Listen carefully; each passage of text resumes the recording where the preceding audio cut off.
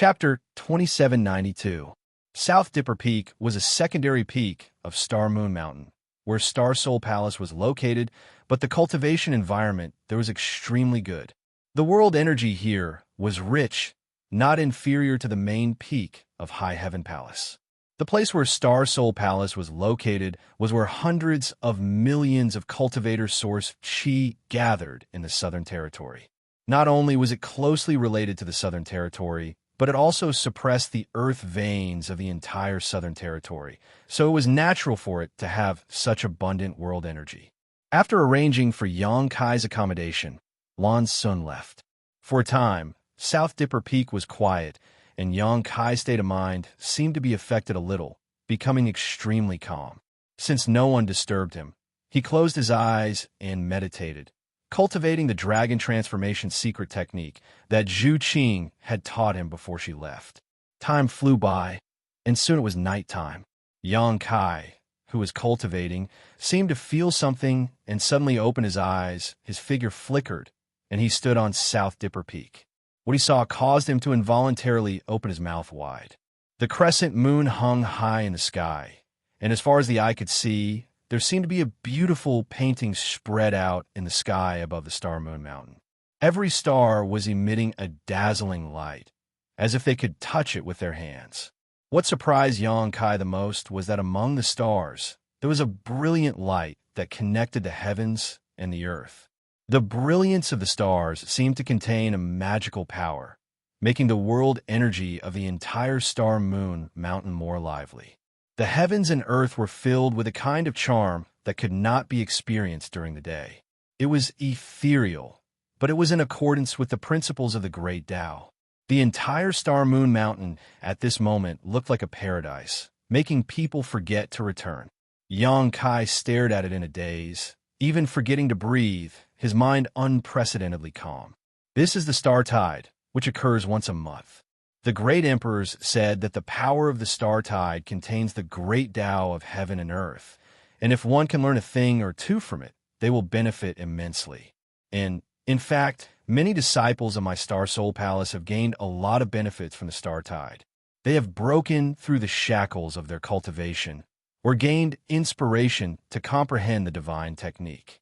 Especially for those disciples of my Star Soul Palace who cultivate the Star Moon Divine Secret Art, the benefits are even greater. A person's voice suddenly sounded not far away. I see. Xianxia was not surprised at all.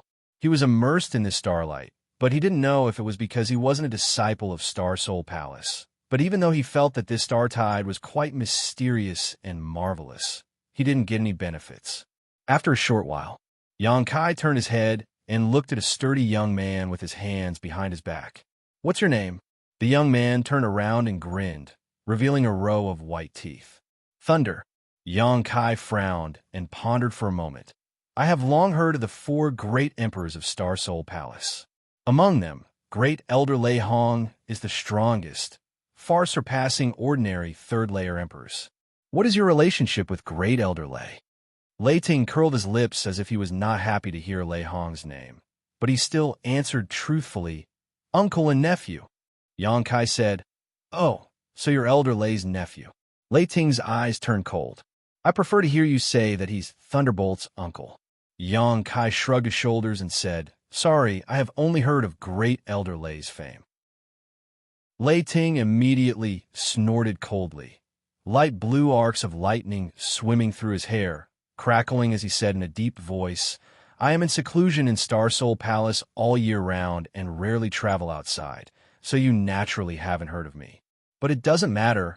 You will often hear my name from now on." Then Brother Lei. Xianxia smiled slightly, not very interested in his boasting. "Why are you visiting so late at night?" Lei Ting's eyes drooped as a cold light bloomed from his eyes. "I heard that when you came today, Her Highness the Princess personally came to greet you." "That's right." Xianxia nodded. Lei Ting's aura surged. Gritting his teeth, he said, "So you and Her Highness are very close." "Not really. We've only met a few times." Xianxia rubbed his chin and said with a headache, "I think I understand why Brother Lei is looking for me. It's good that you understand. Let's fight. If you lose, Get out of Star Soul Palace immediately. You are not allowed to see Her Highness ever again." With a thunderous roar, the aura of a First Order Emperor Realm Master surged, as if the person standing in front of him was not the Yonkai he had just met, but an enemy who had killed his father and stolen his wife. Yonkai was stunned. "You chose the wrong opponent, didn't you? Shouldn't your enemy be Xiao Chun? He is the biggest obstacle between you and Her Highness the Princess." Lei Ting sneered. "Xiao Chun is nothing. If he dares to be disobedient, I will beat him until his father can't recognize him." Yonkai was stunned. Xiao Chun was a rising star of the Southern Territory, and now he had even broken through to the Emperor realm. Lei Ting might seem stronger, but he was only a First Order Emperor, so how could he dare to boast so shamelessly? However, Yonkai had never heard of this Lei Ting before. He had always thought that this generation of Star Soul Palace was led by Xiao Chun and Lan Sun, but now it seemed that there was one more person. Thinking about what Lei Ting said before, Yonkai quickly felt relieved. If he was in retreat in Star Soul Palace all year round and did not go out, it was not strange that he was not famous. After pondering for a moment, Yonkai said seriously, "Brother Lei, I think you have some misunderstanding about me." Lei Ting's attitude of finding fault with him made Yonkai a little unhappy, but no matter what, he was still a guest. If he really had a conflict with Lei Ting, he might offend the higher-ups of Star Soul Palace, especially since Lei Ting's uncle was Great Elder Lei Hong. It would be bad if his plan to cultivate in the 5-color treasure pagoda was ruined. Yonkai was only halfway through his words when Lei Ting shouted in a low voice, "Why are you talking nonsense? Hurry up and fight." As soon as his words fell, he raised his hand and a dark purple bolt of lightning crackled, condensing into a lightning whip in his hand before sweeping it towards Yonkai with great force, seemingly capable of splitting the heavens and earth apart. The rest of Yonkai's words were stuck in his throat as his expression turned cold. As soon as Lei Ting made his move, he could tell that this guy was indeed stronger than Xiao Chun. Furthermore, Lei Ting was stronger than all the First Order Emperor Realm Masters he had seen. It could even be said that Lei Ting was not inferior to an ordinary Second Order Emperor Realm Master. This was the result of Lei Ting not using his full strength. If he used his full strength, even a Second Order Emperor Realm Master might not be his opponent. Sure enough, he has some skill. No wonder he dared to come looking for trouble. As the lightning whip struck, Yonkai summoned his myriad sword and held it in front of him. With a clang, sparks flew. Although the lightning whip was blocked, the terrifying electric current was transmitted through the myriad's sword to Yonkai's hand. In an instant, electric snakes swam around Yonkai's body, causing his hair to stand on end. His Emperor Qi shook, dispelling the electric current that invaded his body. Before Yonkai could react, the lightning whip had already returned. In midair, the head of the whip twisted and transformed into a huge lightning python. Opening its bloody mouth, lightning and thunder crackled as it bit towards Yonkai's head with a terrifying momentum. Yonkai formed a seal with one hand and flicked his finger, sending out a moonblade. It cut through the lightning python's head and split it in two. Lei Ting was obviously very surprised. He had cultivated this thunder attribute secret technique for many years, and only he knew how powerful it was. It was impossible for an ordinary First Order Emperor Realm Master to break it like this, but Yonkai had split the lightning python in two with just a casual blow. Moreover, the divine technique gave off a very strange feeling. It actually contained fluctuations of space principles. The lightning python dissipated, but Lei Ting had already taken advantage of its cover and moved forward. In a flash, he was already within 3 feet of Yonkai. He raised one of his fan-like palms. Electricity surged in his palm, crackling as it slammed down on Yonkai. "That's enough," Yonkai shouted angrily, raising his finger and pointing at Lei Ting's palm. If this finger landed, Lei Ting's palm would definitely be pierced through. Yonkai might also be injured, but it wouldn't be too serious. Just as their fingers and palms were about to collide, Lei Ting's body suddenly trembled. A trace of panic appeared on his face as he turned his head to look in a certain direction. That palm that was slapping down also froze in midair in an instant. He didn't move, and Xianxia also stopped. He pointed his finger at Lei Ting's palm, condensing his power but not releasing it. Damn, Xiaochun, you've ruined my plans. Lei Ting suddenly cursed, retracted his divine technique, turned around, and left. After taking a few steps, Lei Ting turned around again and stared at Xianxia seriously. I haven't been here tonight. You and I haven't met before, and we haven't even fought. Understand? Xianxia looked up at the sky and said leisurely, the night is so alluring.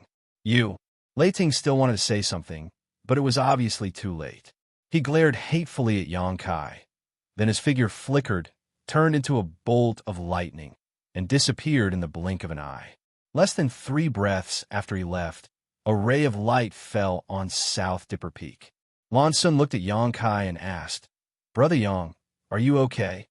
I'm fine, what'd be wrong? Xianxia smiled slightly. The night at Star Soul Palace is pretty good, so I came out to get some fresh air. I heard Lei Ting came. Did he cause trouble for you? Who is Lei Ting? Xianxia looked at Lan Sun in amazement, a blank expression on his face, but his erect hair betrayed him deeply. Lan Sun glanced at him and smiled. Xianxia casually wiped his hair and said lightly, The night wind messed up my hair. Lan Sun said, Lei Ting has gone crazy from cultivating. He's a little unreasonable. Brother Yang, the next time you see him, let me know immediately. I will deal with him. Xianxia was silent for a moment, then nodded. Okay. Then Brother Yang, you continue, enjoying the breeze. This little sister will go back first. Lan Sun covered her mouth and giggled, then turned and left. Lei Ting, Xianxia touched his chin, thought for a while, and suddenly showed a smile. Not far from the side of South Dipper Peak, Lei Ting grabbed Xiaochun's clothes and said fiercely, You did it, didn't you? It was definitely you. If you hadn't informed the little sister Sun, how could she have come here so coincidentally? You bastard, give me a little more time, and I will be able to drive that guy out of Star Soul Palace. Let go of me and talk. Don't drag me around. Xiaochun lowered his eyes and stared at Lei Ting's big hand with a disgusted expression. Chapter 2793. Lei Ting snorted, but he let go of his hand and said indifferently, I heard you fought with that guy before and didn't get the upper hand? Xiaochun asked with a serious face. You also fought with him just now. Can't you see how strong he is? Lei Ting's expression turned serious.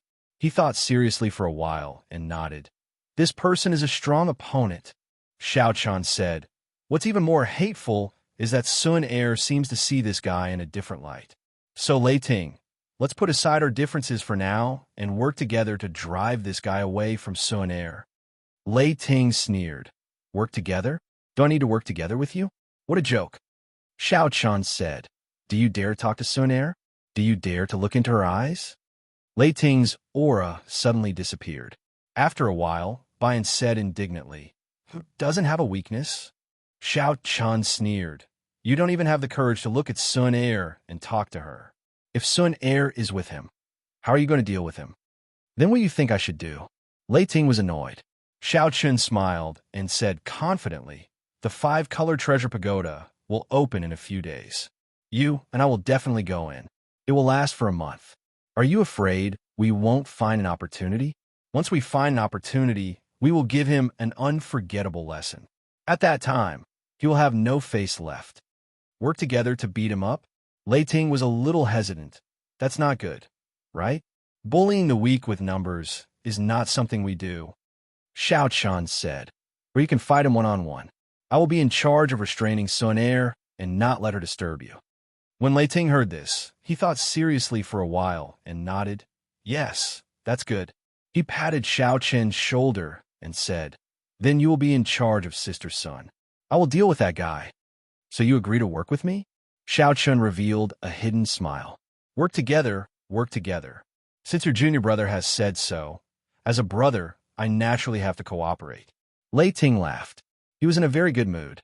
Xiaochun said with a sullen face, I'm too lazy to argue with you about brother and junior brother matters. As long as I can accompany the princess, I will have a chance to get close to her. As for you, you idiot, Just expel the enemy and don't worry about the rest. After the discussion, the two of them parted ways and went to conserve their energy. Ever since that night, when Thunder came looking for trouble, no one came in Nandu Peak to cause trouble anymore. The entire Star Soul Palace seemed to be busy with the opening of the 5-color treasure pagoda, and even Lan Sun didn't come to find Xianxia. With a rare few days of leisure, Xianxia cultivated in seclusion on the South Do Peak. He also consumed the 3 dragon blood pills refined by Jiying. The dragon blood pill was indeed amazing. After refining the 3 spirit pills, Xiao Chun was shocked. Xianxia clearly felt that his physical fitness had improved a little. Although it wasn't much, at his level, every bit of improvement was valuable. If he had more dragon blood pills, he might be able to raise his physical body to a higher level. Unfortunately, there are only 3 of them. As for the dragon blood pill that Jiying said had the effect of purifying the dragon race bloodline, Xianxia didn't feel anything. After thinking about it, Xianxia concluded that he wasn't a true dragon race descendant and had only obtained the golden divine dragon source. The effects of this pure dragon race bloodline naturally had nothing to do with him. 5 days later, Xianxia had just finished refining the 3rd dragon blood pill. Feeling the improvement in his physical fitness, Xianxia was still immersed in joy when he noticed someone flying in from outside. After a while, Lan Sun's voice reached his ears. "Brother Yang." Xianxia got up and walked out of the hall. Lan Sun said, "Today is the opening of the 5-colored treasure pagoda. Is Brother Yang ready? There's nothing to prepare. Then come with me," Lan Sun said and led the way. The 5-colored treasure pagoda was one of the most important cultivation grounds in Star Soul Palace.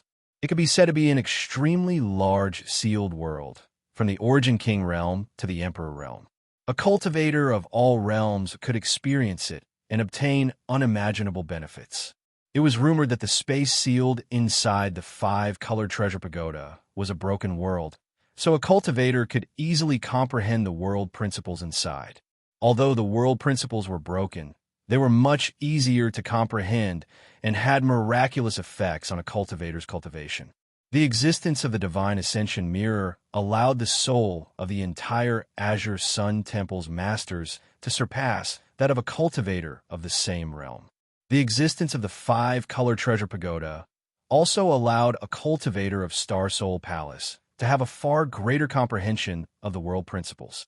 The deeper one's comprehension of the world principles was, the purer the cultivation of a cultivator would be. It would also be easier for them to cultivate.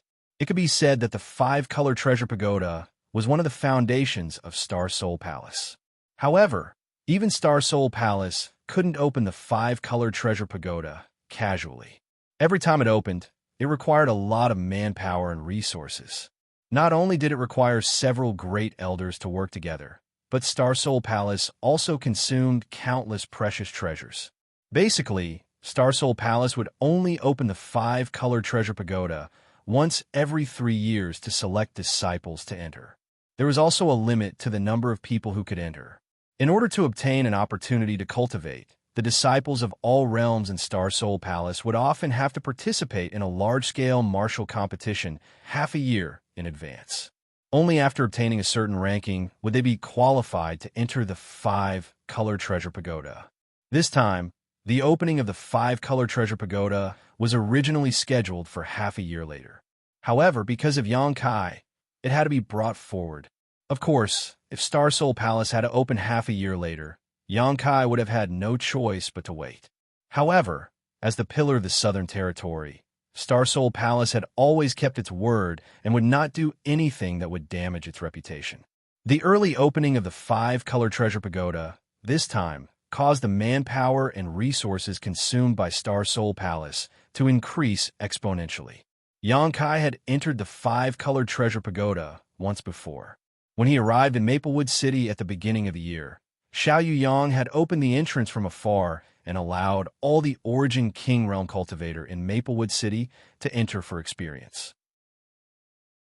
Xianxia had obtained a lot of benefits and had a vivid memory of this magical sealed world. The reason why he chose to enter the five-colored treasure pagoda for a month instead of asking the great emperors the three questions was because of his previous experience. The five-colored treasure pagoda was filled with a large number of broken world principles, which were not only of great help to Xianxia's cultivation, but also of great help to the sealed world bead. Although the sealed world bead was a small world of its own, the world principles it contained had never been complete. Xianxia had obtained them for many years, but had never had a chance to repair them. Last time, inside the five-colored treasure pagoda, the sealed world bead had absorbed a lot of these broken world principles, allowing the sealed world bead to become much more complete. Later, in the Shattered Star Sea, the sealed world bead had absorbed a large number of broken world sources, allowing it to become more and more complete. If Xianxia could absorb enough broken world principles from the five-colored treasure pagoda this time, or even absorb complete world principles, the sealed world bead would most likely become completely perfect. A perfect sealed world bead would truly be a small world, no different from the star boundary. Perhaps it would bring about unexpected benefits.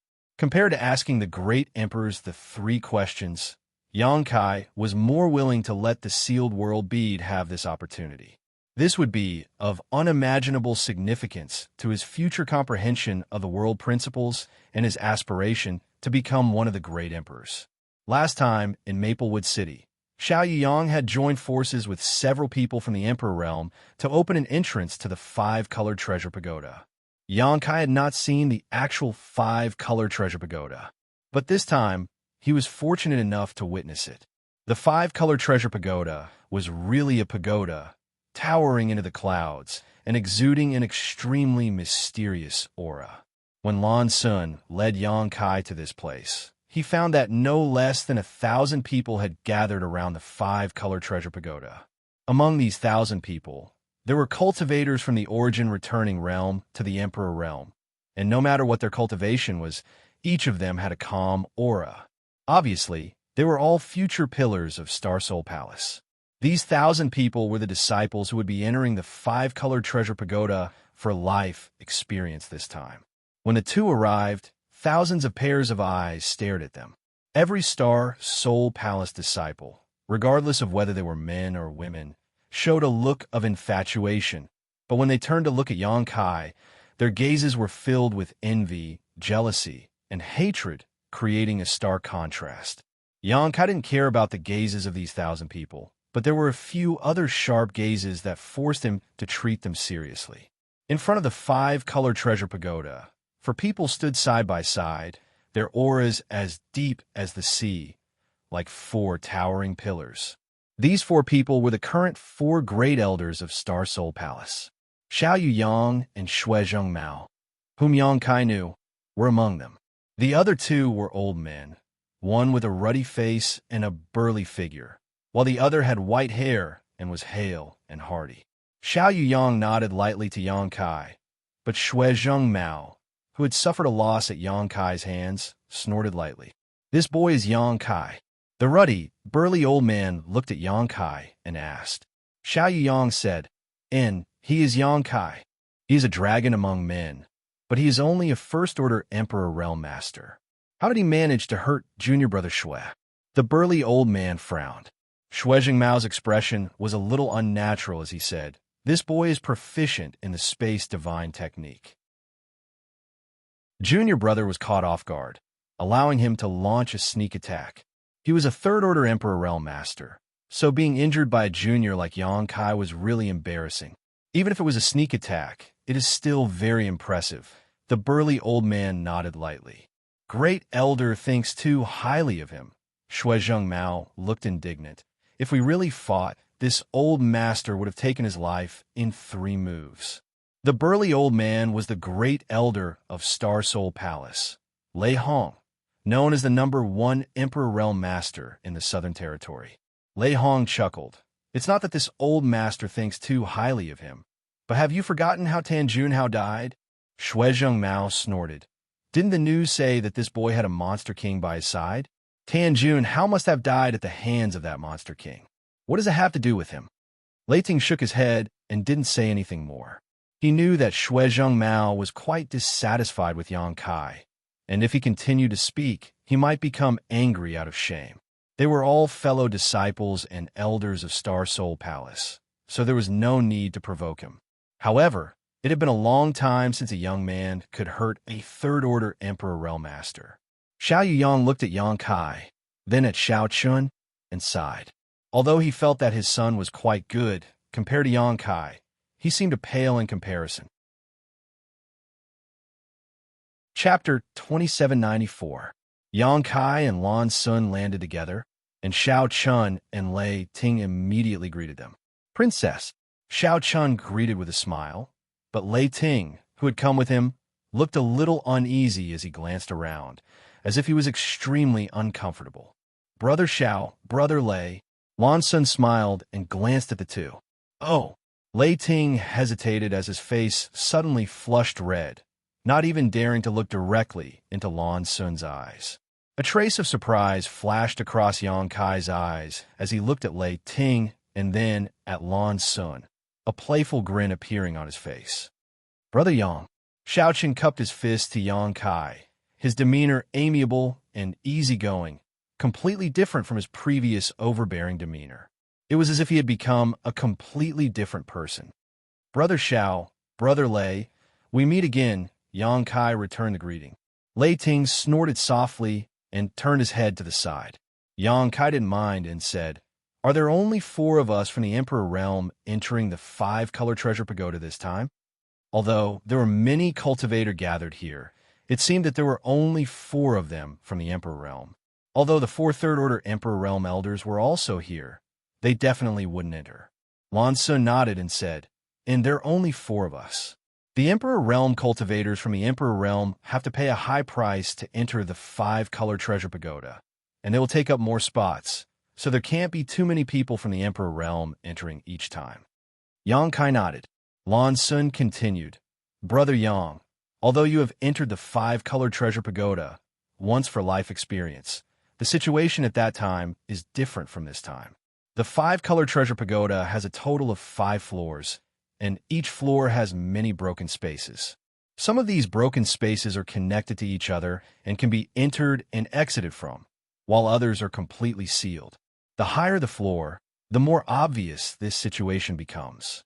The first floor is suitable for Origin Returning Realm Cultivator, the second for Origin Kings, the third for Dao Source Realm Cultivators, and the fourth for the Emperor Realm. The top 5th floor can only be entered by the strongest masters from the Emperor Realm. Only then can you enter. Is there some kind of seal? Yang Kai raised his eyebrows. Lan Sun nodded, and, if you're not strong enough, you can't enter the next layer. The higher the floor, the more dangerous it was. More than 10 years ago, when the 5-color treasure pagoda opened, an ancient wood spirit appeared on the 2nd floor, killing many people in Maplewood City. Big Brother Yang personally experienced this matter, so it should still be fresh in your memory, right? Yang Kai said seriously, How can I not remember? The wood spirit disaster had caused thousands of deaths in Maplewood City. Yang Kai had experienced the whole process and naturally remembered it clearly. Lan Sun sternly said, Although the experience inside the 5-color treasure pagoda is of great help to a cultivator, it is also very dangerous. Every time the 5-color treasure pagoda opens, some of my Star Soul Palace's disciples die inside. Can't guarantee their safety? Yang Kai frowned. Lan Sun said, There's no other way. It was said that the shattered spaces sealed within the 5-color treasure pagoda were all ancient battlefields. Various worlds have been shattered. Although these worlds were shattered, they were still in the 5-color treasure pagoda. Although these worlds are broken, many of the world principles still remain, allowing many ancient races with tenacious vitality to find a way to survive. Later, a powerful master collected these shattered worlds and refined them into the 5-color treasure pagoda. The 5-color treasure pagoda experienced many vicissitudes and passed through many hands before it was obtained by my father. However, even my father cannot fully control the countless shattered spaces inside. After a pause, Lan Sun smiled. Of course, even if he can control them, my father probably won't interfere. If there is no danger in this experience, what kind of experience is it? Yongkai deeply agreed and nodded. Junior sister Lan is right. Lan Sun smiled. So when big brother Yang enters the five-color treasure pagoda, you must be careful. Don't be careless. I will remember. Yongkai nodded seriously. At the same time, almost all the Star Soul Palace disciples participating in the five-colored treasure pagoda experience had arrived. Great Elder Lei Hong lightly coughed, and the noisy crowd below instantly quieted down as thousands of pairs of eyes focused on him. The five-colored treasure pagoda will open today. All of you are the elites of my divine palace, the future mainstays of the divine palace. This old master and the elders hope that you can gain something from the pagoda. Of course, the premise is that you must protect your own lives. As fellow sect members, you should help and support each other in the pagoda. Taking advantage of this opportunity, Lan Sun quietly sent a message to Yang Kai, telling him about the five-colored treasure pagoda. Yang Kai committed everything to memory. Lei Hong did not speak much, only saying a few words before waving his hand and saying, "If you remember, then get ready to go in." As soon as his words fell, he and the other three elders glanced at each other before moving to the four corners of the five-colored treasure pagoda, urging their secret arts and forming hand seals. As their emperor chi surged, the four of them stretched out their hands and pointed downwards. With a rumble, the doors of the five-colored treasure pagoda, which had been closed, suddenly opened. Although their movements were quick, the four great elders were sweating profusely at this moment. It was obvious that opening the pagoda was not a small burden for them. When the door opened, a slowly rotating pitch-black vortex appeared from within the door. It was like the huge mouth of a ferocious beast that was about to choose a person to devour. When a vortex first appeared, it was not very stable, constantly twisting and changing, sending out waves of energy fluctuations that made one's heart palpitate. But as the four great elders continued to pour in their strength, the vortex gradually stabilized, and the disturbing fluctuations gradually disappeared. This situation lasted for about an incense stick worth of time before the four great elders suddenly stopped, all of them pale and panting, their auras extremely weak. At this time, if a random second-order Emperor Realm Master appeared, they would not be their opponent. "If we don't go in now, then when?" Great Elder Lei Hong suddenly shouted. How could the Star Soul Palace disciples, who had been eager to try, hesitate? Their figures flickered, and one by one, they rushed into the vortex and disappeared. The modesty and courtesy of the disciples of great sects was reflected. Over 1,000 people moved out, and although each of them was as fast as the wind, there was no crowding or shoving, instead appearing extremely orderly. First, the origin-returning realm cultivators entered, followed by the origin kings, and then the Tao source realm. In less than 50 breaths of time, almost all of the thousands of people had left, leaving only Yang Kai and the other three from the Emperor realm. "Let's go," Lan Sun called out and took the lead to fly forward. Before rushing into the dark vortex, Lan Sun exhorted, "Brothers, take care of yourselves. Your Highness, you too." Xiao Chun smiled faintly, showing a timely expression of concern. Sun, Lei Ting stammered, but before he could finish his words, Lan Sun had already disappeared, leaving him with a frustrated look. "I'll make a move first." As Xiao Chun laughed, he charged into the whirlpool. Lei Ting turned his head and glared at Yang Kai fiercely. "What are you doing?" Yang Kai glared back at him. "Don't let me meet you in there, or you'll die." Lei Ting coldly snorted. Yang Kai sneered and took the lead to rush into the vortex. His vision blurred, and he did not fall into a broken world as Yang Kai had imagined. The moment Yang Kai rushed into the five-color treasure pagoda, a strange power fluctuation suddenly blocked his figure, and he involuntarily mobilized his strongest strength to prepare for the unexpected. As the space principles fluctuated, Lei Ting felt as if he had hit a ball of cotton and was bounced back. What he saw next shocked Yang Kai. It was as if he was floating in a void.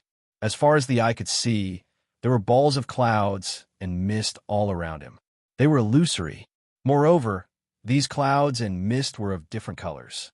Some were colorful and pleasing to the eye, some were dim and lifeless, and there were even some that were pitch black, causing him to feel uncomfortable. Such existences were everywhere around Xianxia. There were simply too many to count. What's going on? Xianxia's head was a little dizzy. This was a little different from what Lan Sun had told him before. The 5-color treasure pagoda was divided into 5 layers, each of which contained many broken spaces. Some of these spaces were connected to each other, while others were completely closed off. The cultivator who entered the 5-color treasure pagoda would be automatically placed into a suitable layer and space according to their cultivation. For example, an origin returning realm cultivator would directly enter a broken space in the first layer through the gate of the pagoda. Another example would be an origin king cultivator who would enter a broken space in the second layer. A first-order emperor realm master like Xianxia would definitely enter the 4th layer. There was no way to enter the 5th layer directly through the gate of the pagoda, so one had to find an entrance from the 4th layer. Xianxia thought he would definitely appear in a broken space in the 4th layer, as Lan Sun had also said, but now it seemed that something was wrong. This was definitely not a broken space in the 4th layer, because Xianxia could not feel any principal strength here, or those clouds and mist of different colors. Releasing his divine sense to investigate, Xianxia was both shocked and horrified, because he found that these clouds and mist were actually some kind of entrances to void corridors. After passing through these entrances, Xianxia did not know where he would be sent to. Frowning, Xianxia stood in place and thought for a while before suddenly waking up and looking behind him. What he saw was a huge dark vortex slowly rotating behind him. Isn't this the entrance to the 5-colored treasure pagoda? How could it appear behind me? If behind me is the entrance, then in front of me is the way out? Am I in a buffer zone inside the 5-color treasure pagoda? Xianxia's mind raced and suddenly had a flash of inspiration. Could it be that these cloud-like entrances to the void corridors are? Turning his head and looking around, Xianxia identified a cloud that exuded a dazzling golden light, and his figure flickered as he rushed in. His vision turned upside down, and the world spun as a strange principal strength lingered around him. By the time Xianxia came back to his senses, he had appeared on a vast plain. In this plain, there was not a single blade of grass and gravel, looking extremely desolate. There was no sun, moon, or stars, but it was as bright as day. What a rich metal attribute aura! Xianxia felt it for a moment, and a look of shock appeared on his face.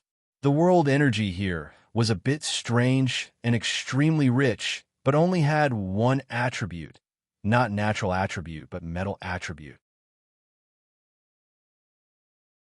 Chapter 2795. If a cultivator who cultivated a metal attribute secret art or secret technique were to come here, they would likely be overjoyed by such a cultivation environment. In such a place, the efficiency of cultivation would definitely increase by 10 or even 100 times. Is this the shattered space of the 4th layer? Xianxia mused. Sure enough, it's a bit distorted. Lan Sun had said before that because the spaces inside the 5-color treasure pagoda were fragmented and incomplete, even the world principles were broken. In some spaces, the world principles had become extremely distorted over the years. There might be situations where one or more world principles were extremely strong, while the other world principles were weak or even missing. This was the case in this fragmented space. The metal attribute world principles had almost dominated the world, leaving no place for other world principles. This distortion was really fierce. Xianxia had chosen an entrance that exuded a golden light to enter this place. In other words, the color of the clouds and mist should represent the world principles inside the fragmented space. The clouds and mist were the entrances to the fragmented spaces. Through the clouds and mist that exuded different colors, one could enter a fragmented space. Why was this happening? Xianxia was sure that the other Star Soul Palace disciples had not encountered such a thing because if it had happened before, Lan Sun would have definitely mentioned it. Since Lan Sun did not mention this, Xianxia's experience was unique. This was good news because in such a buffer zone, Xianxia had the freedom to choose which fragmented space to enter, provided that Xianxia could return to the buffer zone. Thinking so in his heart, Xianxia immediately took action. The space principles fluctuated. Xianxia stretched out his hand and tore the void in front of him. Unexpectedly, it went smoothly. He did not encounter much resistance. After thinking about it for a moment, Xianxia was relieved. After all, this side of the world was fragmented and the world principles were not complete, so how much interference could it bring to Xianxia? A void crack appeared, and Xianxia's figure flickered and entered it. When he reappeared, he was back in the buffer zone, just like last time. An inexplicable force came and bounced Xianxia back. Instinctively urging his space principles, he immediately stabilized himself in a magical buffer zone, surrounded by clouds and mist. So that's how it is. Xianxia laughed. When he first entered this buffer zone, Xianxia did not know what was going on, but now that he had come here a second time with the purpose of probing, he finally understood. Space principles. According to Lan's son, when a cultivator in the Emperor realm passed through the gate of the 5-color treasure pagoda, they would be automatically thrown into a fragmented space in the 4th layer, which inevitably involved the world principles of the space principles. However, Xianxia was someone who was proficient in space principles, so under the influence of his principles, he was able to repel this attractive force, so the 5-color treasure pagoda had no way of throwing him into any of the shattered spaces. He could only let him stay in the buffer zone. Now I can do whatever I want. After figuring out the whole story, he said, so I can't do anything I want now. When others entered the 5-color treasure pagoda, they could only rely on luck. If they accidentally entered a death zone, they could only blame themselves for not checking the almanac before leaving the house. But for Xianxia, there were many things he could freely control. Once he had made up his mind, Kaiyang immediately began to look around. Naturally, there was no need to pay attention to the dark clouds and mist filled with death chi. Entering them would definitely lead to death, and even the world principles would not be left. What he was looking for was the brightly colored clouds and mist.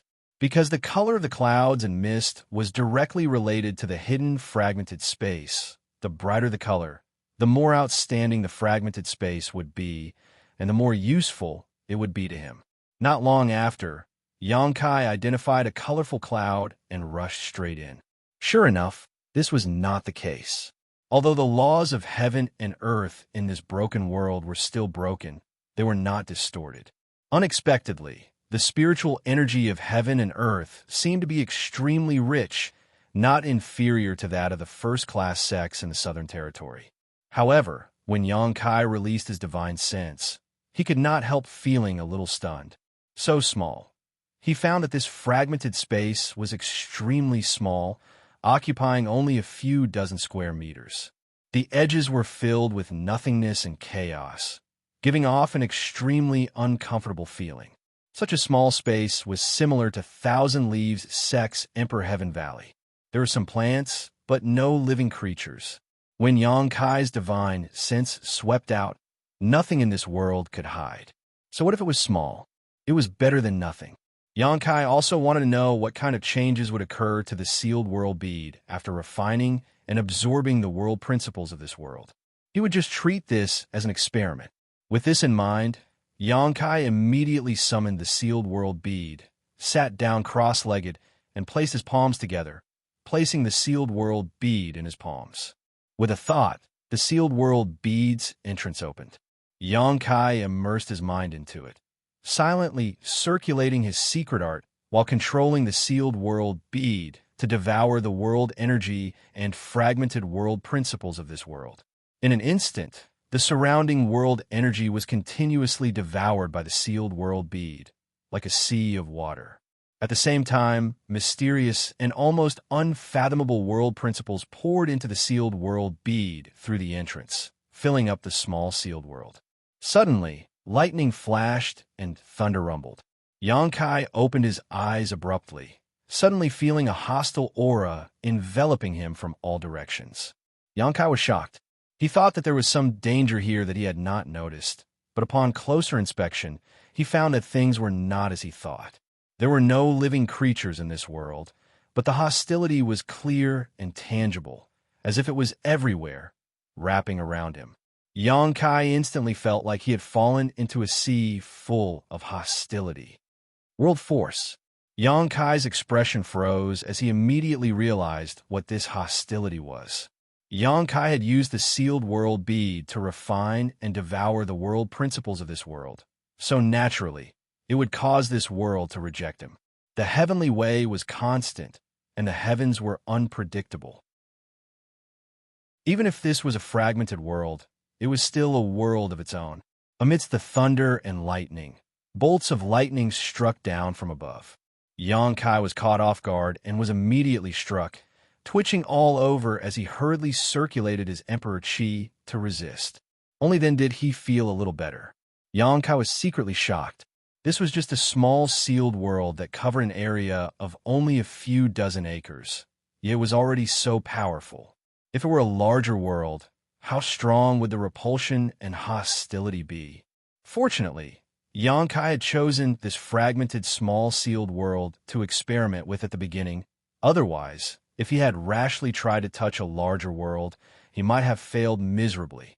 While secretly rejoicing in his heart, Xianxia clearly felt a strong repulsive force pressing down on him from all directions, as if it wanted to squeeze him out of this world and prevent him from doing whatever he wanted. However, this repulsive force was not strong, so Xianxia only needed to resist for a moment before remaining as steady as a mountain. Lightning flashed and thunder roared even more violently. Xianxia sat cross-legged with a look of indifference on his face as the lightning continued to fall from above his head. It was as if he was a rogue who had broken into the home of an unarmed old farmer and was about to rob him of everything. World Force. The corners of Xianxia's mouth curled up, revealing a smile. Instead of feeling frightened, he felt somewhat happy. A few years ago, in the Shattered Star Sea, Xianxia witnessed the shocking battle between the two great emperors, which allowed him to understand a kind of power called the World Force.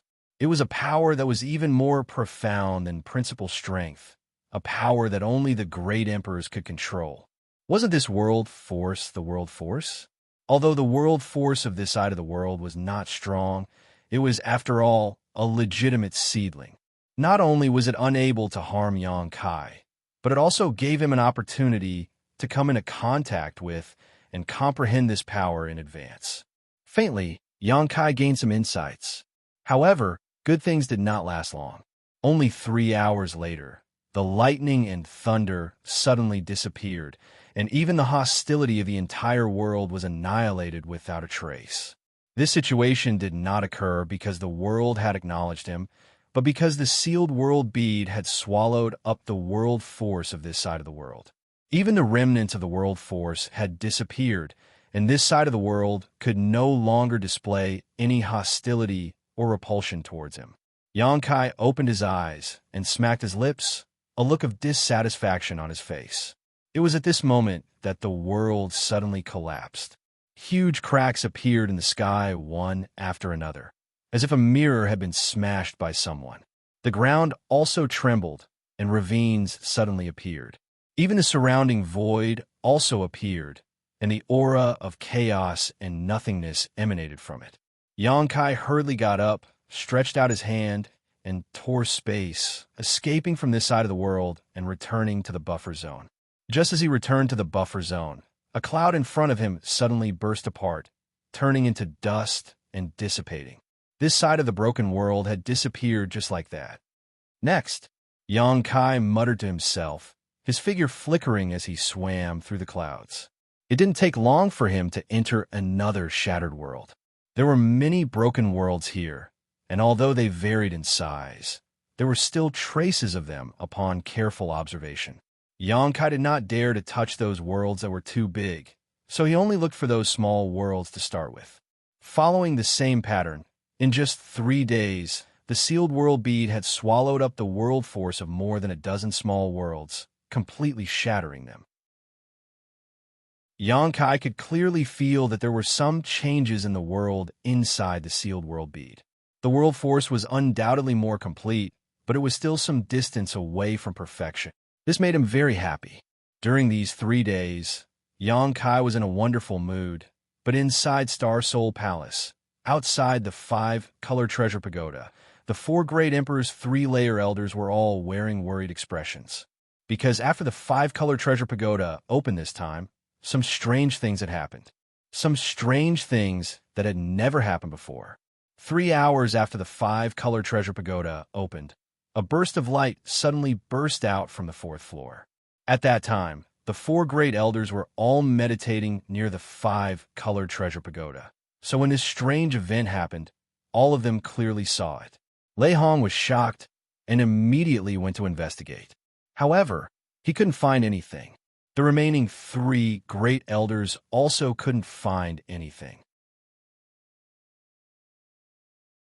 Chapter 2796. Just as the 4 of them were trying to figure out the reason, the scene from before happened again. It had already happened more than a dozen times. For this to happen in the 4th layer, it was undoubtedly because the juniors from the Emperor realm had encountered something while they were in the 4th layer.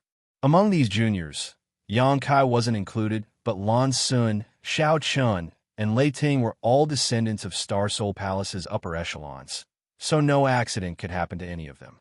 This matter was of great importance, so Great Elder Lei Hong didn't dare to delay it any longer and could only send a message to the Great Emperors to report this matter and ask the Great Emperors to decide how to deal with it. The Great Emperors still haven't given any instructions. Shuizheng Mao paced back and forth impatiently before suddenly pausing and asking Lei Hong. Although none of the disciples in the 4th layer were his descendants, as one of the 4 great elders of Star Soul Palace, his life was tied to Star Soul Palace, so he was very concerned about everything in Star Soul Palace. If not for this, he wouldn't have bullied the weak that day and dealt with Xianxia. Lei Hong just shook his head when he suddenly saw a white light rushing over from the distance. Immediately startled, he reached out and caught it, but after sensing it, his expression suddenly became strange. What did the great emperors say? Xiao Yuyang asked in a deep voice. Lei Hong glanced at the other 3 elders and replied, "Wait and see." "Wait and see? How could that be?" Shuizheng Mao muttered, not expecting the great emperor's instructions to be like this. Xiao Yuyang pondered for a moment before saying, "Since the great emperors said so, they naturally have their reasons. We can't interfere rashly." No one dared to disobey the great emperor's orders. Since the great emperors had clearly given instructions, no one dared to disobey. Everyone could only obey. Everyone secretly guessed. Those juniors might not be in any danger in the 4th layer, so the great emperors weren't worried. Half a month later, in a broken space, Xianxia frowned. During this half a month, he had shuttled through various broken spaces and urged the sealed world bead to devour the world principles of these broken spaces, gaining a lot. Not to mention that he had some understanding of the power of the world. Just the number of laws of heaven and earth that the sealed world bead had absorbed was unimaginable. The shattered worlds were completely annihilated, and each annihilated world represented the laws of heaven and earth that the sealed world bead had completely devoured. And every time, Xianxia would encounter rejection and hostility from those worlds. There were big and small worlds, and there were strong and weak enmity. Lightning flashed and thunder rumbled. Lightning strikes were common occurrences. There were even some hidden ancient species in the broken worlds. Every one of them was powerful, and they were driven by the will of the world. These ancient remnant beasts came one after another to fight Xianxia to the death, all for the sake of driving away the external enemy. No matter how well Xianxia hid, he couldn't escape this fate. Fortunately, this was only the 4th level. Even if there were remnants of ancient remnant beasts, their strength would not be too terrifying.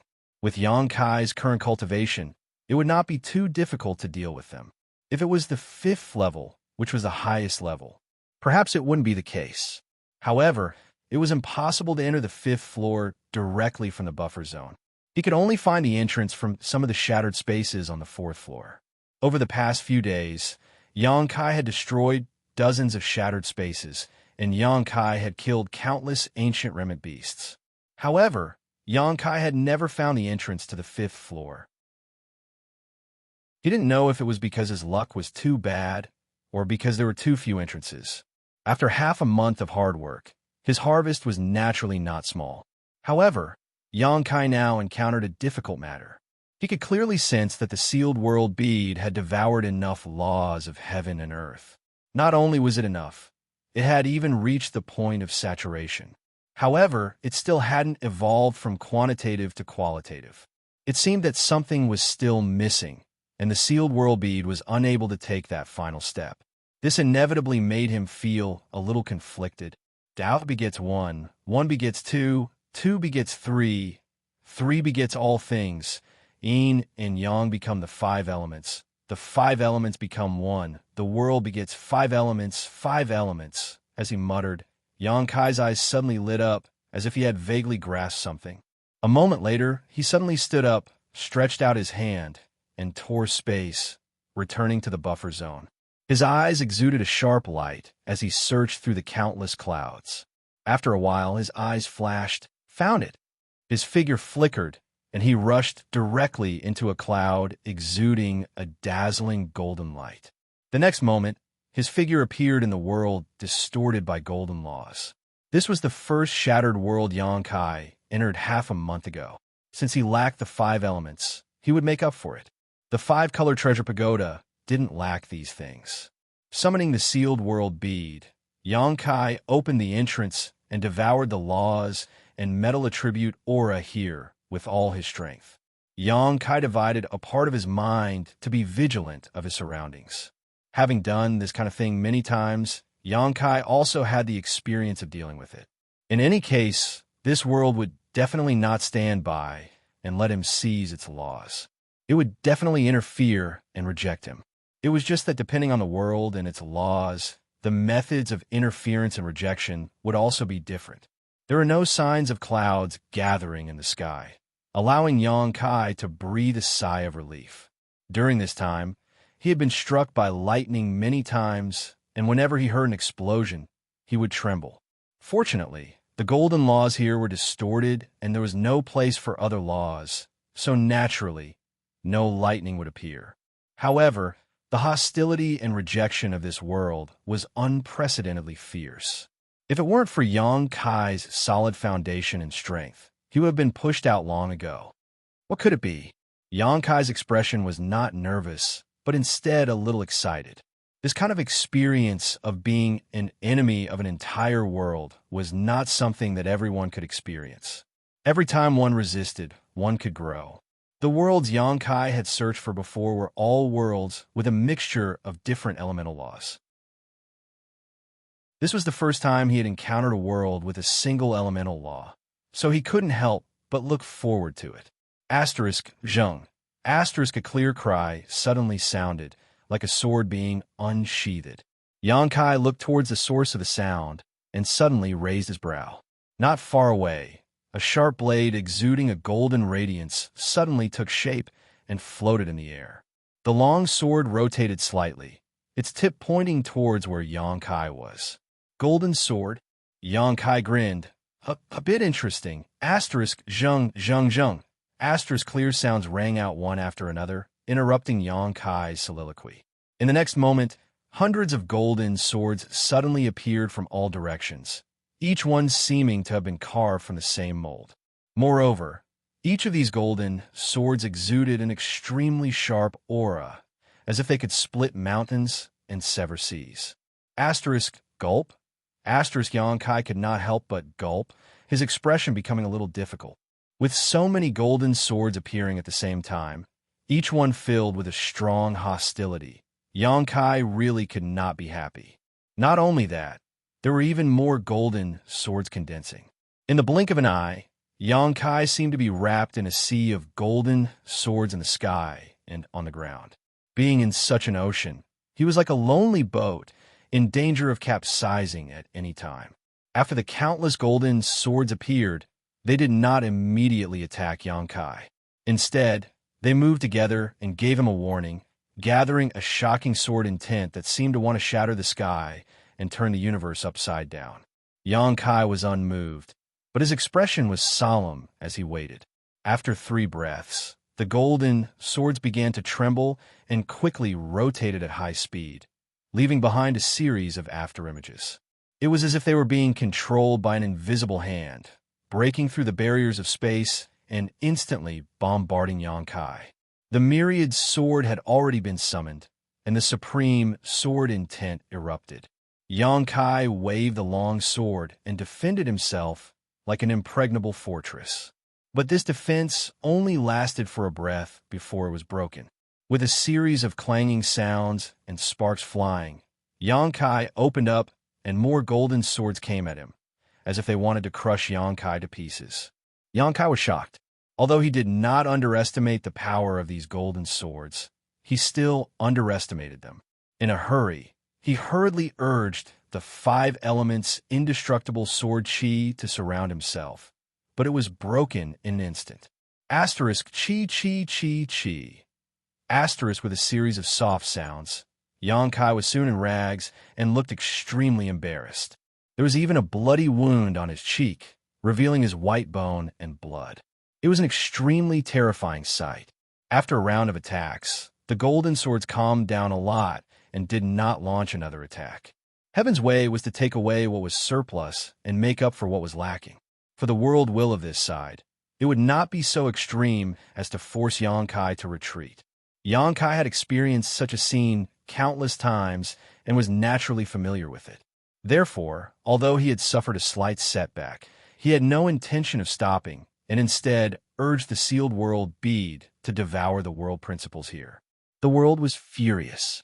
The countless golden swords exuded an even more astonishing sword intent and began to rotate more and more violently. Asterisk with a soft sound, the golden swords attacked again. Xianxia was already prepared and quickly shouted, "Dragon transformation!" The power of the golden divine dragon source suddenly appeared, and a huge golden dragon head flashed behind Xianxia and entered his body. In the next moment, Xianxia's figure soared, and his body, which was already a little taller than an ordinary person, suddenly grew to more than 10 meters. Scales began to appear on his exposed skin, and a bulge appeared on both sides of his head, as if something was about to break out. His hands became dragon claws and were incomparably sharp. A dragon tail appeared on his back, and the flying great ink dragon armor was draped over his body, giving him an awe-inspiring appearance. During this period, whenever he had free time, Xianxia had been cultivating the true dragon transformation secret technique. With the help of the golden divine dragon source, this secret technique was twice as fast with half the effort. Today, Xianxia's dragon transformation secret technique seemed to be even stronger than the last time. The last time he had dragon transformed in front of Xianxia, Xianxia remembered that he was only 6 meters tall, but now he was already 10 meters tall. If he continued to cultivate, he would likely grow even taller. If it were not for the Emperor artifact, the flying great ink dragon armor, Xianxia would likely be naked again. The dragon transformation only lasted for an instant before the thousands of golden swords arrived in front of him. Stretching out his dragon claws, Xianxia grabbed a dozen golden swords and exerted a little force. With a crack, these golden swords turned into fluorescent light and disappeared. Chapter 2797. 2 days later, a dragon's roar resounded throughout the 9 heavens. Xianxia's eyes were wide open, and his body was covered in blood, as if he had experienced hundreds of life-and-death battles. His dragon transformation secret technique was still maintained, and except for the places covered by the flying great ink dragon armor, there were wounds everywhere. Hundreds and thousands of wounds of various sizes were extremely terrifying, and even a section of the dragon horn on his forehead was broken. Although his aura was weak, his fighting spirit was as hot as fire. In front of him, a giant golden blade more than 100 feet long stood in the void, facing him from a distance. The terrifying sword intent seemed to be able to cut space apart. For 2 days, Xianxia had fought desperately with this metal-type world. He had used all his means and taken countless pills, and he had finally persevered until now. If it were not for his strong foundation and outstanding physical fitness, he would have been excluded or killed by this world long ago. It was really satisfying to be an enemy of the world. However, Xianxia was already an arrow at the end of its flight, and correspondingly, this world was not much better. For 2 days, the sealed world bead had been devouring the world's world principles and world energy, wearing down the world's spirituality. If it were not for Xianxia's huge consumption of energy, this situation alone would have been enough for him to conquer this world. However, it was almost time to end it now. Come, let's see who lives and who dies with the final blow. Xianxia stared at the giant golden blade and laughed. As if responding to his provocation, the giant golden blade buzzed and chopped down at Xianxia. This blow was the final blow of this world's power. This blow was also the final display of hostility from this world. Such a terrifying blow was enough to overturn rivers and seas. It was enough to shatter the void. A huge pitch-black mark appeared in the sky. It was like a wound that could not be healed. Xianxia roared and did not retreat. Instead, he moved forward, swinging his dragon tail, and his body shot forward like a cannonball. A loud dragon's roar sounded, and the giant golden dragon's figure appeared, wrapping Xianxia's body. The giant dragon's body was more than 100 feet long and lifelike. When it shook its head and tail, lightning flashed and thunder rumbled. Boom! A deafening sound rang out as violent energy ripples swept out in all directions. The space within a radius of 100 miles shattered inch by inch. 2 dazzling golden lights exploded in midair, so dazzling that people couldn't open their eyes. The whole world was filled with a golden ocean. Crack! At the same time, a crisp sound was heard. A huge crack appeared on the golden blade. Soon, with this crack as the origin, dense cracks covered the golden blade like a spider web. Crash! Like a broken mirror, the giant golden blade suddenly shattered and turned into specks of fluorescent light. It filled the world. Xianxia left quickly. His return was also quick. His entire body was like a meteorite falling from the sky, crashing straight into the ground. Even the giant dragon projection covering his body suddenly shattered. Xianxia fell heavily to the ground and bounced back up. He opened his mouth and spat out a mouthful of blood. His aura was so weak that he looked like a lamp that had run out of oil. He lay motionless on the ground. Only the sealed world bead continued to devour the nomological laws and spiritual energy in this place. After a long time, Xianxia let out a groan and moved slightly. He felt pain all over his body, as if all his bones were broken. Taking out spirit pills from his space ring and swallowing them, Xianxia forced himself to sit cross-legged and silently operated his secret art. Half a day later, Xianxia slowly got up, his face still pale. The previous battle had consumed too much of his strength, and he would need a rest for a while. However, he could not stay here any longer. He clearly felt that this world was showing signs of collapse, and the surrounding space had become unstable. Taking back the sealed world bead, Xianxia took one last look at this side of the world before returning to the buffer zone. Another day later, Xianxia rushed into a cloud of dazzling green light and entered a world with distorted, would-attribute nomological laws.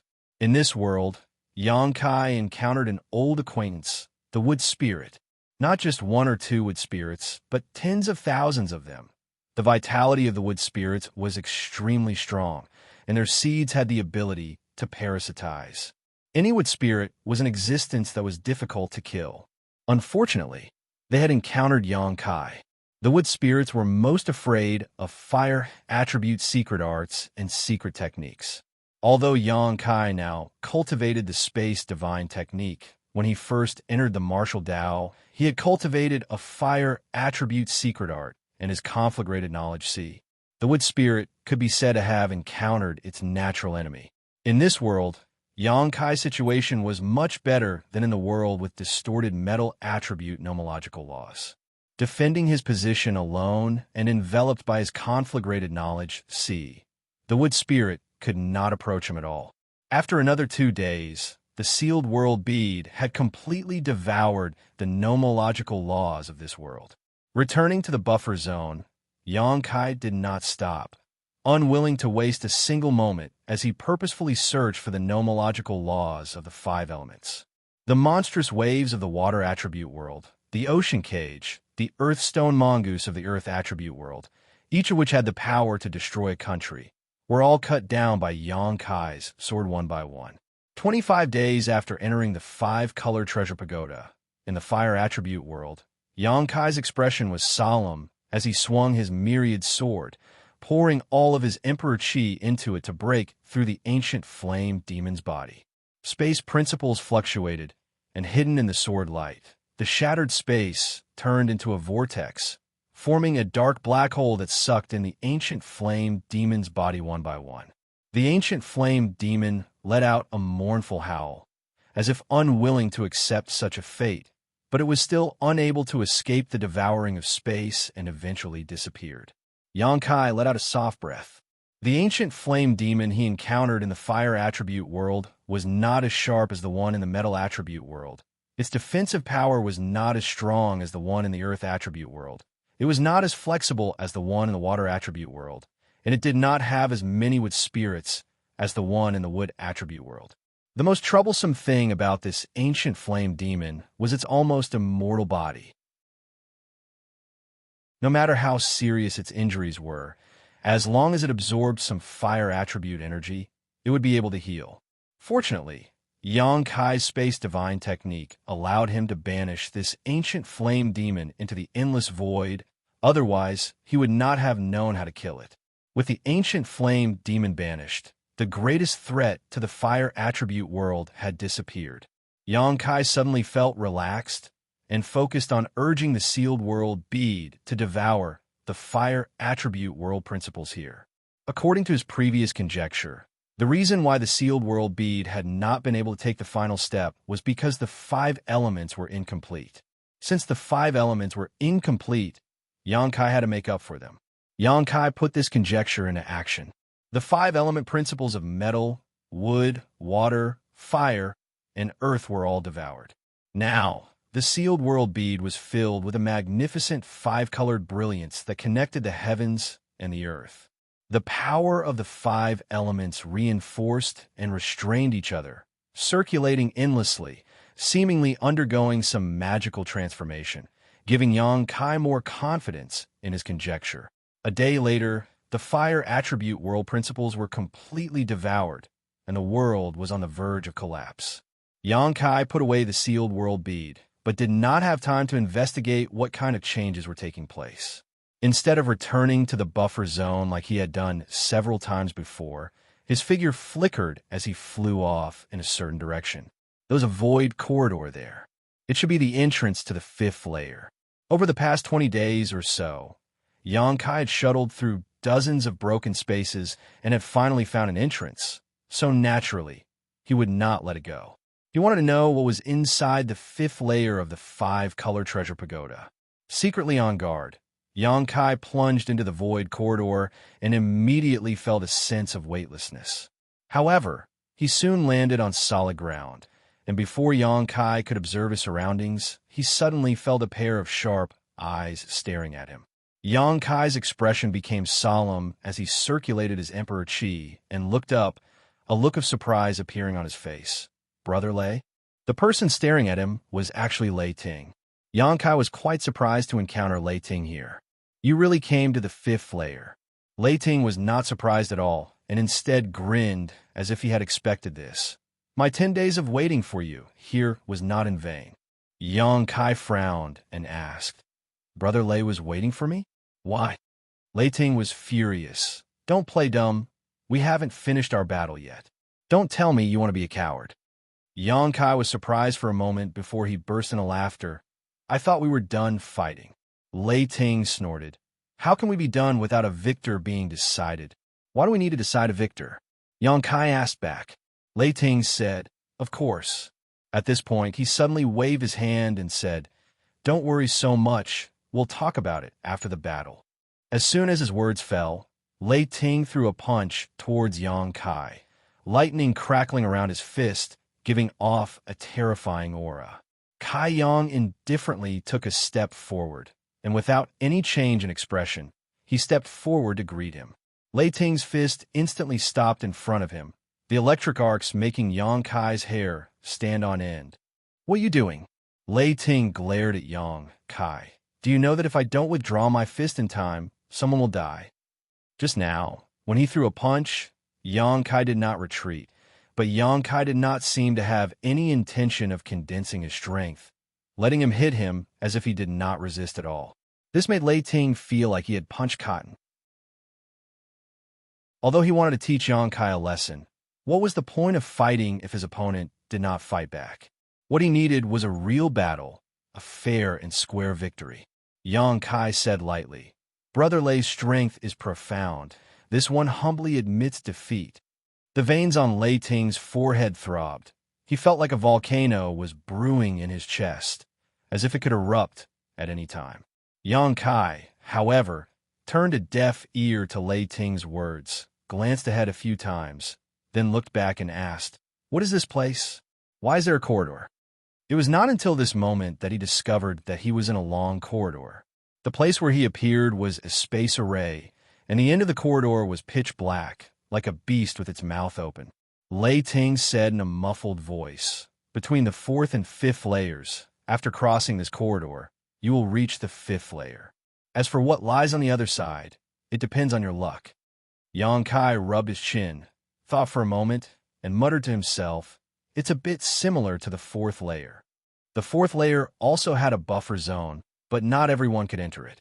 Only he who cultivated the space divine technique was able to repel the suction force, so he could stay in the buffer zone.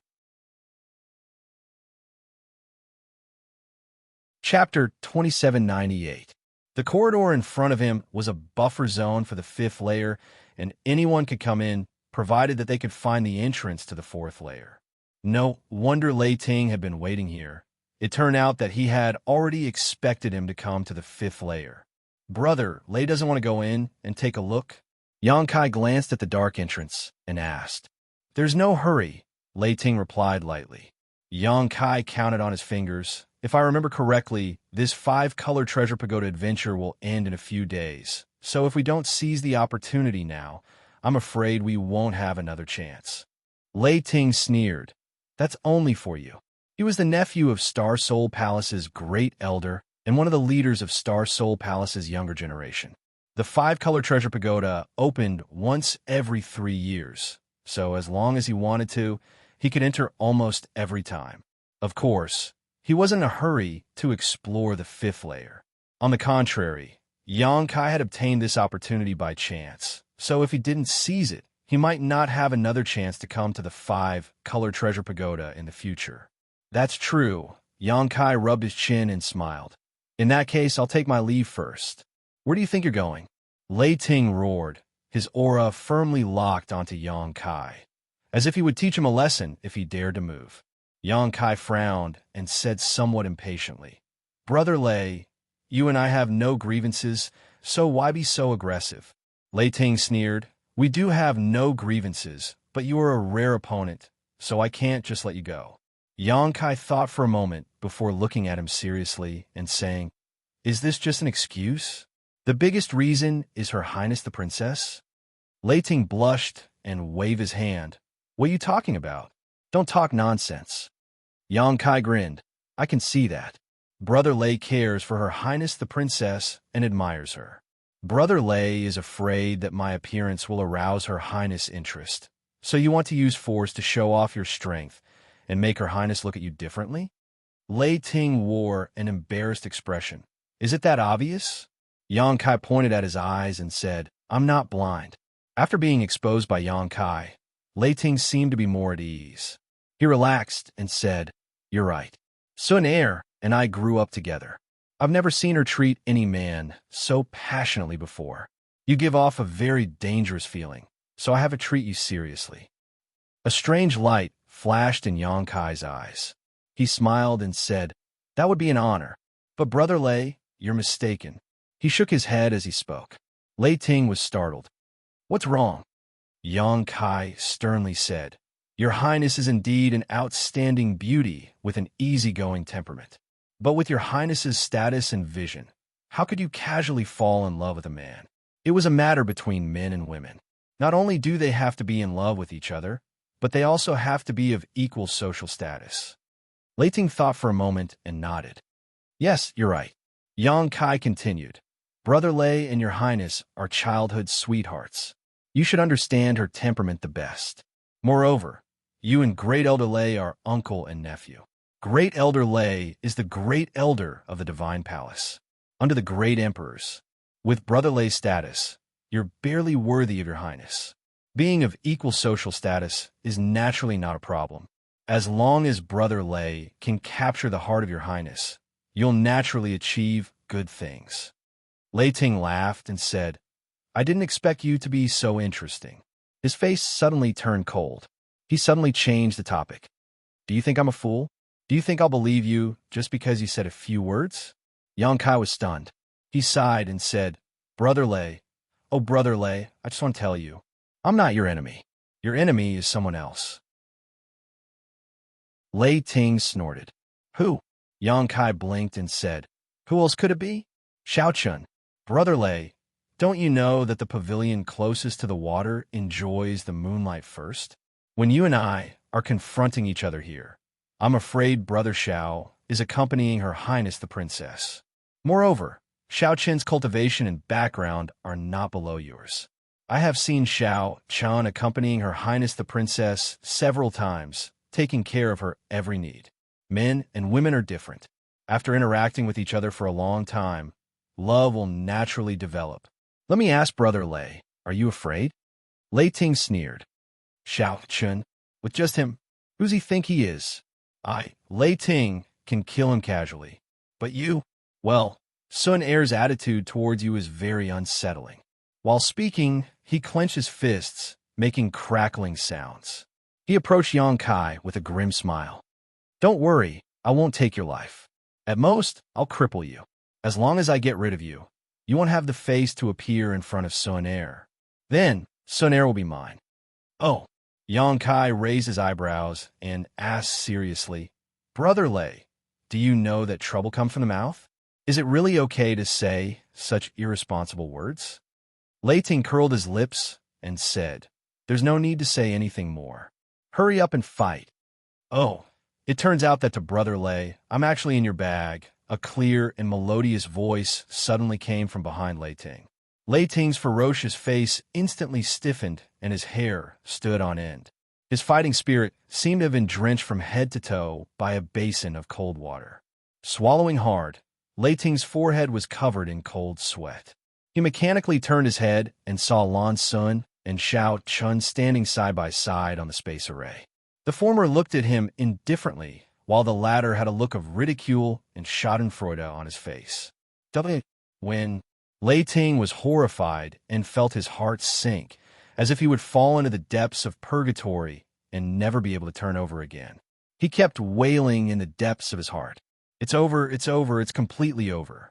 Sun Er heard what I said. I'm afraid she won't give me any face in this life. What was most unbelievable to him was that he didn't notice when two people appeared behind him.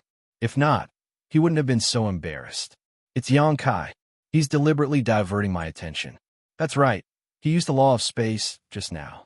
I thought he was on guard, but now it seems that he's not on guard at all. He's clearly interfering with my judgment. Lei Ting, how can you say that? Quickly apologize to Her Royal Highness. Xiaochun was suddenly filled with righteous indignation and shouted angrily. Lei Ting's face instantly flushed red, and he said helplessly, Lan Sun slightly raised her chin and stared at him, as if waiting for him to explain. Lei Ting couldn't say a word at all. After hesitating for a long time, he finally gritted his teeth, stamped his foot, and rushed directly to the entrance in front of him, disappearing in the blink of an eye. Lei Ting, come back here. You want to leave without explaining clearly? Xiaochun was furious. Knowing that Lei Ting couldn't come back, he still kept shouting, but the corners of his mouth hooked up in a subtle arc. Ha ha ha ha. Lei Ting was completely out of the game. He was not good with words in front of Her Royal Highness, and now that he was cheated by Yang Kai, he probably wouldn't have the face to appear in front of Her Royal Highness in the future. His love rival had been eliminated. Xiaochun was very happy in his heart, as he slowly glanced at Yang Kai. He was different from Lei Ting. Although Yang Kai was a bit of a threat to him, he didn't put him in his eyes. Yang Kai's words were right. The pavilion closest to the water could catch the moon first. After this experience in the 5-colored treasure pagoda, Yang Kai would leave Star Soul Palace. He didn't know if he would have a chance to meet Her Royal Highness again in the future. So how could he be a threat? Only an idiot like Lei Ting would believe his bewitchment. Isn't it a bit cruel? Yang Kai looked in the direction Lei Ting left and rubbed his chin as he asked himself. Lan Sun said, "It's Brother Lei who is pestering you. Brother Yang, you don't have to worry too much about it." Yang Kai smiled and said, "Well, if he can understand the word love, his future achievements will be higher. Just treat it as a test." Lan Sun pursed her lips and smiled, looking at him with her beautiful eyes. "Brother Yang, you seem to be speaking from the bottom of your heart." Yang Kai coughed lightly. "My life experience is a bit richer." Xiao Chun watched coldly from aside. Seeing the two fighting fiercely, he knew something was wrong and quickly jumped out. Brother Yang also found the entrance. "Congratulations. It's just a coincidence." Smiling faintly, Kai Yang looked at them suspiciously and asked, "But you two, why are you together?" Xiao Chun smiled faintly. "Fate." After entering the 4th floor of the 5-color treasure pagoda, he had been looking for Lan Sun. During this period, he had gone through more than a dozen broken spaces and finally found her a few days ago, taking on the role of a flower guardian. Lan Sun said, "There are only a few days left before the 1-month deadline. The 5th floor is right in front of us. Brother Yang, do you want to take a look?" Of course, Yang Kai nodded and said, "But what is the difference between the 5th floor and the 4th floor?" Lan Sun said, "Of course there is a difference. Answer me." Yang Kai humbly asked for guidance. Xiao Chun interrupted. "The space of the 4th floor is a shattered world. The laws of the world are imperfect. Although there are many spaces in the 5th floor, they are not like the 4th floor. They are independent secret realms." "Secret realms?" Yang Kai raised his eyebrows. Xiao Chun said, "Yes. Those secret realms were born from the broken worlds of the first few floors. When the ancient Almighty refined the 5-color treasure pagoda, they merged the many broken worlds together to form the first 4 floors of the 5-color treasure pagoda. As for the secret realms left behind in these broken worlds, they were extracted and placed in the 5th floor." Yang Kai pondered for a moment before saying, "So, the secret realms in the 5th floor may be related to one of the broken worlds in the first 4 floors." "Exactly, but the connection is not big. The many secret realms in the 5th floor are all different, just like the countless broken worlds in the first few floors. Which secret realm to enter is based on luck and cannot be freely chosen." Yang Kai was stunned for a long time before he sighed. "The 5-color treasure pagoda is really amazing." Before understanding the truth of the 5-color treasure pagoda, Yang Kai only felt that its existence was of great significance to Star Soul Palace. But now that he understood all aspects, he realized that it was simply a treasure. Millions of cultivators in the star boundary cultivated, and what they sought was opportunities. And where did opportunities come from? Secret realms were the biggest source. Chapter 2799. It was as difficult as ascending to the heavens for an ordinary person to find a sealed world. Many cultivators would never have the opportunity to enter a sealed world for life experience and treasure hunting, but on the side of Star Soul Palace, there were countless sealed worlds waiting to be explored. Did the sect of the Great Emperors have such a terrifying heritage? Lan Sun smiled lightly and said, "Brother Yang, do you remember the golden armored heavenly book?" Yang Kai laughed and said, "I'm not old yet. This thing was taken away by Lan Sun not long ago. So how could Yang Kai forget?" It was also because Lan Sun took away the golden armored heavenly book that Yang Kai had the opportunity to enter the 5-color treasure pagoda for life experience. Something that happened not long ago was naturally fresh in Yang Kai's memory. However, when she mentioned the golden armored heavenly book at this time, it was obviously not a casual remark, but Yang Kai's expression changed, and he asked, "Is the golden armored heavenly book related to the 5-color treasure pagoda?" Lan Sun nodded and said, Yes. The golden armored heavenly book was taken out by Marshal Uncle Tan. Tan Jun Hao from a sealed world in the 5th layer of the 5-color treasure pagoda. Not only is it a powerful emperor artifact, but it is also the key to opening that sealed world. Yang Kai was shocked. In other words, that sealed world was originally in the 5th layer of the 5-color treasure pagoda. But because Tan Jun Hao took out the golden armored heavenly book, Star Soul Palace's disciples can enter that sealed world without needing to go through the 5-color treasure pagoda. Exactly. Lan Sun nodded.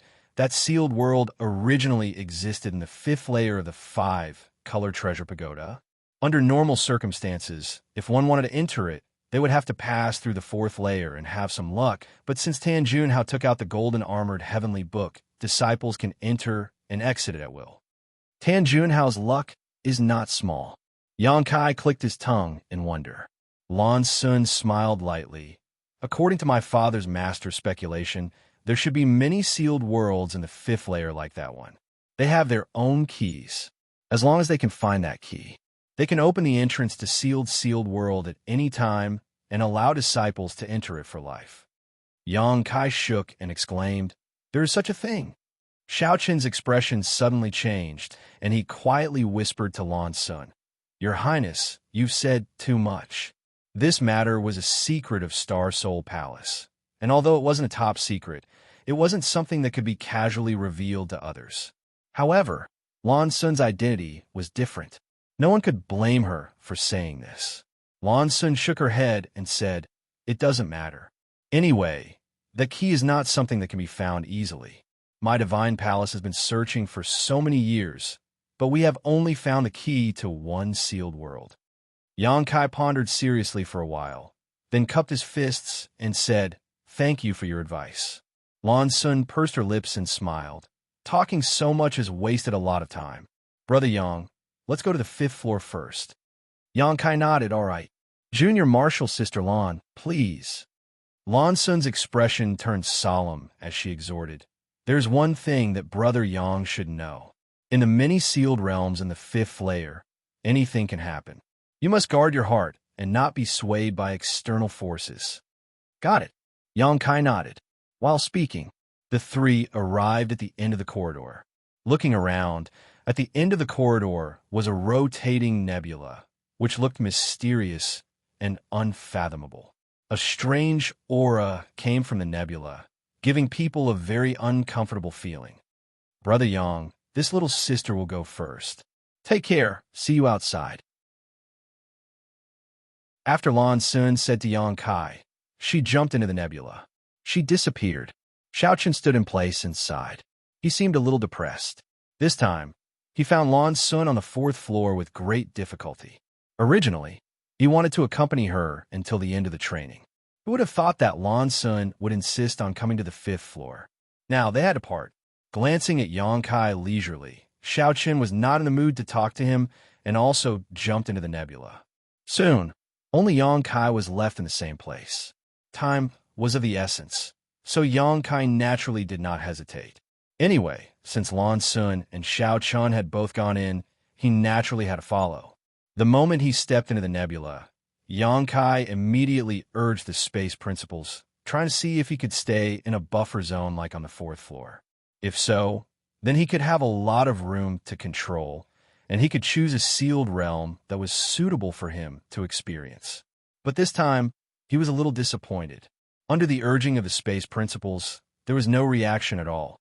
When his vision was restored, Yang Kai immediately heard an anxious shout in his ears. "Anyo, wake up! Wake up! The beast tide is attacking. Wake up quickly. What are you in a daze for?" At the same time, there seemed to be a big hand grabbing his shoulder and shaking it vigorously. Yang Kai was shocked, not knowing what was going on. His face sank as he reached out to grab the other party's big hand. But who would have thought that the other party's reaction would be so fast? Just as Kai Yang was about to make a move, the other party had already grabbed his wrist. An unimaginably violent force was transmitted from the other party's hand, instantly suppressing Kai Yang's brute force, making him unable to move at all. Yang Kai's expression changed again.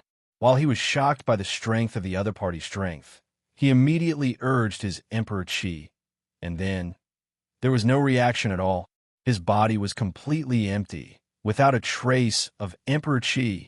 In an instant, Yang Kai was so shocked that his face turned pale and his soul almost left his body. Before entering the fifth layer of the sealed realm, Yang Kai was still quite confident. After all, his current strength was not to be underestimated. More than one third-layer Emperor Realm Master had died at his hands. Even Lan Sun, Xiao Chun, and Lei Ting dared to enter the fifth layer of the sealed realm, so he had no reason to be afraid.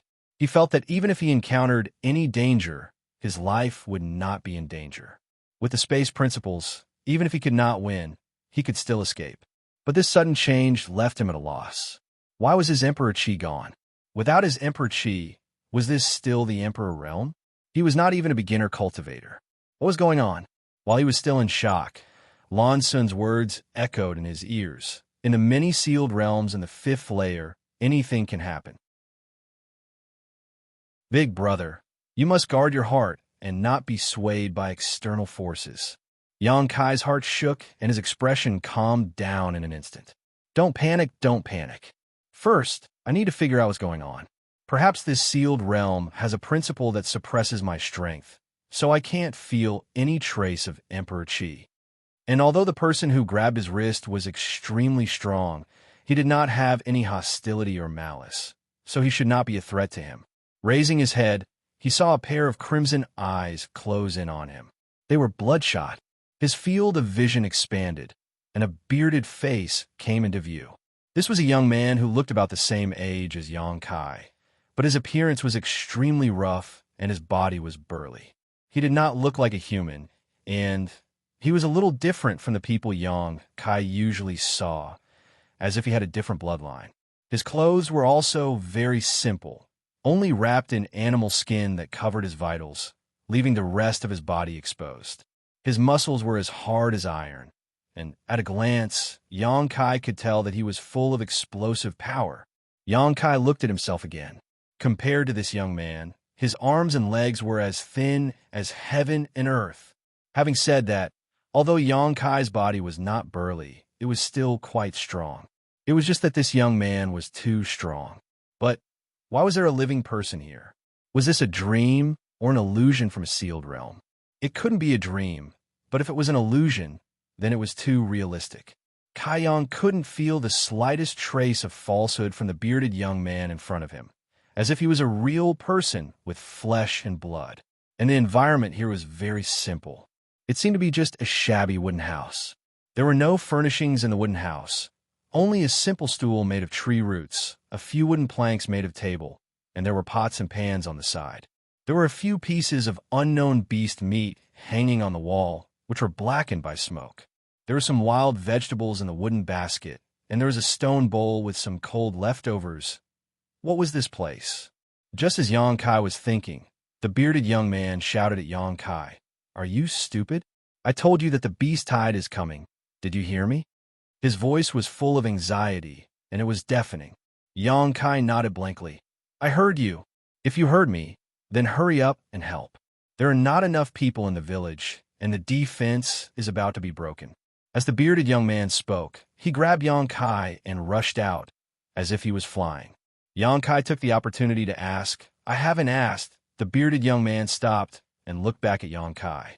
His pair of red eyes were full of bestiality, which made people's hair stand on end. After a while, the young man sighed and said, "Are you stupid again? I'm Ahu."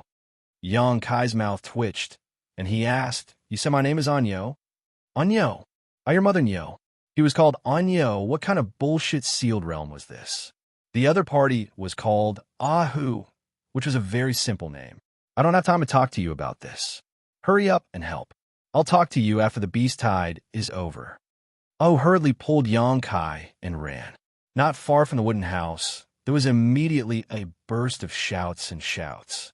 Not far away, there was also a burst of beast roaring, which resounded through the sky. Even the earth seemed to be shaking and roaring. Yang Kai looked around and was suddenly shocked. He saw that the people running around were all men like Ahu, who were tall and sturdy like iron towers. All of them seemed to be very strong. Even the women were tall and sturdy. They were unbelievably strong. A woman was carrying a huge stone with a diameter of 20 feet. She ran as if she was flying, as if she was weightless. Xianxia didn't feel any fluctuation of power from her body. In other words, she was carrying the stone with only the strength of her body. There were also some obviously underage children who seemed to be in their teens, but they all picked up weapons. Their childish faces were full of a common enemy and an expression of facing death with equanimity. Xianxia's eyes almost popped out of his head. Everyone was in a hurry, converging in a certain direction. Everyone was wrapped in a few pieces of animal skin. Even the simplest clothes couldn't be seen here. Xianxia looked down and found that he was the same. His exposed skin was as white as snow, which was a sharp contrast with Ahu's dark skin. Forget it, this is just a small matter. Xianxia comforted himself.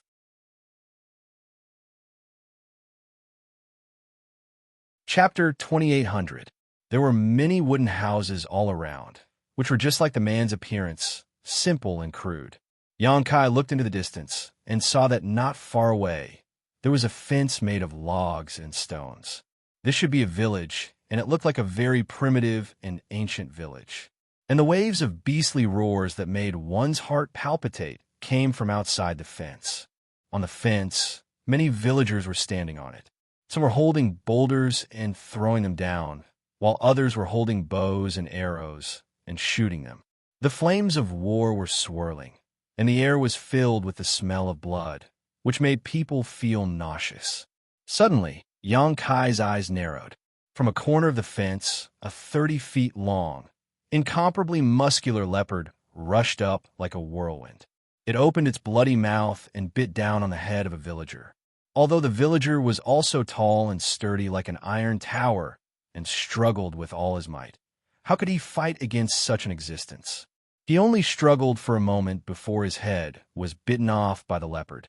Blood spurted out from his neck like a fountain, which was extremely dazzling under the scorching sun. The villagers around the fence were shocked and angry.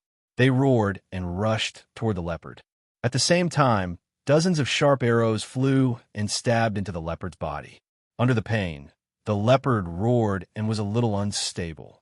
It was pushed down the fence by a villager, and the villager also fell down. No one knew what happened to him. This unforeseen event caused a corner of the fence to lose its defense. The rest of the villagers were quite flustered, and all of them roared continuously. Quick, quick, quick! Ahu pulled Xianxia all the way to the bottom of the fence and stretched out his hand. He threw Xianxia up the fence. He said to a strong woman standing on the fence, "Ahua, I'll leave Anyo to you." The woman called Ahua glanced at Anyo. Her thick eyebrows slightly wrinkled, as if she was a little disgusted. When she was about to say something, she saw that Ahu had already rushed toward the village gate. Forget it, it's better than nothing. Ahua muttered impatiently. He stretched out his hand toward Xianxia and said concisely, "Arrow." Xianxia was slightly stunned. To be honest, since he entered the secret realm until now, Xianxia was still slightly dazed, and he was utterly unable to recover from his shock. This dazzling and unforeseen event caused him to be utterly unable to figure out the situation he was in now. He only knew that he inexplicably appeared in this somewhat primitive and ancient village, inexplicably had the name Anyo, and inexplicably got involved in a great war. He had explored many mystic realms before, but there had never been a situation as complicated as this one. Faintly, he felt that the secret realm he had experienced this time seemed to be somewhat extraordinary. He secretly decided to treat it with 120% of his attention. Perhaps there would be some unexpected gains. As for whether these villagers were his hallucinations or not, he had no time to care about it. Everything would go right when it came to it. There was always a way to solve the problem. "Arrow, are you deaf?" Xianxia was still in a daze. The woman called Ahua could not help but roar angrily. Her pair of eyes were incomparably red like Ahu's. They were bloodshot, and the anger and hatred in her eyes were almost tangible. This kind of anger and hatred was not directed at Xianxia, but at the helplessness of seeing so many villagers die in the mouths of wild beasts. Not even their bones were left behind, and she was powerless to avenge them. After being yelled at by her, Xianxia finally recovered. He hurriedly looked around and saw a pile of wooden arrows at his feet. He did not know what kind of wood they were made of. Each of the wooden arrows was over 10 feet long and as thick as a baby's arm. They looked extremely frightening. Reaching out to pick them up, Xianxia was surprised because these wooden arrows were incomparably heavy. They were not inferior to the arrows made of fine iron. It was hard to imagine how an ordinary person without yuan qi would be able to control them. Your task is to deliver these arrows to me. Ahua looked at Xianxia seriously and shouted, "Do you understand?" "Yes." Xianxia nodded obediently and took the opportunity to look at the woman called Ahua. The villagers here were generally rough and old, but this woman called Ahua had delicate facial features and a hot body. Her chest was wrapped in animal clothing, revealing deep cleavage. Her waist was enchanting, her lower abdomen was flat, and her buttocks were round and round. Well, if she was not so tall, she would be an extraordinary beauty. However, in this kind of environment where natural selection was the rule, it was destined that no one would be able to give birth to a pretty girl. Mortals without power were destined to die. Ahua's appearance had a different kind of beauty. Once the arrow was in her hand, Ahua immediately pulled the bowstring. The huge bow was instantly pulled into a full moon shape, which made Xianxia's eyes twitch. This huge bow was able to shoot an arrow that was 10 feet long and as thick as a baby's arm. One could imagine how big the bow was, but in Ahua's hands, it was as light as a feather. Buzz at the same time, the arrow spun and rushed forward. Xianxia could clearly see that in front of the arrowhead, there was a burst of air. The power of this arrow was terrifying. A huge beast that was flying in the air was nailed into its eye socket by the arrow. The 10 feet long arrow pierced through the beast's skull, bringing with it a spray of blood. The huge beast fell heavily to the ground and struggled for a few moments before it stopped moving. "Amazing," Xianxia praised sincerely. Ahua looked at him coldly and stretched out her hand. Xianxia quickly picked up an arrow from the ground and handed it to her. Ahua pulled the bowstring again, and the arrow flew out. Every arrow could kill a huge beast. Ahua's archery was extremely accurate. Almost all of the arrows were shot at the eyes of the beasts and directly pierced through their skulls. It could be said that none of the arrows missed their targets.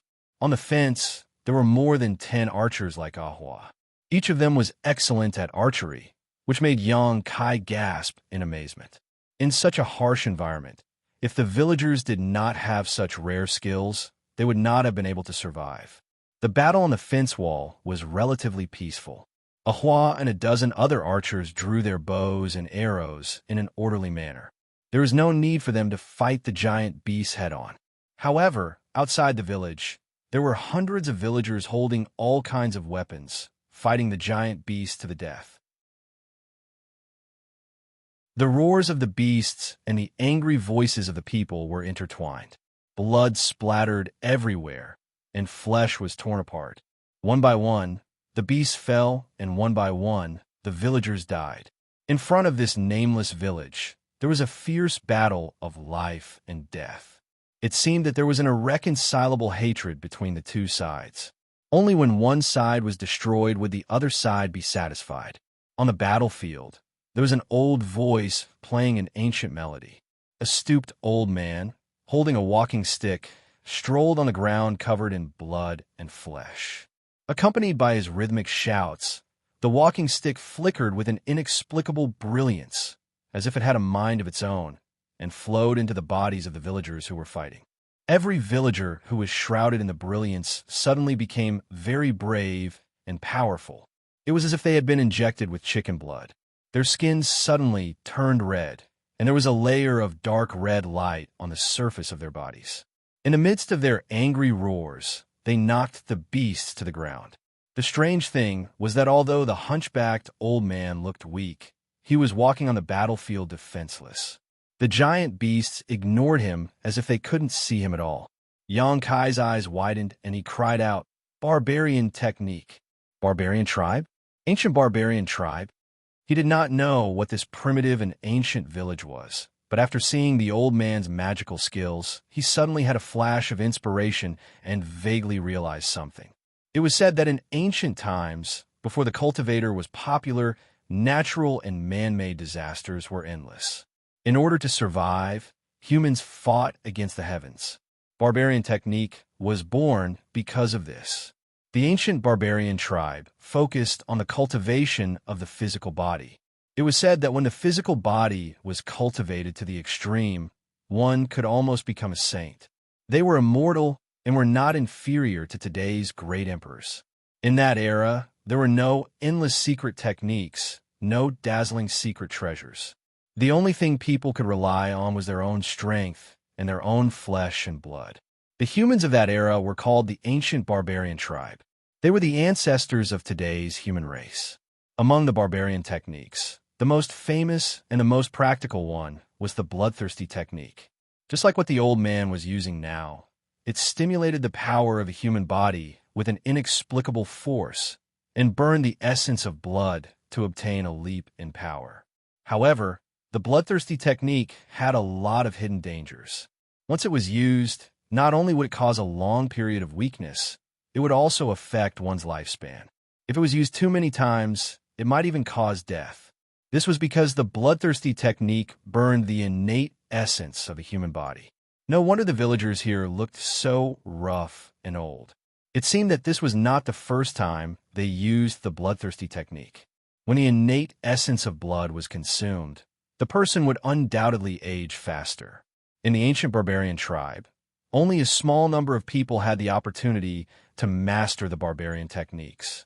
Most of them could only cultivate their physical body. Those who could practice the barbarian techniques were called wizard. The barbarian techniques were also called wizard techniques. The old man was undoubtedly a wizard. However, Xianxia did not know what level of wizard he was. After all, these things were from a long time ago. Xianxia had only occasionally heard about them after wandering in the astral world for a long time. How would he know the division of power in ancient times? It was actually the ancient barbarian tribe. It was actually the wizard technique. In other words, where he was now was the ancient era. How is this possible? The ancient era was far too long ago. It had long been annihilated in the long river of history. However, in this secret territory, there was a complete ancient style. Was this place real or fake? Was his name really Anyo? Then what was the matter with Xianxia? Was he dreaming? The village chief is a wizard. You only found out today? What have you been doing all these years? After hearing Xianxia's words, Ahua could not help but scold him. Her spittle flew towards his face. You better remember that the village does not raise useless people. If Ahu had not been giving you food, you have starved to death. Today, you must prove your worth to me. Don't embarrass Ahu.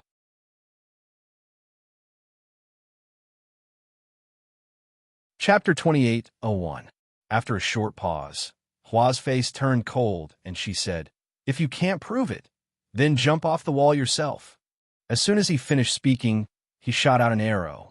The huge force behind the arrow directly killed the giant beast in midair, but the cold and disdainful eyes were still staring straight at Kai Yang's face, not shifting from beginning to end. "Trash," Xianxia murmured. He looked down at his own body and then looked at the bodies of the villagers on the fence. Well, this body type was indeed trash in this era. However, the old man with the crooked body was the village chief, which surprised Xianxia. Although he didn't know what kind of witchcraft the village chief used to make those giant beasts ignore him, it was definitely not because of his good luck. As for the wizard, from the name, it should be the lowest level of existence, right? It seemed that in this ancient era, there were very few wizards. On the fence, Xianxia and Hua worked together. After experiencing the initial discomfort, Xianxia also calmed down and was no longer a loss. No matter what, he had to get through this hurdle first. Maybe this was a test of this mysterious land. One by one, Xianxia passed the arrows to Ahua, and the pile of arrows at their feet decreased at an extremely fast speed. But soon, a brute race youth came over with spare arrows to replace them. This boy looked to be around 13 or 14 years old and was obviously underage, so he couldn't go into battle with the giant beasts, and could only do some logistics work. However, even if he was only 13 or 14 years old, he was still more burly and majestic than most of the people Xianxia had come into contact with. His bulging muscles were simply not something a person his age should have. In the village, there were many underage barbarians like this boy who were busy working. Time passed slowly. With the village chief's bloodthirsty spell, the attacks of the beasts were greatly suppressed. The villagers paid a very small price to kill the beasts, and there were many casualties. Every villager was extremely excited, as if they saw the hope of victory. Hua's bow was drawn again and again. There was a burst of sound in the air. Kai Yang's brow furrowed. Unlike the optimism of these ignorant villagers, Xianxia felt that the situation was very unfavorable for the village. On the surface, the giant beasts seemed to be suppressed, and there were many casualties. However, in reality, the villagers had consumed too much energy. After a long and high-intensity battle, it was difficult for the villagers to continue. Just look at Hua. In the beginning, her arrows were like the wind, one after another, almost without stopping. Every arrow could kill a giant beast. But now, she was unable to fully draw the bowstring, and her hand were trembling slightly.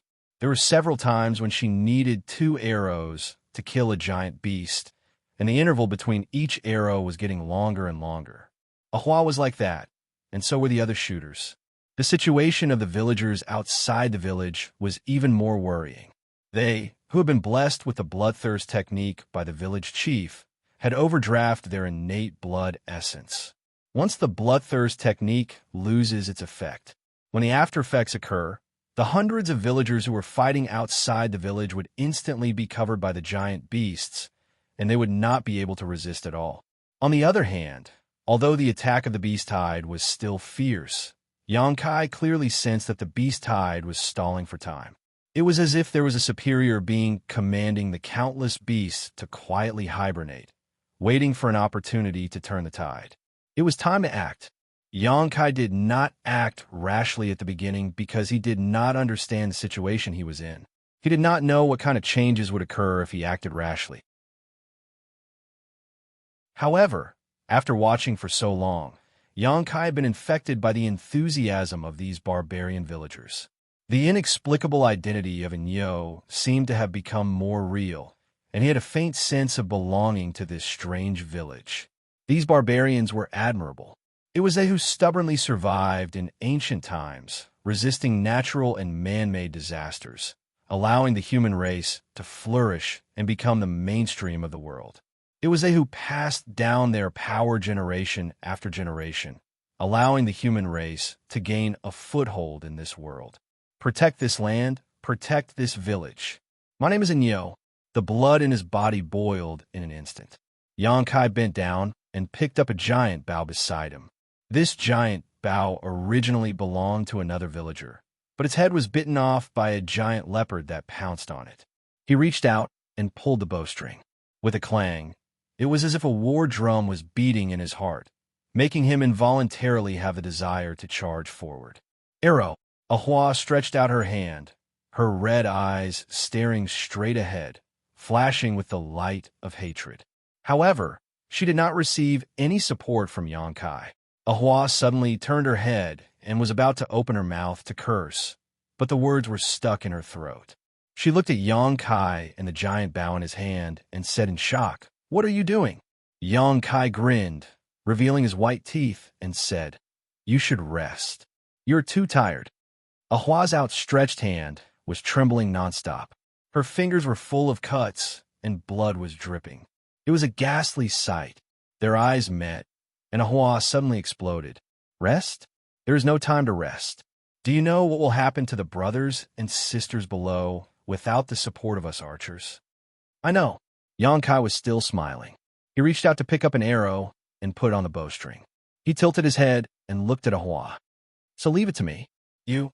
Ahua still wanted to say something, but her eyes suddenly widened, and her face was full of shock. God, what did she just see?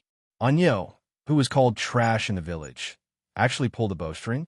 And how could he pull the bowstring? How could he have so much strength with such thin arms and legs? Ahua instinctively thought that she was seeing things because she clearly remembered that during the last training, Nyo was extremely difficult to even pick up the giant bow and arrow, let alone pull the bowstring. But now what happened in front of her completely overturned her understanding of Nyo. Nyo in front of her did not seem to use much strength because Ahua did not feel the explosive strength from his muscles at all. It seemed that he just pulled the bowstring casually, but the bowstring that made her feel a little tired was actually pulled completely by him. The bowstring was full, and the arrow was released. Xianxia's expression was solemn.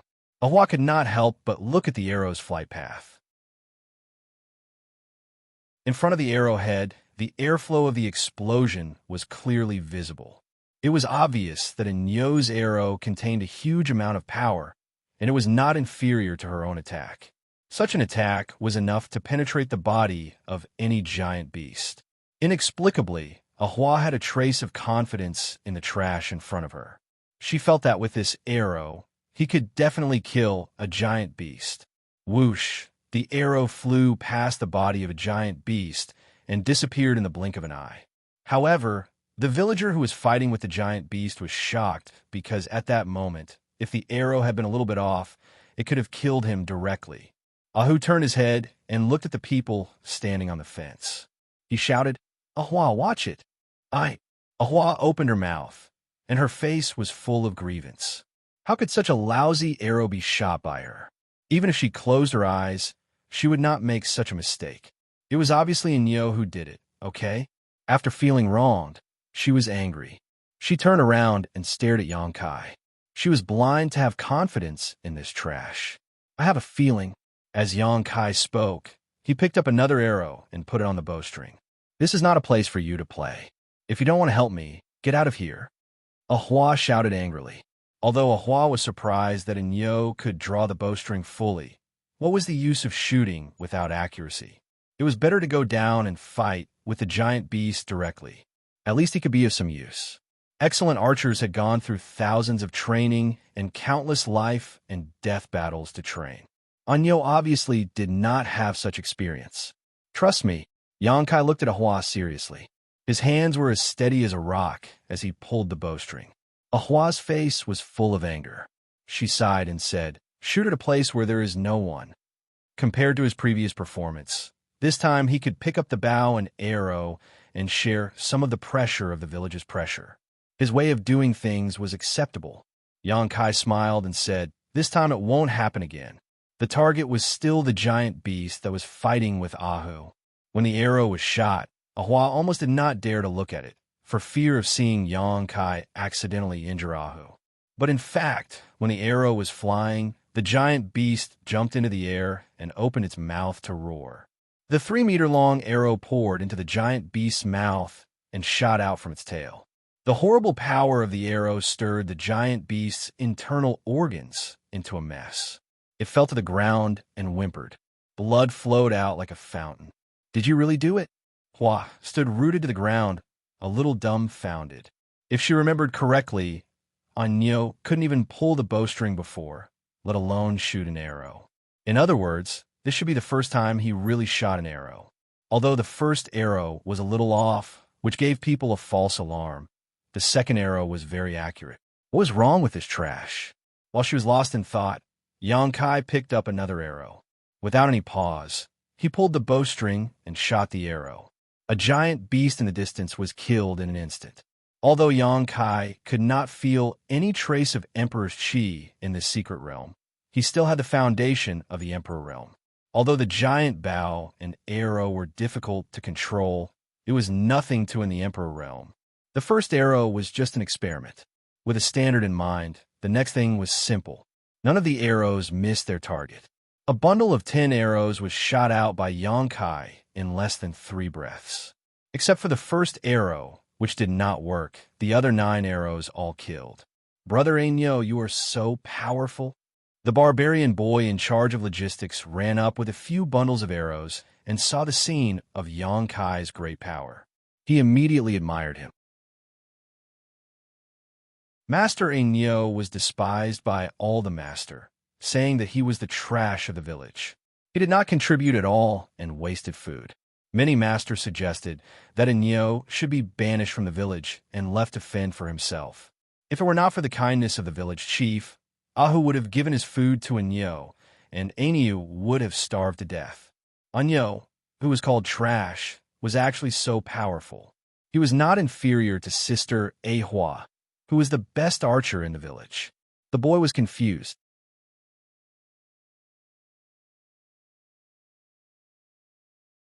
Chapter 28:02. It was snowing heavily. No one knew when the snow started to fall in this ancient and primitive world. The sight was dyed white, and the red blood on the ground was even more shocking. Despite the extremely cold environment, the villagers seemed to be unaware of it. Everyone's exposed skin was steaming hot. Outside the village, hundreds of villagers were holding stone axes, stone spears, and other primitive weapons to fight the beasts. On the fence, more than a dozen archers were providing strong support with their exquisite skills. The hunchbacked village chief was still running in the battlefield. His black walking stick would burst out 1 or 2 weak lights from time to time.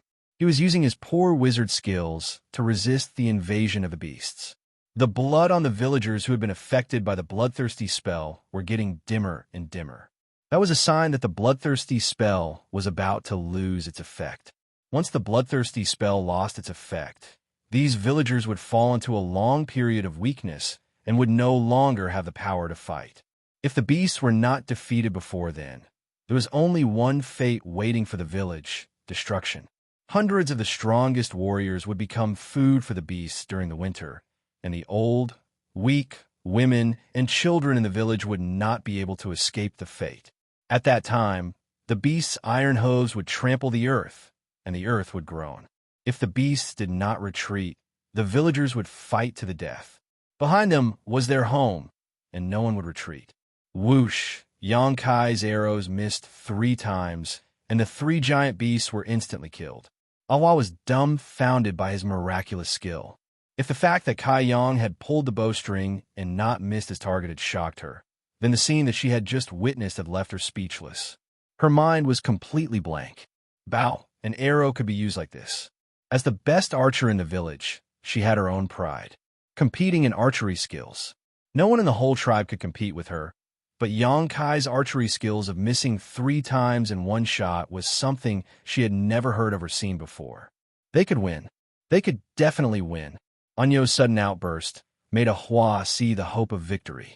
As long as he could maintain his current state, the beasts were nothing to worry about. Sister Ahua, Brother Inyo. Oh no, we don't have many bows and arrows left. These are the last 5 bundles. Anli asked me to tell you to use them sparingly.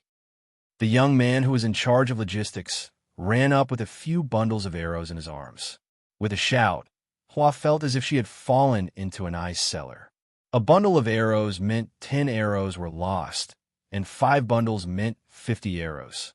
Taking everything into account, he could only kill 50 giant beasts. However, how could the beast hide below be calculated by a mere 50? Hua's face turned pale.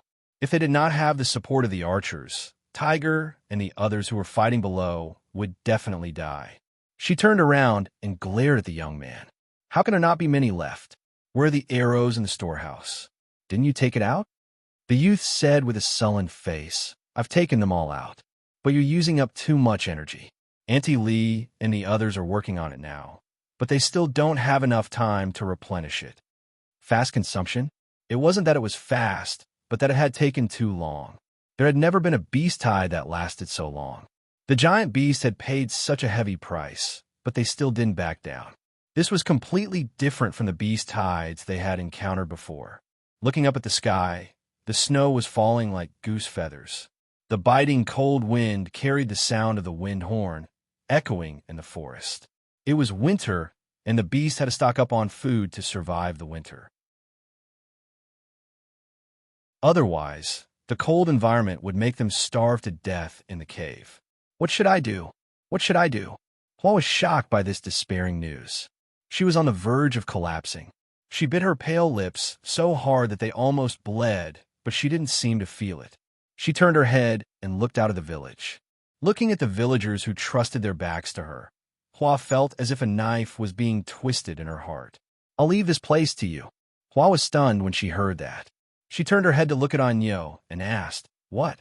Yang Kai took a deep breath and put down the giant bow in his hand. He tilted his head and smiled at Hua. "I'll be right back." As soon as he finished speaking, he jumped off the fence and rushed toward the battlefield that was full of blood and internal organs. Hua's eyes widened. She opened her mouth to shout, but her shout was drowned out by the whistling cold wind. She didn't know if Anyo heard her or not. He was courting death. Although Anyo's performance was not bad since he was able to pull the bowstring to kill the beasts, long-distance shooting and close combat were two different things. Fighting with the beasts that were 30 to 40 feet long required extraordinary physical fitness and courage to face death with equanimity. Regardless of Anyo's courage, his physical fitness was obvious. His body was even smaller than that of the underage children in the village. Even if such a person went to the battlefield, what could he do? He was probably not enough to fill the gaps between the teeth of the beasts. Getting off the fence, Kai Yong picked up a stone axe. Braving the biting cold wind, he stepped on the strange monsters that were a mixture of flesh and blood. In the blink of an eye, he had rushed into the crowd of beasts. He was like a sheep that had just been born and rushed into a group of tigers. His body was drowned in a moment. Hua couldn't bear to see it anymore. She reached out and picked up a bow and arrow. She secretly decided to avenge Anyo. "Sister Hua, look." The young man hadn't left yet. He suddenly pointed his finger and said excitedly. Hua looked in the direction he was pointing at. She saw that the giant beasts were sent flying into the air one after another. They flailed their arms and legs in midair before falling to the ground, bleeding profusely. They had all died in an instant. Even more giant beasts exploded in midair. Some were even split in two. In the blink of an eye, more than a dozen beasts gathered in one place were swept away. A figure that was not very tall and strong stood there like a javelin. The stone axe in his hand was full of blood and pieces of internal organs. How could it be? I was dumbfounded. More than a dozen excellent archers on the fence were also dumbfounded. They even forgot to continue to support with their bows and arrows. They all stared at the weak body in a daze. This body, which they had criticized in the past and even despised to the point that they wanted to banish, was actually as tall and mighty as the god of berserkers on the battlefield that was forged from blood and flesh. He stood there as if he could block all the storms, giving people an unprecedented sense of peace. There seemed to be a laugh coming from there. The wind was too strong to hear it clearly, but everyone clearly saw that Anyo's face was full of excitement and joy. The movement here soon alarmed the other beasts. Pairs of red eyes looked in this direction. Vaguely, there was a low roar. Immediately, some of the beasts that were besieging the villagers moved closer to Yang Kai to surround him. With the axe in his hand, Yang Kai's momentum was rising steadily. His sharp eyes swept over the beasts, which made them pause slightly and stop moving forward. Beasts had instincts. Their instincts told them that the person in front of them was not a pushover. The low roar hidden in the cold wind came again, and the beast started to move again. There was an incomplete body of a villager next to him. Until the moment of his death, the villager was still holding his stone spear tightly and stabbing it into the soft abdomen of a beast. He died with the beast, but half of his head was bitten off by the beast. The blood had already coagulated. Yang Kai reached out and picked up the stone spear. He twirled the spear and the axe in his hand. He took a deep breath and stamped his feet on the ground. Like a thunderclap, he rushed into the crowd of beasts like lightning. Pick, chop, lift. Like an ordinary person who had never cultivated before, Yang Kai's movements were simple and boring. The weapons he used were also the simplest stone spear and stone axe. But in the hands of the Emperor Realm, whose power was suppressed, these two simple weapons had the ability to turn something rotten into something magical. Wherever it passed, it destroyed everything in its path. Not a single giant beast could withstand its attack. One by one, the giant beasts were flipped over and slashed to the ground. Each of the giant beasts had shocking wounds on its body. Those wounds were enough to kill. Whimpering sounds rang out continuously as the giant beasts were forced to retreat again and again. The encirclement formed by hundreds of giant beasts was directly torn apart by Xianxia. By the time Xianxia rushed out, one-third of the beasts had already fallen. In front of him, a hunchbacked old man who had used countless methods to hide his presence and figure looked like he had seen a ghost. His turbid eyes stared at Xianxia as if he had seen him for the first time. Because his mind was too unstable, a flaw appeared in his wizard spell. His hidden figure was exposed, and the beasts next to him opened their mouths to bite him. If there was an accident, this old man would definitely die in the beast's mouths. Whoosh! A sharp arrow pierced through the air and shot the beast to the ground. The hunchbacked old man turned his head and saw Ahua nodding slightly at him from the other side of the fence. "Village chief, give me one." Xianxia was covered in blood, and the internal organs of the beast were still hanging on his body. His entire body was filled with murderous intent, but he grinned at the old man. The old man inexplicably shuddered, but he still raised his crutch as he was told, and an obscure voice came out of his mouth. With a wave of the crutch, a ray of light hit Xianxia's body right in the middle. In the next moment, Xianxia felt the blood in his body boil, as if it was on fire. A thick layer of golden light appeared on the surface of his body, making him look solemn and dignified. The shock in the old man's heart grew even stronger, as if a stormy sea had been set off. His turbid eyes suddenly burst out with a bright light. "This is the bloodthirst spell." Xianxia took a light breath and clearly felt the increase in his strength. However, this bloodthirst spell seemed to have some drawbacks. While it strengthened his strength, it also weakened the senses of the people's five senses. Only Xianxia, who had the foundation of the Emperor realm, could ignore this kind of weakening. Ordinary people like Ahu would definitely not be able to resist. It was no wonder that these villagers who were affected by the bloodthirst spell were not afraid of death when they fought. Of course, their courage played a part, but it should also be the bloodthirst spell's credit. Their senses were deprived, so they could not feel much pain or fear. Naturally, they were braver than others when they fought. However, the layer of golden light on Xianxia's body was a bit of a crane in a flock of chickens. When the others were affected by the bloodthirst spell, their bodies were glowing red, but he was the only one who was golden. It could not be helped. The bloodthirst spell stimulated the congenital blood in the human body, and his blood was golden.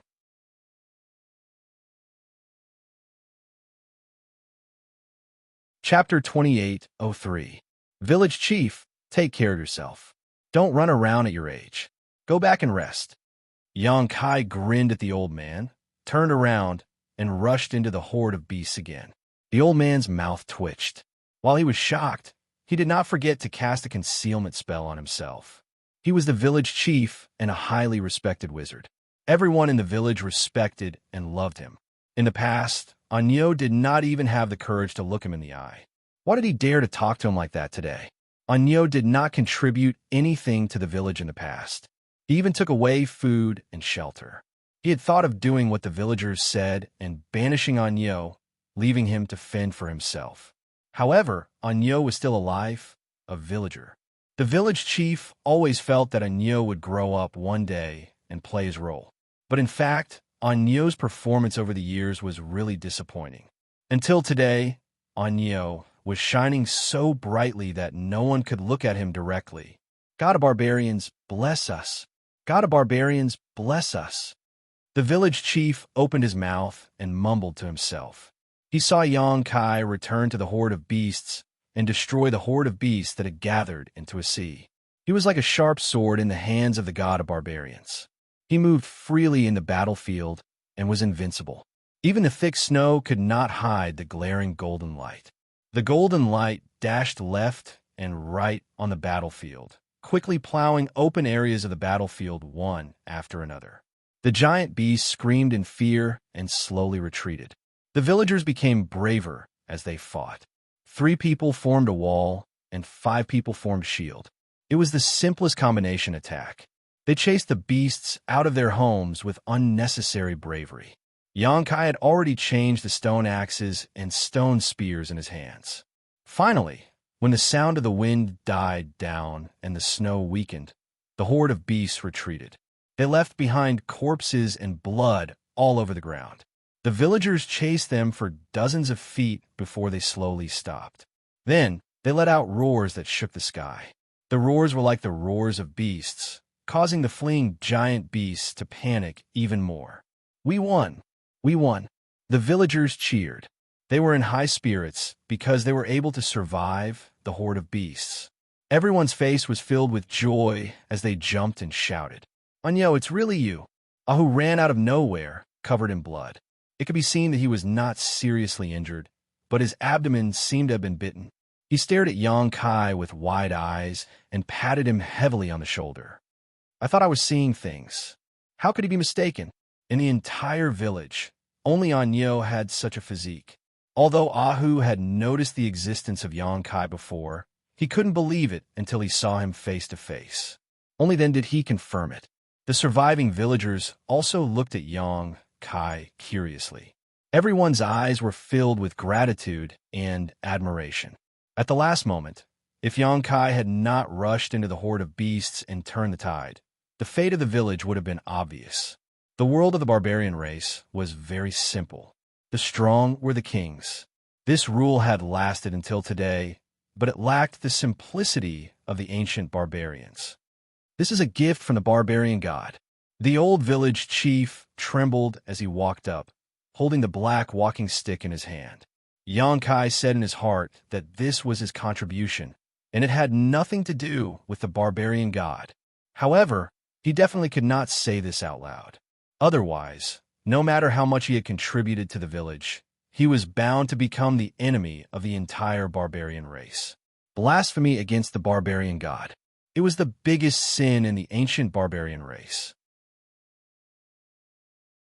"Village chief, we killed so many beasts this time. Shouldn't we celebrate?" Ahu looked at the village chief excitedly, and the other villagers were also full of expectation. There was a shortage of food in the village. This time, hundreds of beasts had died in the horde, which was enough for the village to eat for a long time. A few days ago, the village chief was still worried about the food for winter. Every winter, many villagers would starve to death, and this year would be no exception. But he didn't expect that happiness would come so suddenly. With the corpses of these beasts, he didn't have to worry about food this winter. The village chief smiled and was about to speak when Xianxia stepped forward and said, "Village chief, don't you think that the horde of beasts this time is a bit strange?" The village chief frowned and looked at Xianxia. "You also noticed it." Xianxia was stunned. "Village chief, what did you notice?" The old village chief was silent for a while before he said, "Savage beast. There is a savage beast that is commanding the horde of beasts." When he said this, many of the villagers' faces changed. Savage beasts were very powerful existences, and only those wizards could deal with them. Flesh and blood were nothing in front of a savage beast. "So it's called a savage beast." Xianxia followed the words. What he felt was just a monster beast that didn't have any intelligence, and that was why it was able to command the horde of beasts, making it so difficult to deal with this time's horde. Winter is coming. Those wild beasts must be looking for food. Although we have repelled them this time, if we don't eliminate them completely, they will definitely come back. The villagers' faces changed again. They all knew that Xianxia was right. If there was no savage beast, those beasts wouldn't be a problem. But if there was a savage beast commanding them, then the situation would be different. If the horde of beasts attacked again one day, it would undoubtedly be a disaster for the village. The village had lost enough warriors today, and they might not be able to deal with the next horde of beasts. "Village chief, why don't we ask for help from the tribe?" Ahu suggested. The village chief shook his head. "If we ask for help, then we will have to give more than half of the spoils we got today to the tribe. Are you willing to do that?" When the villagers heard this, they all shook their heads. So many people died to get these spoils of war. No one would agree to give more than half of it away. In this place, food was the foundation of survival. "Then what should we do?" Ahu frowned. Xianxia said, "I'll go and kill it." As he spoke, he turned and chased in the direction where the horde of beasts retreated. Ahu was shocked. He grabbed Xianxia's arm and said anxiously, "Anyo, don't be impulsive. You can't deal with a savage beast. Yang Kai gently opened his hand and said with a smile, "It's just a savage beast. You just wait for the good news." Ahu was startled because when Kai Yang had pried open his hand, he had felt a shocking power. Was this still the Anyo he knew? "I'll go with you," Ahu said and wanted to chase after him. But after just 2 steps, he felt dizzy and staggered. The bloodthirsty skill had ended, and the sequela was about to break out. At this time, even if he went with Yang Kai, it wouldn't be of any help. Instead, he would become a burden. She watched helplessly as Kai Yang disappeared into the snowstorm. He turned his head and asked the village chief, "Village chief, what's wrong with Anyo?" The villagers all wanted to know the answer. The Anyo of today was almost a different person from the one they knew before. The village chief was silent for a long time before he said, "The barbarian god gave Anyo the power to be reborn." The villagers suddenly understood. They didn't seem to doubt this explanation. No one even showed a look of jealousy. Yang Kai went alone with the stone axe in his hand. This experience was something he had never experienced before. He was a living person and a living battle. It was as if he had broken through the shackles of time and returned to the ancient times. He had become a member of the ancient times and witnessed the style of this era. He didn't know what he could gain from this experience, but he knew that the village he appeared in was the key. If he could win the villagers' favor, there might be unexpected gains. Therefore, he traveled alone to hunt that cunning and despicable savage beast. When the horde of beasts retreated, they left a lot of clues.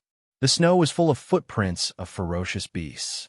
Although the snow was heavy, it didn't cover these traces in time. Yang Kai continued to chase after them, but it didn't take him much effort to catch up to them. However, these beasts moved very fast. It would be impossible to catch up with them in a short period of time. It wasn't until the evening that Yang Kai chased them into a canyon. The snow had stopped. There were countless footprints and dark red blood on the canyon snow. Looking from the outside, this canyon looked like a gourd. It was small on the outside and big on the inside. The surrounding cliffs were like mirrors. Even in the middle of the night, Yang Kai's eyesight could reach up to 10 kilometers away. He saw the end of the canyon. It was a dead end. Things were simple. Yang Kai grinned. He didn't want to make things too complicated. It was just a monster beast that had gained intelligence. He stood at the entrance of the canyon with a golden, bloodthirsty light on his body. He put the stone axe on his waist and punched the cliffs on both sides. Boom, boom, boom. The loud noise echoed in the gourd canyon, startling the horde of beasts that had just returned. Countless beasts roared and rushed out from their hiding places. From a distance, they saw the dazzling golden light. The beasts stopped and looked in horror at the only exit of the canyon blocked by falling rocks. During the day, their companions had died under the hands of this golden light. At this moment, seeing this familiar and deadly golden light, they were naturally afraid and hesitated. If they could escape, they would run away as far as possible. They absolutely didn't want to meet this golden man. But now that the only exit of the canyon was blocked, they couldn't escape even if they wanted to. They had always been the ones to attack the barbarian villages. But they never thought that one day the barbarians would attack them right at their doorstep. These ferocious beasts who lacked wisdom and experience were at a loss for a moment. They didn't know how to react. At this critical moment, a low roar came from the depths of the canyon. As if it was an order, the beasts reluctantly stepped forward and surrounded Yang Kai. Yang Kai grinned brightly, revealing a mouthful of white fangs. He took the stone axe from his waist and stepped forward to meet the horde of beasts. A moment later, the slaughter resumed. Wherever the golden light passed, the beast hordes collapsed like bubbles, falling into pools of blood one after another. Yang Kai's pace was fast and firm as he slaughtered his way into the depths of the canyon. Roars and howls rang out one after another. Soon, the canyon was filled with a thick stench of blood that was extremely pungent. The stone axe in Yang Kai's hand was shattered. He simply abandoned the weapon and punched the beasts, breaking their bones and tendons.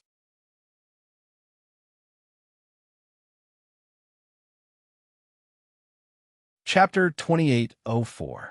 At dawn, Ahu appeared outside the village with a pale face. He had not recovered from the bloody battle yesterday, especially the aftereffects of the bloodthirst skill. Even if he was one of the best warriors in the village, he would be weak for at least a few days. It was impossible for him to fight again in these few days. He raised his head and asked a big tree at the entrance of the village, "What did you see?" A head popped out from the crown of the big tree. It was the barbarian boy who was in charge of logistics on the fence. "Brother Ahu, I didn't see anything," the boy replied. Ahu frowned. His face was full of anxiety. Anyo went to chase after the savage beast yesterday and did not return for the whole night. Everyone in the village was worried about him. The boy hid in the crown of the tree for two reasons. First, he was on guard. Second, he wanted to investigate Anyo's whereabouts. But the boy's answer disappointed Ahu. Didn't the village chief say that Anyo is protected by the barbarian god? What are you worried about? Ahwa appeared behind, Ahu with a longbow on her back. Ahu said, "Anyo was blessed with the bloodthirst skill. Now that a night has passed, the bloodthirst skill must have disappeared. You know what the consequences will be. Even if the barbarian god gave Anyo the power to be reborn, no barbarian could ignore the aftereffects of the bloodthirst skill. Once he was surrounded by a herd of beasts in a weak state, he would only end up as food for the beasts. It's useless to worry. Believe in the barbarian god and Anyo." Ahwa patted Ahu's shoulder and turned to enter the village. Although the battle yesterday did not affect the village, there were still many things to be done. "Brother Ahu, I saw a person at this moment," the barbarian boy suddenly shouted. "Who?" Ahu raised his head. He asked nervously. "I can't see clearly," the barbarian boy replied. "Open your eyes wider." Ahu roared. The boy was speechless. He thought that it was not something that could be seen clearly by opening his eyes wide. But soon he exclaimed, "It's a savage beast." In his field of vision, he could clearly see the body of the savage beast approaching them at an extremely fast speed. "What?" Ahu and Ahwa turned pale with fright. They looked at each other, and a horrifying thought involuntarily appeared in their minds. The village was finished. The savage beast had left and returned. The fate of Anyo, who was chasing after it, could be imagined. The bloody battle yesterday had caused most of the warriors in the village to lose their strength to fight again. Now that the savage beasts were attacking, who could defend against them? No. The young man changed his words again. His voice trembled with surprise. "It's Brother Anyo. It's Brother Anyo." Ahu did not know how to scold him anymore. He said weakly, "Did you see clearly? Was it Anyo or a savage beast?" One was a human and the other was a beast. How bad would one's eyesight have to be to confuse them? Ahwa did not say a word. In a flash, he dashed out and used both his hands and feet to quickly climb up the big tree. He stood on the crown of the tree and looked into the distance. As a sharpshooter, her eyesight was unquestionable. Just because the young man couldn't see clearly didn't mean that she couldn't see clearly. Ahu stood there uneasily, craning his neck and waiting. A short while later, Ahwa lowered her head and smiled. "It's Anyo. Anyo is back with his beast." Ahu was stunned. Anyo killed a savage beast. Ahwa had already come down from the tree. She swung her long braids behind her back and nodded. "Yes, Anyo killed the savage beast." Ahu smiled as if a burden had been lifted from his shoulders. He immediately laughed out loud, and then laughed wildly. He turned around and shouted to the village, "Come out, everyone." Anyo killed the savage beast and came back. Anyo killed the savage beast. The villagers who were busy were all stunned. They could hardly believe what they had heard and quickly put down their work. They all gathered at the entrance of the village and asked each other, "Did Anyo really kill the savage beast? Who saw it?" "Ahu, you're not lying to us, are you? How can a good-for-nothing Anyo be so capable? He is not a good-for-nothing now. Thanks to him yesterday, the beast tide was defeated. He couldn't even pull a bow before. Why did he suddenly become a different person?" The village chief said that the barbarian god gave him the power. Xianxia carried the useless monster beast. Before he reached the entrance of the village, he saw a large group of people gathering there. They were all pointing in his direction. In front of the crowd, a pale Ahu waved and shouted at him with a smile on his face. Ahua said that it was Ahu who had always given him food in the past so that he would not starve to death. Although Yang Kai did not personally experience this kind of thing, this body of his in this era had received Ahu's kindness. Yang Kai could also feel the care that this young barbarian had for him. He replied and lifted the savage beast from his shoulder.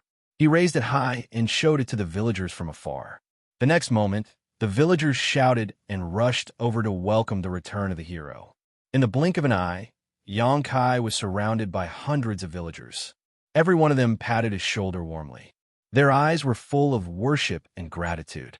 Then, they made way for Yang Kai to move forward. Yang Kai did not understand if this was some kind of etiquette, but every time they patted his shoulder, Yang Kai could feel the respect of these villagers. At the entrance of the village, the old village chief leisurely appeared with his walking stick. His hunched body was trembling, and he was about to die. Yang Kai walked in front of the village chief with countless villagers behind him. He put the monster beast on the ground and said with a grin, "Chief, I killed the savage beast." The village chief looked at the savage beast seriously and nodded, "Well done." There was not much praise, but it seemed more simple and friendly. Yang Kai was still grinning. At this time, many young barbarian boys and girls gathered around and looked at the savage beast on the ground. It was as if it was the first time they saw such a savage beast. Their eyes were full of curiosity. There were a few bold ones who wanted to touch it, but they were pulled back by their parents.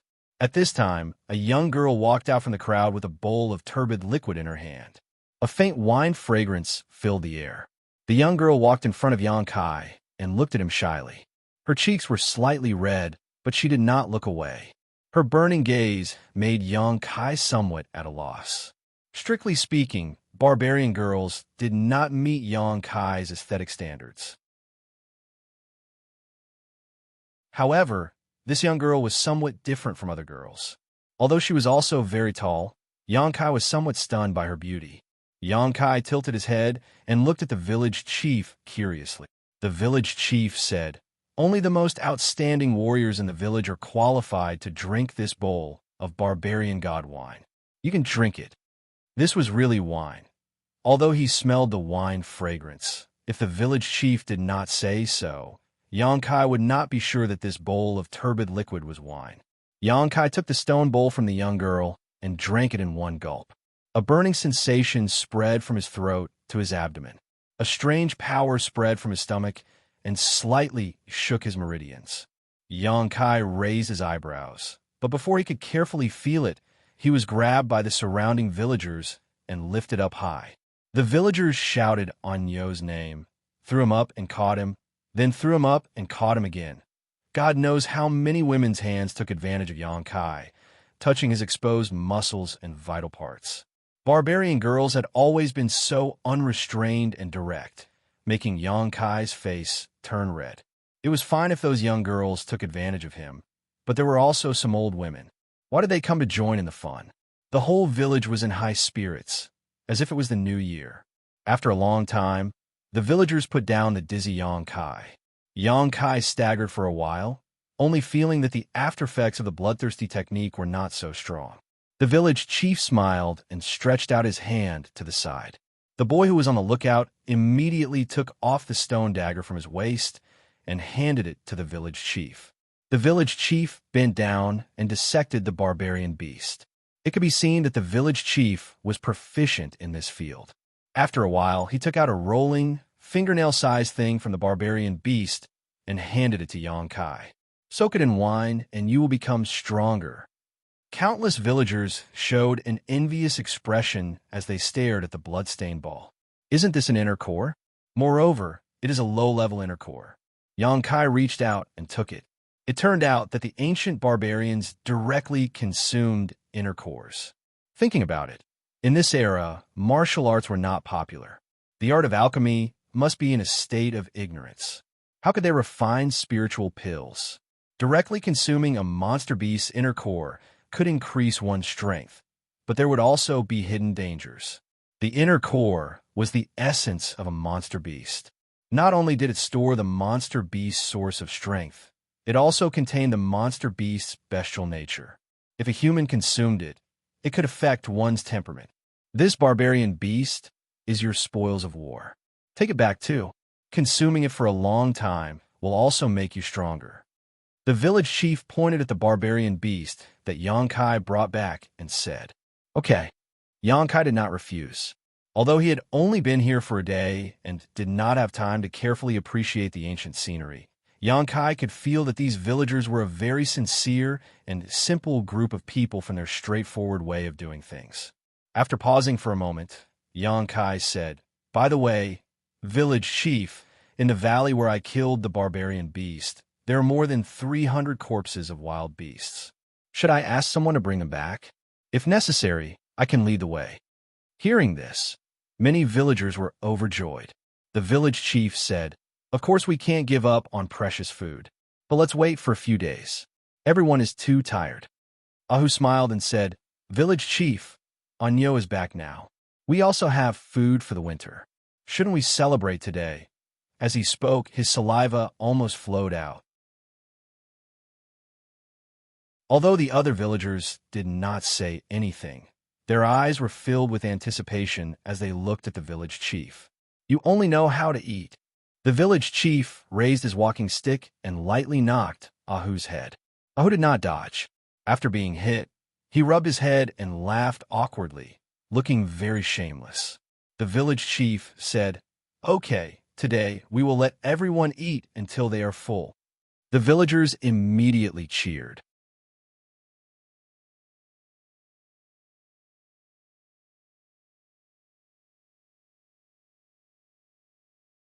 He subconsciously said, "What are you doing here?" As soon as he said that, he knew that he was being stupid. She had made it so obvious. What else could she do? Sure enough, the girl whispered, "Brother Anyo, I'm 15 years old today." There was not much explanation, but Xianxia vaguely guessed what 15 years old meant to the barbarian girl. It should mean that she had become an adult, which meant that she had become a woman. On her 15th birthday, there should be a good gift. And it was the girl's decision to give herself to the most outstanding warrior in the village. After realizing this, Xianxia suddenly had a bad feeling. If this was the real world, it would be fine. The barbarians should be very open about this kind of thing. They were not as rigid and conservative as the women in the mortal world. At most, it was just a brief love affair. No one would feel that they had lost out. But the problem was that this was a secret place. Even now, Kaiyang couldn't tell if this was real or if he had fallen into an illusion. If it was the latter, then what was the meaning of all this? At most, it was just a dream. Just as Xianxia's mind was spinning, the young girl once again snuggled into his arms. Her hot body pressed against him, as if wanting to melt him. She whispered softly, "Brother Anyo, do you like I?" Xianxia braced himself and said, "Yes, I do." Everyone loved beauty, not to mention such a pure and beautiful girl full of ancient charm. I smiled brightly. She turned around and sat on him. She reached out and pulled, and the simple animal skin clothes on her upper body fell off. Under the moonlight, the girl's beautiful and perfect curves were clearly visible. Xianxia suddenly had the urge to have a nosebleed. How many years had it been since he last touched a girl's skin like this? Since they left the territory of the hometown star, it seemed that they had been hanging together like shadows. Seeing such a stimulating scene for the first time, even though Xianxia's mental cultivation was good, he still couldn't bear it. Wait. Xianxia hurriedly said, "What's wrong?" I looked at him curiously. Xianxia's mind turned quickly. He swallowed and said, "I'm injured. Seriously injured." I covered her mouth, as if she was frightened. She asked worriedly, "Are you okay?" Xianxia said awkwardly, "It's nothing serious." "Then it's okay." I reached out to take off Xianxia's clothes. Xianxia held on tightly. Deep in his heart, he was in a dilemma. He said, I, don't be impulsive."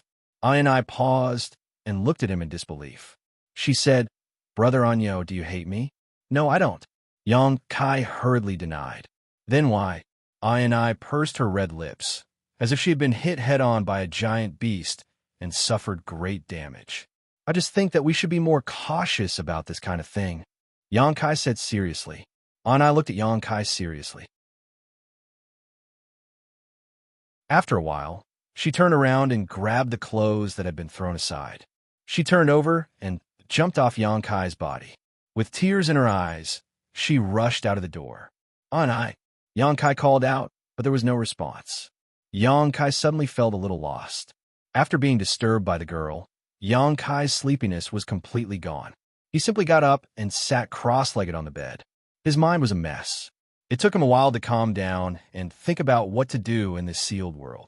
This strange place had completely suppressed and sealed his Emperor Qi, so he could only rely on his physical strength. Previously, when he was chasing the monster beast, Xianxia also tried to mobilize his spiritual energy, but found that his spiritual energy was sealed just like his Emperor Qi. He could not feel the slightest trace of it. There were only 5 days left until the 1-month deadline, and he had already stayed in this village for 2 days. In other words, there were only 3 days left before he had to leave the 5-colored treasure pagoda. What could he obtain from the sealed world in these 3 days? But no matter how he looked at it, what could this dilapidated and ancient village give him? At his peak, he could probably destroy dozens or even hundreds of such villages with a single blow. Subconsciously thinking about his secret art, Xianxia was suddenly stunned. He actually felt a trace of power flowing through his meridians. Although it was very weak and could even be said to be illusory, it was definitely his Emperor Qi. Why did his Emperor Qi suddenly appear? Xianxia frowned and suddenly remembered that today, when he returned from killing the monster beast, Anai toasted him.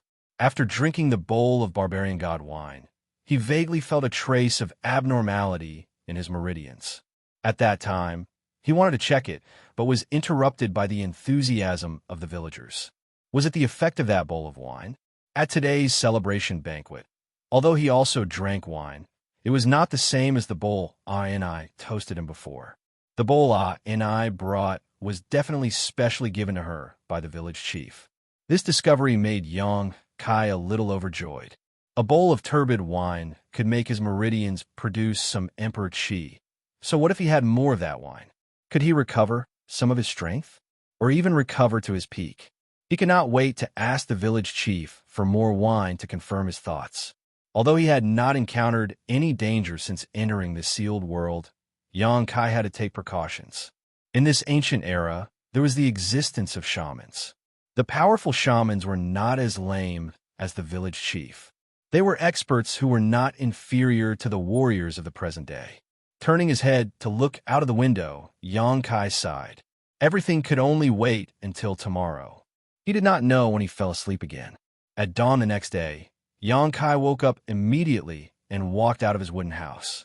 Many of the villagers had already woken up early and were busy in the village. When they saw Xianxia, they showed respect and nodded slightly, but when they turned around, they could not stop laughing. A few of them even gathered together and pointed in Xianxia's direction. 1 or 2 of them would not be a big deal, but the key was that all the villagers he met were like this. Xianxia wanted to ask where the village chief's house was, but he did not know where to start. What was going on? Xianxia was confused. I heard that Anai went to your house last night, and then came out very quickly. Ahu appeared out of nowhere and asked Xianxia with a sneaky smile. Xianxia was shocked. How do you know? Ahu couldn't stop laughing. He pointed his finger and said, Everyone knows that. Xianxia's face suddenly darkened. No wonder these villagers behaved so strangely. It turned out to be because of this. How did everyone know? Xianxia looked embarrassed. It did not matter to him, but he did not know if it would affect on Ni's reputation. After all, the village was not big. Once this kind of news spread out, it would definitely be known by everyone. Ahu said, Someone on night duty saw it. Then, she moved closer to him mysteriously and whispered, Are you impotent? You are incapable. Xianxia was angry. Ahu laughed.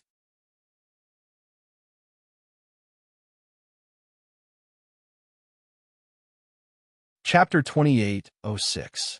Village Chief, good luck. In the old wooden house, Xianxia met the only wizard in the village.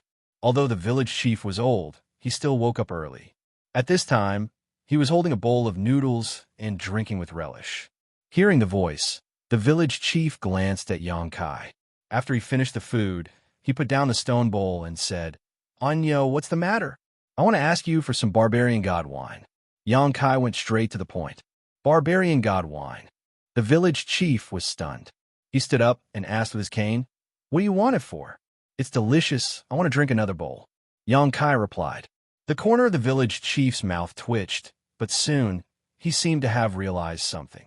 He looked Xianxia up and down, his turbid eyes shining with an astonishing light as he asked in a trembling voice, Did you awaken the power of a shaman?" "What?" Xianxia was stunned. The village chief's thought process was too fast for him to keep up. "Give me your hand." The village chief excitedly reached out to grab Xianxia. Although Xianxia was suspicious, he did not refuse. He let the dull hand grab his wrist. The next moment, he felt a weak force invade his meridians and spread up his arm. The village chief trembled even more. His old face was red as if he had aged a few decades. He said in surprise, "It really is the power of the wizard. It really is the power of the wizard. My Tsangnan village has a successor." "You mean this?" Xianxia's heart skipped a beat. He activated the little emperor's core in his body, and a light burst out from his fingertip. The village chief stared at it and nodded repeatedly. "This is the power of the wizard. This is the power of the shaman." As he spoke, the shaman's voice rang out. As he spoke, he walked out of the wooden house and knelt on the ground. His face was full of sincerity. He put his hands together and said, "Thank you, barbarian god, for your blessing." Xianxia frowned slightly and walked forward to help the village chief up. He did not want the village chief to die from being too excited. The village head took a deep breath. He patted Xianxia's shoulder and said, "Anyo, you are now a member of the wizard. I'm very happy." Xianxia said, "But I'm very confused." Village chief chuckled. "There's no need to be lost. The barbarian god will guide you in the right direction. You came to find me because you felt this power, right? Is that why you came looking for my barbarian god wine?" "Yes." Xianxia nodded and stuck his head into the house to take a look. Although he was the village chief, there were only 4 bare walls in the wooden house. He could see everything clearly at a glance. Xianxia didn't see any trace of the barbarian god wine. There's no more barbarian god's wine. The bowl from yesterday is the only one left in the village. The old village chief seemed to have seen through Xianxia's intentions and explained, "The barbarian god wine was originally brewed for us barbarians to activate the power of the wizard. It requires a lot of materials, and the brewing process is extremely complicated. That bowl was also left over from the ceremony 2 years ago." "Ceremony?" Xianxia frowned. Village chief said, "Did you forget? 2 years ago, you, Tiger, and the other young people in the village all participated in that ceremony. It was a ceremony to determine if you have the qualifications to become a wizard. Unfortunately, none of you passed at that time." Xianxia vaguely understood what he was talking about. "I didn't expect you to have the power of the wizard now," the village chief said with a relieved expression. Even if he died now, he would have no regrets. "Is there really no more barbarian god wine?" Xianxia didn't give up and asked. He still wanted to see if he could use the barbarian god wine to restore part of his power. But he didn't want to hear this bad news from the village chief, which made his plan fail. Previously, he also tried to use his cultivation method, but it didn't increase his power. The spiritual energy of this era seemed to be different from that of his era. It was somewhat incompatible with what he learned. Village chief shook his head and said, "There's no more. And since you already have the power of the wizard, the barbarian god, wine has no effect on you. Whether it has any effect or not, I'll only know after I try it." Xianxia complained in his heart. Village chief suddenly looked at Xianxia with a smile. Using a bewitching tone, he asked, "Anyo, do you want more power? Do you want to become a more powerful wizard?" Xianxia immediately nodded his head like a chicken pecking rice. Village chief laughed and looked like a child who could be taught. He waved his hand and said, "Come in." The two of them entered the house one after the other. They saw the village chief rummaging through boxes and cupboards. Soon, he found something that looked like a tortoise shell in the corner. He handed it to Xianxia and said, "Practice according to the instructions on it. In time, you'll become a wizard, or even a great wizard. I'm old, but you're still young. In the future, the village will be handed over to you." Xianxia took the tortoise shell with a solemn expression. It was as if he had received a mission in the face of danger and was responsible for the safety of the world. It was as if his whole body had been cleansed and sublimated. His body suddenly became a lot taller. Then he scratched his head and asked, "Village chief, what is this?" Village chief looked at him in astonishment and explained, "This is the wizard's practice method." What? Xianxia was shocked. He looked at the tortoise shell in his hand in disbelief and said in astonishment, "This is the ancient wizard's practice method? What do you mean by ancient times?" Village chief shook his head. "If you practice according to the instructions on it, you will soon become more powerful." "But I can't understand it." Xianxia helplessly looked at village chief. On the tortoise shell, there were some densely packed small characters, but they were completely different from the characters that Xianxia knew. He couldn't recognize any of them. Village chief's mouth suddenly opened wide. After a long time, he sighed and said, "It seems that we should start from teaching you how to read." For the whole day, Xianxia was holed up in village chief's house. He didn't come out until evening. In one day, village chief explained the wizard's practice method recorded on the tortoise shell to Xianxia. Then he taught him many ancient characters. Originally, Xianxia was not very willing to learn this. Anyway, as long as village chief explained the practice method recorded on the tortoise shell, there was no need to learn any ancient characters. But village chief's words made him dispel the idea in his heart. When you become more powerful, there will be more methods for you to choose from. At that time, you won't be able to read. So how can you practice? Xianxia thought that village chief's words made sense. Anyway, there was no loss in learning more things, so he calmed down and carefully studied. Kaiyang's perception was so high that it made the village chief overjoyed. That practice method recorded on the tortoise shell, village chief had studied it for 3 years before he could completely understand it. But now, in just one day, Xianxia had already mastered it. Even with village chief's guidance, this child called Anyo's high comprehension ability was unprecedented. Originally, Xianxia was in the Emperor realm. He had come into contact with countless secret techniques. He had almost reached the realm of understanding one technique and understanding all techniques. It was just a practice method of the ancient wizard, and it wasn't very profound. Naturally, he understood it with just a little bit. If it wasn't for the fact that he couldn't recognize those ancient characters, Xianxia wouldn't have needed village chief's guidance. Returning to his wooden house, Xianxia's stomach was rumbling. He was so hungry that his chest was sticking to his back. This feeling of hunger made him miss it.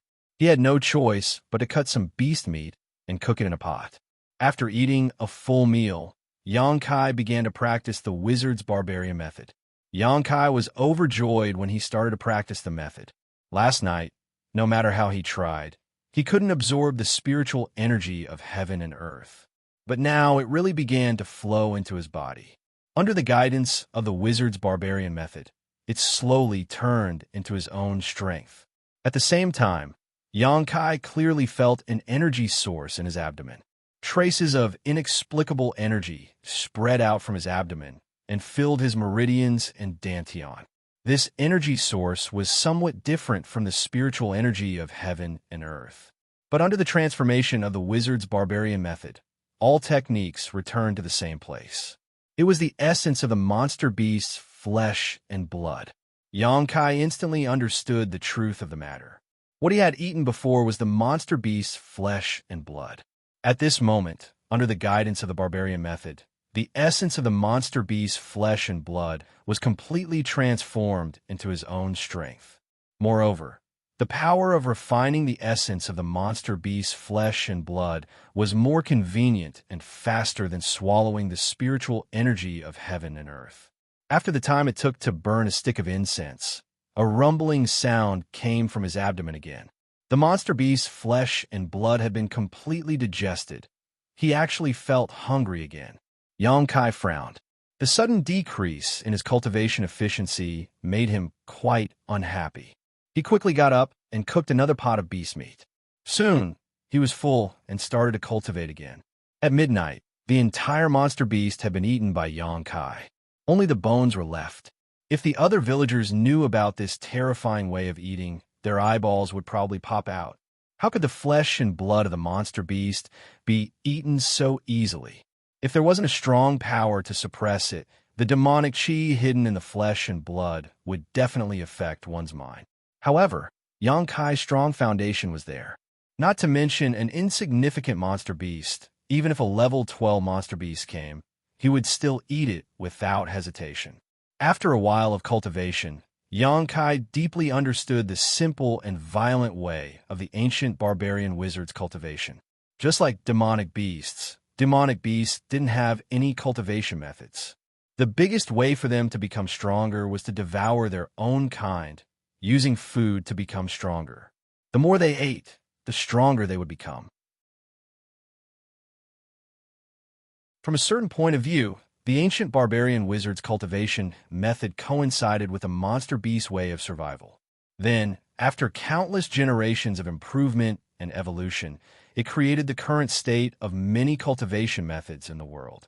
After the monster beast's flesh had been eaten, Xianxia had a flash of inspiration. He took out a round and rolling monster beast's inner core from his bedside. Since the flesh and blood could be eaten, the monster beast's inner core should also be eaten, right? It was just an insignificant monster beast's inner core. With Xianxia's current body, he could safely digest it. If it was someone else, they might have to think twice. Otherwise, the village chief wouldn't have told Xianxia to drink the inner core with wine.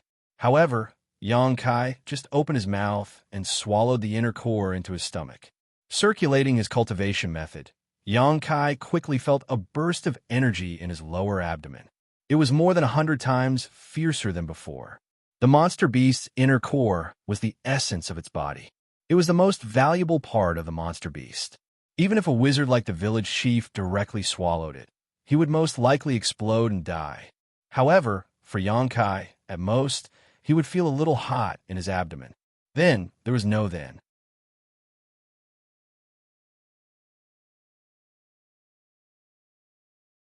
Chapter 2807. You. In front of the shabby wooden house, the village chief stared at Xianxia in shock. His mouth opened and closed, and his eyes were filled with shock. He couldn't even speak properly.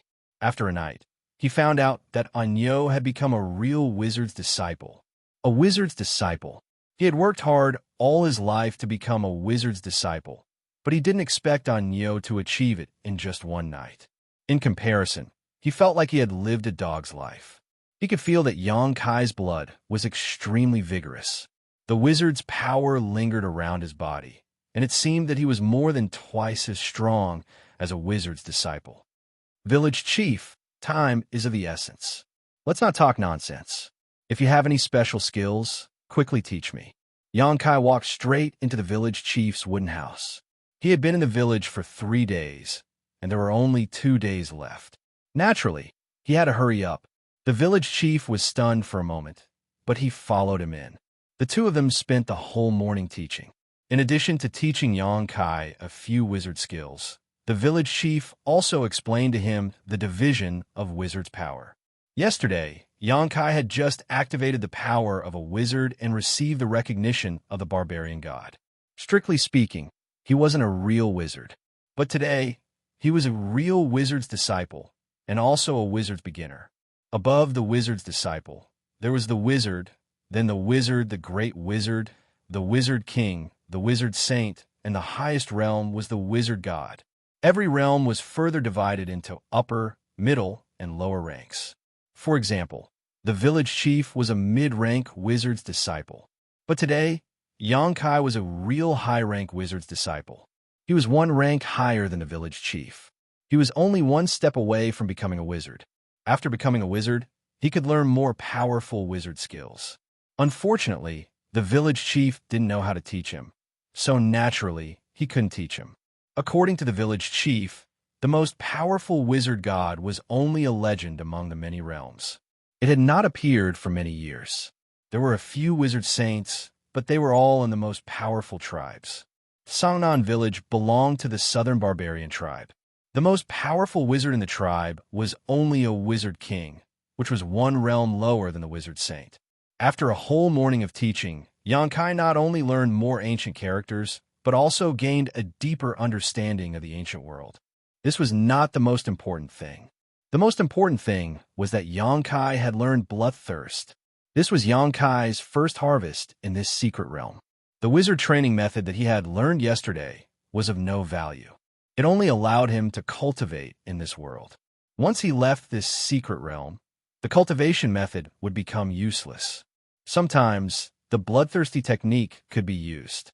However, the village chief had also said that the bloodthirst technique he had grasped was only the lowest level of bloodthirst technique, not to mention the short duration.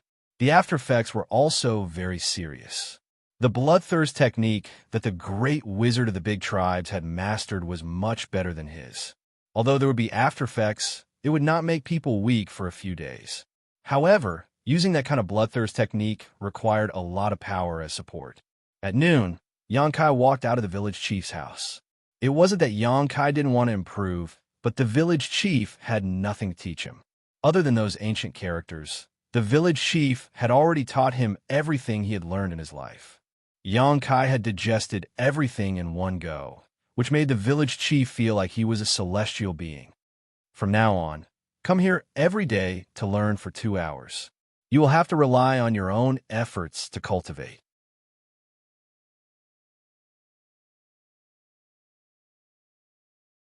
In the past, Ahu wanted to ask him to practice with him, but he was rejected every time.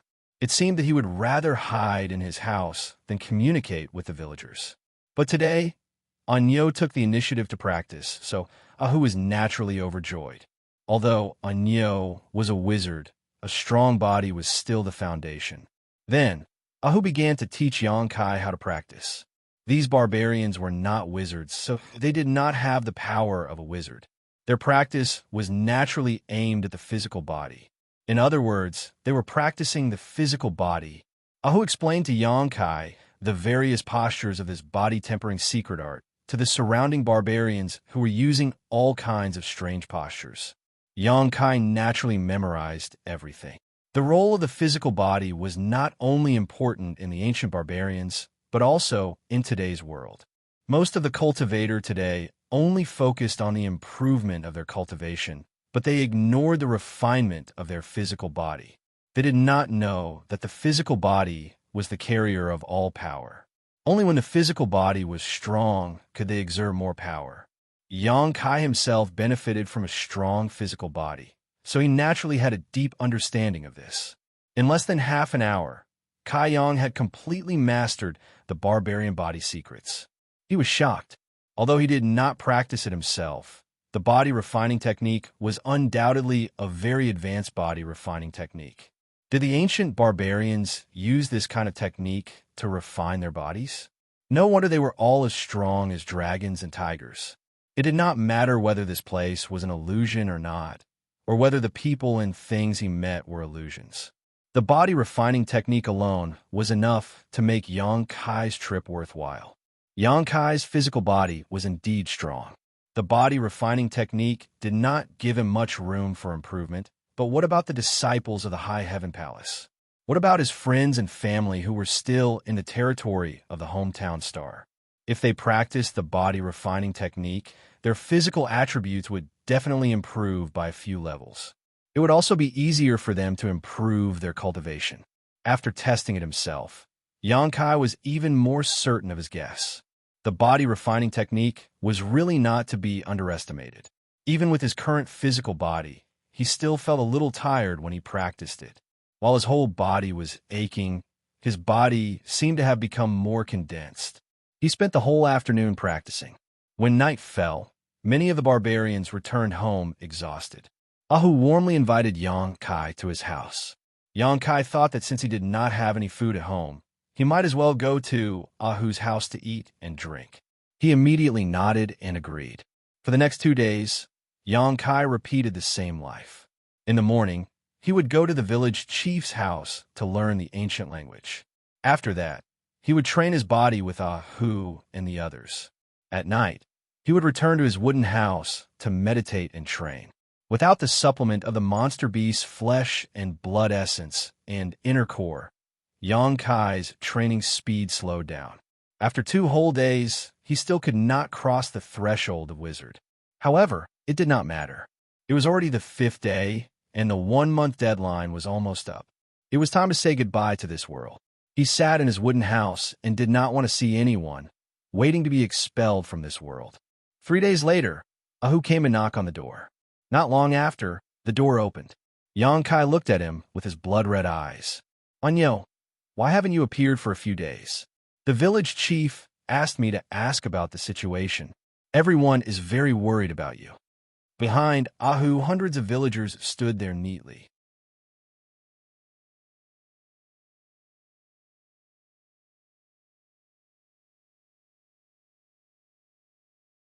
Chapter 28:08. A month had passed, but he was still here. This was impossible. Lan Sun had said before that the 5-color treasure pagoda could only be open for a month.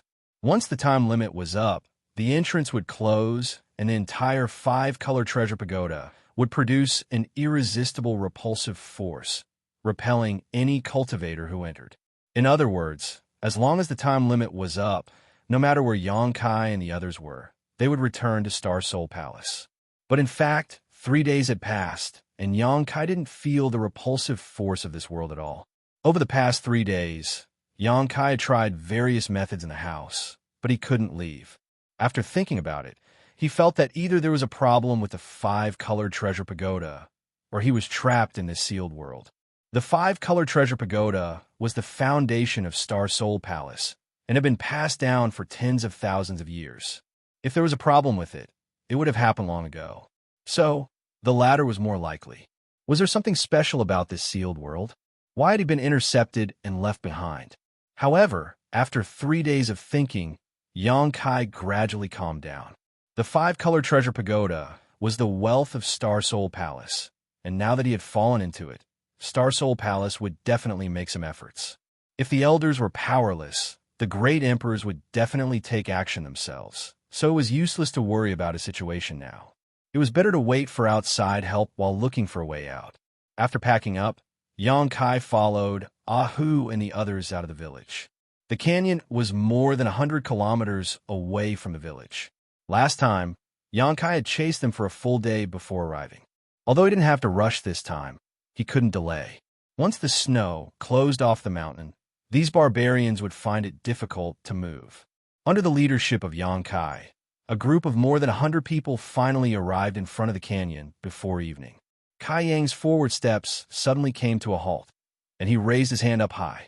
The hundreds of villagers following behind him stopped in their tracks, like a well-trained army.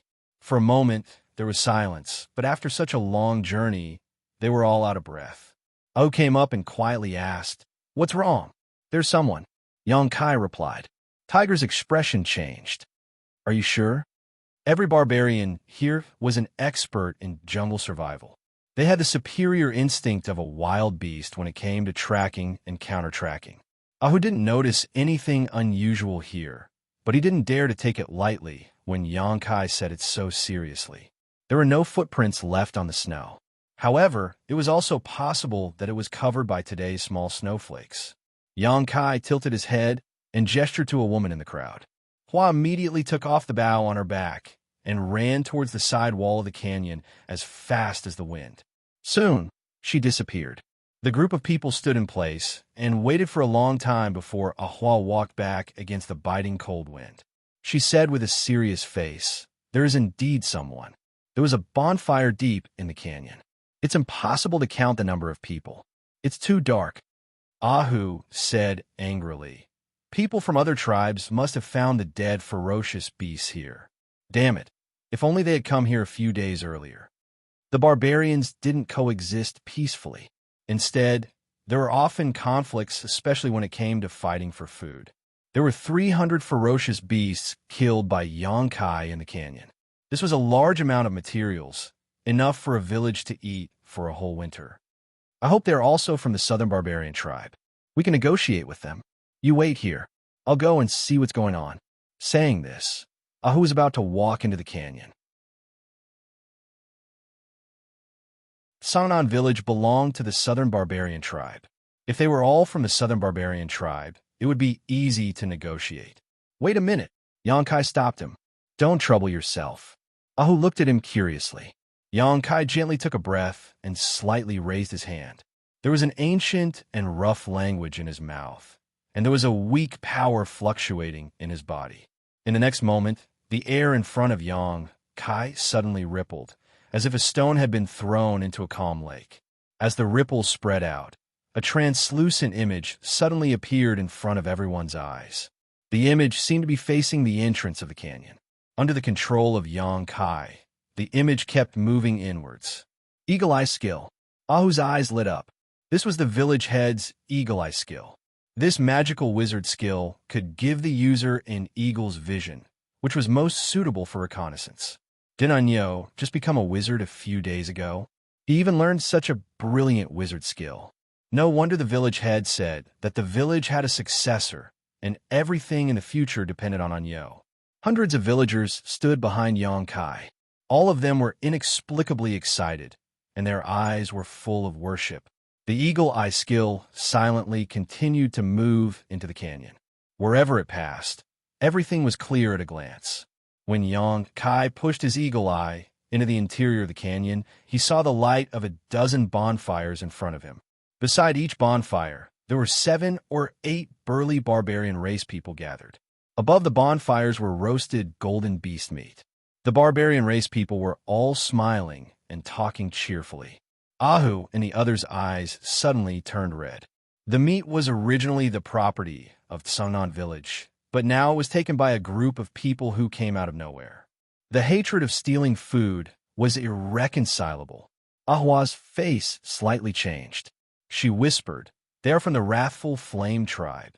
She saw the ferocious patterns painted on the barbarians' faces. "They are from the wrathful flame tribe." Ahu's face also became a little ugly. Why are they a group of barbarians? Yongkai leisurely glanced at him. In his heart, he thought, "In my eyes, you are no different. How dare you call others barbarians?" At this moment, beside a bonfire, a burly figure suddenly stood up. A pair of sharp eyes, like dancing flames, stared straight at the Eagle Eye Skill. In the eyes of the villagers of Sangnan village, this barbarian seemed to be staring at them. They could not help but feel a little creepy. "Humph!" The burly man suddenly snorted coldly. He suddenly pointed forward with a crutch in his hand. The next moment, the Eagle Eye Skill was directly broken, and the air in front of Yongkai burst into a ball of fire. We are discovered." Yongkai raised his eyebrows. "That is their wizard." Ahu's face was livid.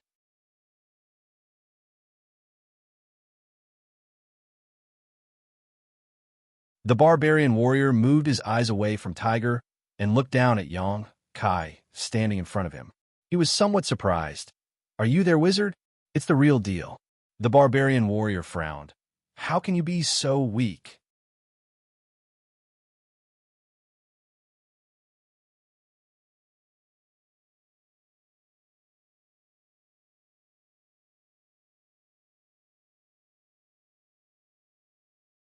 You said angrily, "They are ownerless. They belong to whoever finds them." "Master is here." "Evidence." Yongkai said, "I can't prove it." You sneered. Before he could say anything, Yongkai said again, "Then there is only one way in front of us. That is to solve this dispute in the wizard's way under the witness of the barbarian god." He narrowed his eyes and looked at Yongkai in disbelief. "Are you challenging me?" Yongkai smiled and said, "This is the only solution. Do you want to see both sides' clansmen fight to the death? Winter is coming. If our people are hurt, I'm afraid that this winter will not be good." You thought for a while and nodded. "It's as you said, but..." He grinned. "Do you think you can win? We haven't fought yet. Who knows?" Yongkai chuckled. "Well, since you insist, the wizard accept your challenge in the name of the barbarian god." Then he waved his hand and shouted, "Back off!" Hearing this, many barbarians of the furious flame tribe put away their weapons and stepped back. Yongkai turned back and said, "You guys step back too." Tiger and others looked at Yongkai worriedly. Although they were confronting Yongkai just now, they heard clearly what he said. Although they had never seen the wizard's duel, they were not unfamiliar with it. It was a sacred battle under the witness of the barbarian god. One's life and reputation were at stake. The winner could take all the fruits of victory, and the loser usually had a miserable ending.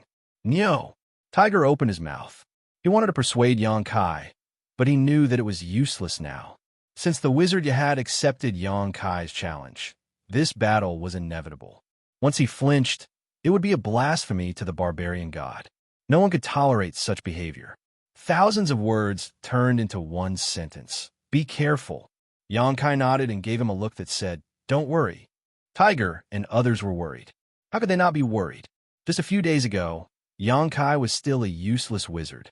Although his performance during the Beast Tide was extremely amazing, and later he became a noble wizard, after all, it was just a short time. On the other hand, the wizard was not as old as the village chief, but he was in the prime of his life.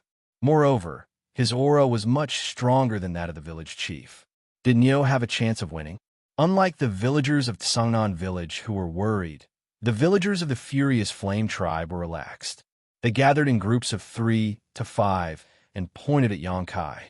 Their faces were full of sarcasm, as if they were laughing at Yongkai for overestimating himself. People with discerning eyes could see that this wizard Neo could not be the opponent of Master Yi. He would definitely have a miserable ending. Soon, the field was cleared. In the depths of the canyon, only Yongkai and you were standing face to face, about 10 feet apart. This distance was often used by wizard duels. The biting cold wind was blocked by the two sides of the canyon, but it was accompanied by the sound of a horn. The bonfires around them were crackling. He smiled and said, "Wizard Neo, I am an intermediate wizard. Judging from your aura, you should be just an apprentice wizard, right?" Yongkai replied, "Master Yi, you have a good eye." The village chief said that I am now an advanced wizard apprentice. Yi nodded. "Your courage is commendable, and you are still very young. If you practice hard, you may have a better future. Unfortunately, you are too arrogant." Yongkai said, "Master Yi, if you want to lecture me, we will have time later. If you don't, then I will." Yi sneered. Obviously, he did not want to bully the weak. Clearly, he wanted to let Yongkai make the first move. Since this was the case, Yongkai had no reason to hesitate. He moved his feet and rushed toward Yi like a whirlwind. Yi's sarcastic expression immediately froze on his face. What the hell? Why did he rush over?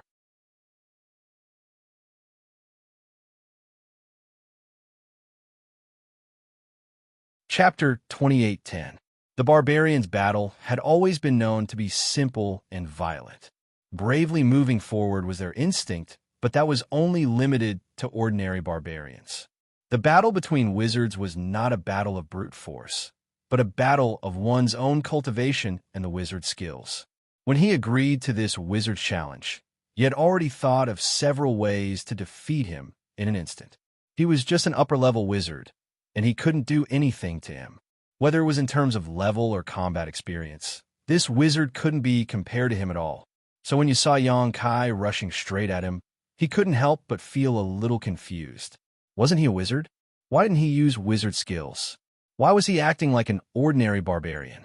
The sudden shock made him hesitate for a moment, but in the end, he was an experienced mid-level wizard. He quickly came back to his senses. His mouth spoke an ancient and rough language, and the wooden staff in his hand gently waved forward. The air in front of him suddenly rippled and turned into a solid and transparent shield in front of him. Then he didn't stop and pointed his staff forward. A fireball the size of a wash basin burst out and rushed toward Yongkai. He won. The two simplest wizard skills, one for defense and one for attack, perfectly demonstrated Yi's super ability as a wizard. That fireball was impossible to resist even for a low-level wizard, so this upper-level wizard could only regret. He stood there calmly with a mocking expression in his eyes. He was quietly enjoying the scene of Wu Nio being defeated by him. When the fireball shot out, The villagers of Tsangnan village all cried out in alarm. Everyone's face was filled with worry and dread. Ahu opened his mouth to shout out a warning, but Kaiyang turned a deaf ear to him and went straight to meet the fireball. It was a loud bang. When the fireball burst out, the valley was illuminated, and everyone couldn't open their eyes. The hearts of the hundreds of villagers of Tsangnan village suddenly sank to the bottom. It's over, it's over. Anyo is over. How could he survive being hit by such a big fireball? The future hope of Tsangnan village had fallen just like that. Tiger clenched his fists. He blamed himself in his heart. He should have stopped the duel between Anyo and the Wizardya, even if he had to take the risk of blaspheming the barbarian god. At least it was better than him losing his life. A moment later, Ahu and the others regained their vision. When they looked at you angrily, their eyes suddenly widened as if they had seen a ghost. A few of the villagers rubbed their eyes hard, trying to see more clearly. As for the originally gloating Raging Flame tribes members, their expressions suddenly changed as they were startled. Xianxia standing stiffly in the same place. Wuxia, who should have died under the huge fireball, actually rushed in front of him and looked at him with a smile. Anyo didn't have any serious injuries on his body. Only his hair seemed to be burned a little. Master Fong, I think I won. What do you say? Xianxia looked up at Fong with a smile. Fong's face slightly twitched a few times. He couldn't understand how such a scene could happen. His fireball should have hit the other side. How did he dodge? But if he were to admit defeat, the battle has just begun. Fong growled, his mouth once again echoing with the ancient and rough language. He lifted his crutch and pointed it at Xianxia. But this time he didn't have the chance to release the wizard spell. Just as he lifted his crutch, Xianxia threw a punch. The magical shield in front of Fang's began to distort. It was like a squash balloon. The terrible power quickly exceeded the limit of the wizard's shield, and it shattered. Fang's eyes widened in a split second, his whole body cold. Xianxia closed the distance. The reason why he didn't dodge and insisted on releasing the wizard spell was that he had absolute confidence in his wizard shield. He believed that this wizard couldn't break his wizard shield, so he stood there honestly. But who knew that the wizard shield that he was so proud of couldn't even take a punch from the opponent? The wizard spell, just now, was not wrong. How could it be so weak? Boom! The fist hit his face. Fang's face was distorted in an instant. At the same time, his body, which was almost half the size of Xianxia, flew high like a kite and landed heavily on the ground, making a sound. Before he could stand up, Xianxia had rushed in front of him like a cheetah. One hand grabbed his neck, the other hand raised high, clenched into a fist and grinned. Master Fong, do you want to admit defeat, or do you want me to beat you until you admit defeat? The body that was supposed to be weak and small suddenly became as majestic as a towering mountain in Fong's vision. You cheater! Fong shouted angrily. His eyes were full of unwillingness. If it wasn't for this wizard's tricks that caught him off guard, he might not have lost this battle. He was an intermediate wizard, and this wizard was only an advanced wizard. There was a difference of 2 ranks between them. Xianxia sneered. Next time when you meet a savage beast, do you expect it to compete with you in wizard spell and not get close to you? Fong was stunned and suddenly stopped talking. Let go of Master Fong. Quickly let go. The Raging Flame tribe's barbarian tribesmen immediately surrounded Xianxia. Their eyes were bloodshot as they stared at Xianxia with hostility. Although injuring a noble wizard was a big crime for any barbarian, but seeing their own wizard being pressed to the ground, the people of the Raging Flame tribe couldn't remain indifferent. Xianxia turned his head and coldly glanced at the barbarians of the Raging Flame tribe. The corner of his mouth hooked up, revealing a disdainful smile. Everyone back off. Fong waved his hand and shouted. Many of the Raging Flame tribe's clansmen heard this, and although they were unwilling, they still obeyed and retreated. However, they still didn't give up their vigilance against Xianxia. If Xianxia really killed Tooth Pain, then he would definitely provoke the crazy revenge of the barbarian tribe. After experiencing the humiliation of being defeated by the weak, Fong's expression calmed down a lot. He sighed and said, "You are right, I was careless." He didn't admit that his strength was inferior to Xianxia. He just felt that he was too careless, and that was why he failed so miserably. Xianxia knew what he was thinking, but didn't feel like talking to him. He tilted his head and said, "Then this fight," Fong dejectedly said. "You won. All the spoils are yours." There was no need to continue the fight. He was pressed to the ground like a grasshopper, so he didn't have the face to struggle. "You let me win." Xianxia grinned and loosened his grip on Fong's neck. He got up and pulled him up. He spat out a mouthful of blood and felt a burning pain in his cheek. Just a moment ago, when Kaiyang had punched him, 2 of his teeth had been knocked out. His face was numb, but now that the numbness had passed, he could feel the pain. He didn't say anything. The loser didn't have the qualifications to speak. He looked at Xianxia with a complicated look and waved his hand. "Let's go." The people of the Raging Flame tribe didn't say a word. They lined up behind their wizard, ready to take advantage of the night to return to the village. "Master Fong, wait a minute." Xianxia stopped him. "What's the matter?" Fong looked back and puzzledly looked at Xianxia. "Master Fong, don't you want these beasts?" Xianxia asked while pointing at the frozen bodies of the beasts. Fong's expression changed. He angrily said, "Wizard, are you humiliating me?" He had lost the duel, so he was no longer qualified to touch these beasts. Xianxia's question at this moment seemed like a deliberate provocation to him. Xianxia shook his head and said, "That's not what I meant, but Xianxia, you've mustered such a large force, and so many of your clansmen have come from afar. It should be to look for winter food reserves, right?" Fong took a deep breath and said, "Aren't you also here?" Xianxia smiled. "In that case, I'm willing to give Master Fong a part of it."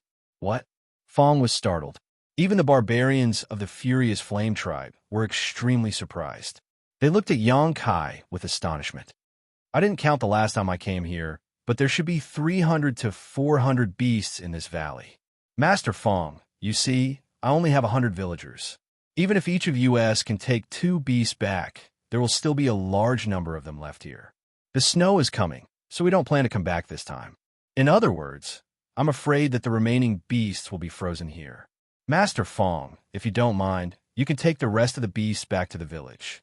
Although there aren't many of them, it should be enough to get through the winter if you use them sparingly. Are you really willing to do this?"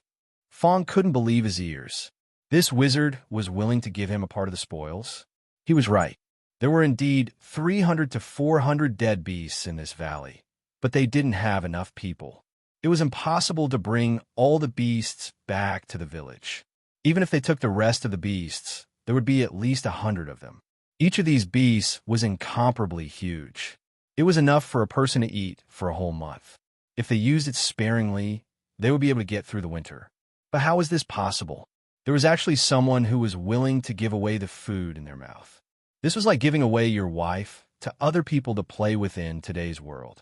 In Fong's opinion, it was really unreasonable. But in any case, if this wizard was sincere, then the whole village should be grateful.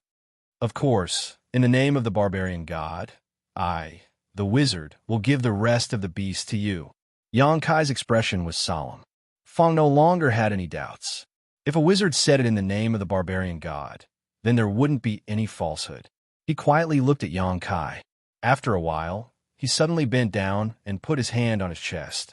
"Wizard, please forgive my previous rudeness and arrogance. Thank you for your generosity and generosity. The villagers of Sickle Fire Village of the Furious Flame tribe will remember your kindness. You will be our friend forever." The other villagers of Sickle Fire Village of the Furious Flame tribe also bent down and put their hands on their chests. This was the most noble etiquette of the barbarians. Ahut and the others stood behind Xianxia. There was a touch of glory on their faces.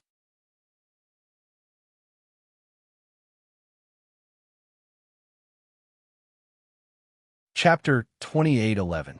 The bonfire was jumping, and the smell of barbecued meat filled the entire canyon. The villagers of Lianhua Village and the villagers of Tsangnan Village were very harmonious, talking and laughing together. The 2 leaders of the wizard abandoned their former enmity, shook hands, and made peace. Their respective villagers also put down their vigilance and hatred, happily living together. The barbarians of Lianhua village contributed the fruit wine they brought. The villagers of the two tribes ate the meat and drank the wine, as if they were wearing the same pair of pants. Beside the beautiful women of each village, there were many men from the other village. They were pursuing each other, intending to leave a spring dream in this canyon. Tiger and another villager of Lianhua village were fighting in the open field. In the daily life of the barbarians, there was very little entertainment. The most common was this kind of close combat, and the friendship between the barbarians was based on fists. The villager of Lianhua village who was fighting with Tiger was much stronger than him, and Tiger was young and full of vigor. For a time, the two people were very anxious, and they were evenly matched, making the other people who were watching constantly cheering. Xianxia glanced at the battlefield and saw Tiger eat a fierce punch from the other side, bending like a shrimp, but taking advantage of the moment when the other side was careless, he suddenly attacked and kicked the other side's knee. The villager of Lianhua village was caught off guard and knelt on the ground. Turning his head, Xianxia said, "Master Ya, you just said that wizard's shield. Is it like this?" When the words fell, he stretched out his hand and pointed in front of him. The fluctuation of spiritual power spread out, and the air in front of him rippled, turning into a transparent shield in front of him. He opened his mouth wide. After a while, he said, "Yes, that's it. So that's how it is." Xianxia nodded and said, "But this wizard's shield seems to be able to defend against a lower-level wizard. If a wizard of the same level cast a wizard, I'm afraid you won't be able to resist. You said, at least there is a buffer time enough for people to dodge. At a critical moment, this could be a life-saving wizard." Xianxia said, "Master Year is right, but I think it's better to cast the wizard's shield like this." While speaking, Xianxia demonstrated he was going crazy. After discussing with this wizard, he found that the other side's understanding of wizard was very shallow. Many of the commonly used wizard spells were not released, as if he had just learned wizard a few days, but this wizard's amazing understanding and creativity made him shocked. He explained and demonstrated a few commonly used spells, and the other party was able to cast them with ease. If it wasn't for his expression, he wouldn't have any ulterior motives. You would have doubted whether he was pretending. Only those great wizards could do this kind of thing, right? Yeah, as an intermediate wizard, could only follow the lead of others. He followed the footsteps of others.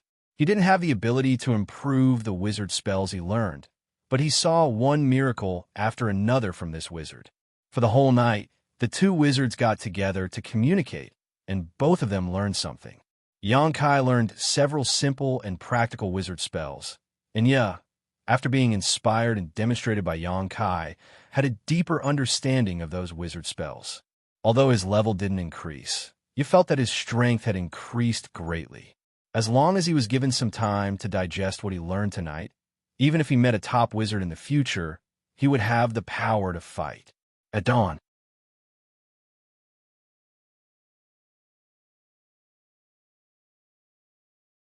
"You are a kind person, and you are a smooth person. I didn't see it before, so if you become the village chief, it will be better than me. The villagers will also believe in you." After experiencing the invasion of the beast tide and the confrontation with Fong, the villagers naturally respected Xianxia. If he became the village chief, no one would say anything. Xianxia shook his head and said, "Village chief, I can't agree to this." "Why?" The village chief showed a trace of disappointment. He didn't expect that after saying so much, Xianxia would still refuse. Xianxia sighed. After all, he couldn't say that he was just here to gain experience in the sealed world. This village chief and all the other villagers might just be derivatives of the sealed world, and he would have to leave this place one day. "I want to take advantage of my youth to go out and see. In the future, I probably won't have much time to stay in the village." "You want to leave the village?" The village chief looked at Xianxia in surprise, but soon he was relieved. "Yes, your talent is extraordinary. Being trapped in a place is not good for you. Go out and see more. It will be helpful for your growth." "Village chief, I'm sorry." The village chief smiled. "Don't be sorry. You are a villager of Songnan village, no matter where you go." "Well, Let's not talk about this. Let's learn how to read. As usual, the village chief continued to teach Kai Yang how to recognize those strange, ancient characters, as if nothing had happened. 2 days after Yang Kai brought the villagers back to the village from the canyon, snow fell, and the whole world seemed to have become frozen. In such an environment, even the beasts were not willing to go out, let alone people. The villagers also hid in their houses and didn't come out easily. Yang Kai's daily life was very regular. In the morning, he would learn the ancient words from the village chief. Then he would go back to his wooden house to train his body. After that, he would accumulate the power of the wizard. 10 days later, Yang Kai suddenly felt that some barrier in his body had been broken. The power was flowing in his meridians, and his strength seemed to have skyrocketed in an instant. Wizard. From unlocking the power of a wizard to becoming an upper wizard, it only took one night. But from upper wizard to wizard, it took Yang Kai half a month. In these 10 days, Yang Kai had been waiting for this mysterious place to push him out, but it didn't happen. He started to wonder if he really fell into this mysterious place and couldn't get out. But no matter what, Yang Kai had a plan for the long term. This world was very strange. It suppressed his power of the Emperor realm, and even his divine sense couldn't be released. If not, he wouldn't be unable to open the dimension ring. According to the village chief, only when he increased his power to the level of a wizard would he have something like divine sense. So his current goal was to quickly cultivate to the level of a wizard, then open the dimension ring and take out the million Monster Beast cores. As long as he had the million Monster Beast cores as a foundation, the speed of his promotion would increase exponentially. When that time came, the Wizard King, Wizard Saint would be within his reach. Maybe, when the power of a wizard increased to a certain level, he would be able to find a way to leave this world. But from a wizard to a wizard, it was a huge leap. Yang Kai estimated that with his current cultivation speed, it would take at least a year and a half. He couldn't afford to wait. Being trapped in this mysterious place, his own power was the foundation of survival. He couldn't wait to become stronger. And the best way to increase his power was to find a monster beast. By killing a monster beast, he could obtain the flesh and core of the monster beast. Especially the core, he could directly consume it to increase his power. As long as he had enough monster beast cores, he could easily break through to the level of a wizard.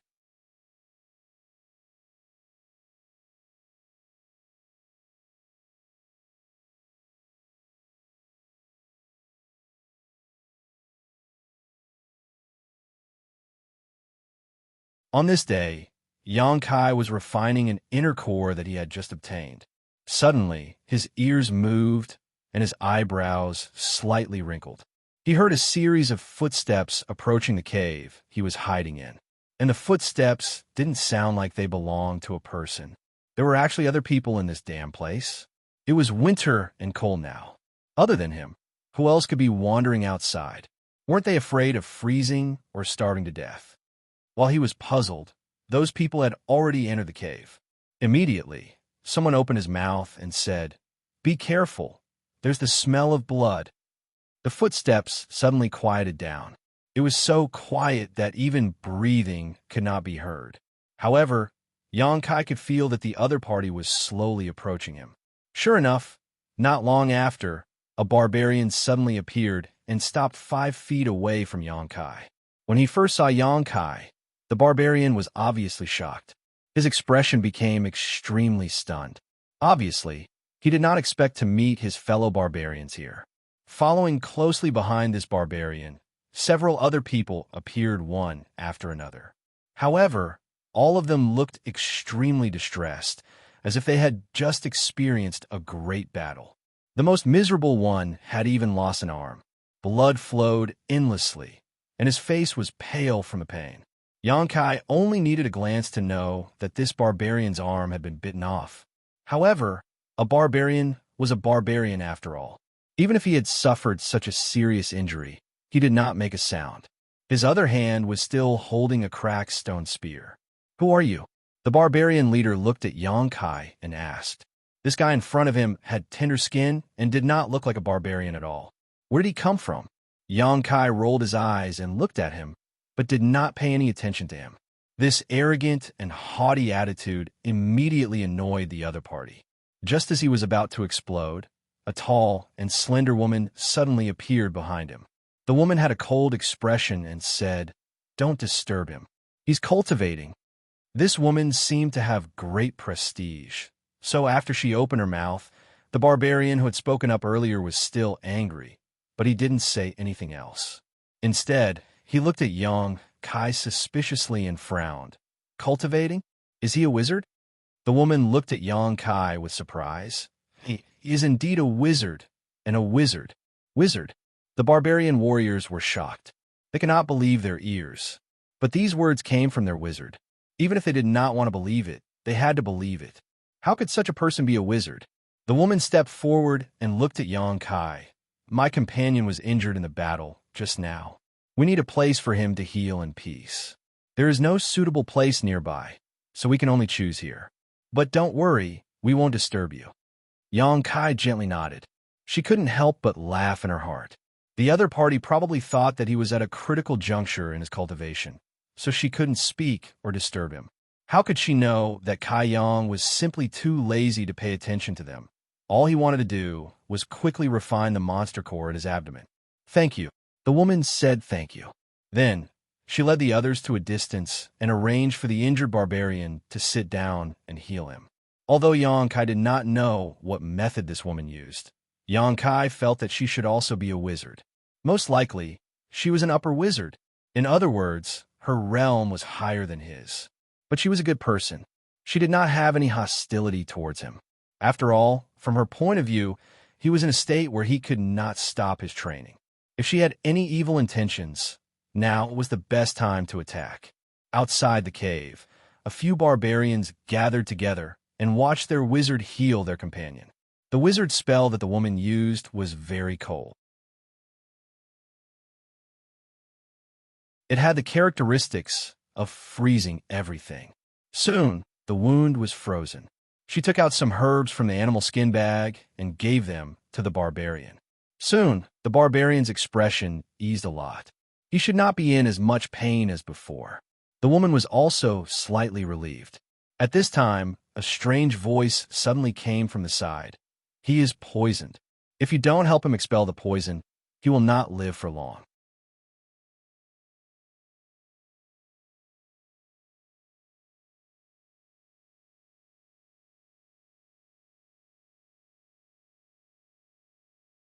His strength was neither light nor heavy. His spiritual energy surged. After a few slaps, the barbarian warrior's pale face suddenly turned red. He opened his mouth and spat out a mouthful of black blood. Yang Kai was already prepared. He dodged. He didn't hesitate to shatter the frozen part of the broken arm. He grabbed the barbarian's shoulder with both hands and poured his spiritual energy into the barbarian's body. Under the watchful eyes of the barbarians of the Frost tribe, the injured barbarian's body suddenly trembled violently. Then a roar was heard. It was like an injured beast. It made people feel shocked. In the next moment, a large amount of blood suddenly spurted out from the broken arm. When the blood fell to the ground, there was a burst of sizzling sound. It corroded holes in the ground. One could see the intensity of the poison. The spurting of blood lasted for 10 breaths of time. During the whole process, if it weren't for the female wizard, the other barbarian warriors of the Frost tribe would have already stopped Yang Kai. After 10 breaths of time, Yang Kai stopped. He turned to the woman and said, "Seal his wound." Hearing this, the woman raised her hand and a cold air rushed toward the broken arm. In the blink of an eye, the wound was frozen. The barbarian warrior's face was as pale as paper because of excessive blood loss. His breath was so weak that it was almost undetectable. It was as if he was dead. When Yang Kai got up and took a few steps back, the barbarian warriors immediately rushed forward to check his condition. After a while, one of the barbarians raised his head and said, "He seems to be a lot better. It's just that he lost too much blood." He glanced at Yang Kai, and his eyes became somewhat complicated. The female wizard nodded and said to Yang Kai, "My name is Feather. What's your name?" "Bull." Yang Kai smiled. "So it's the wizard Bull. Thank you, barbarian god, for letting us meet here. Feather, who had been cold, finally showed a trace of a smile. Xianxia said, although the poison of your companion has been removed, it will still be very troublesome if we leave him alone. It's best to take him back for treatment. I understand. Then, Wizard Bull, please wait for a moment. While speaking, Feather walked to the side of the barbarian warriors and whispered a few words. Then, one of the barbarian warriors carried the injured companion out of the cave. It seemed that they were going to take him back to the village for treatment. After returning to the village, Feather asked another barbarian warrior to take out some dried meat and water. She personally handed it to Xianxia and said, "Thank you for saving my people. Barbarians are a family." Master Feather, you are welcome. Xianxia grinned and did not refuse. He took the dried meat and water and began to eat and drink without any scruples. Yuta had a good impression of Xianxia's forthright demeanor. The disdain and rejection he had felt when he saw Xianxia's thin and weak physique had completely disappeared. Barbarians are a family. This was an interesting way to put it. Previously, I also used the poison extraction technique. But why is the effect much worse than yours? Feather humbly asked. Before coming to this cave, she had simply treated the injuries of her people. It was precisely because the remaining poison could not be extracted that she could only freeze the wounds and let her people take some herbs. She hoped that those herbs would be able to remove the poison, although she knew that there was not much hope.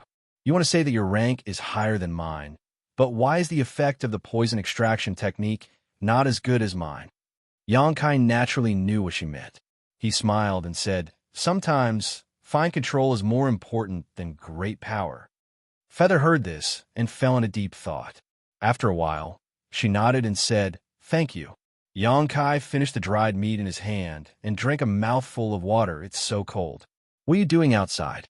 Although the people of the Snow Frost tribe were not afraid of the cold, under normal circumstances, they would not go out casually.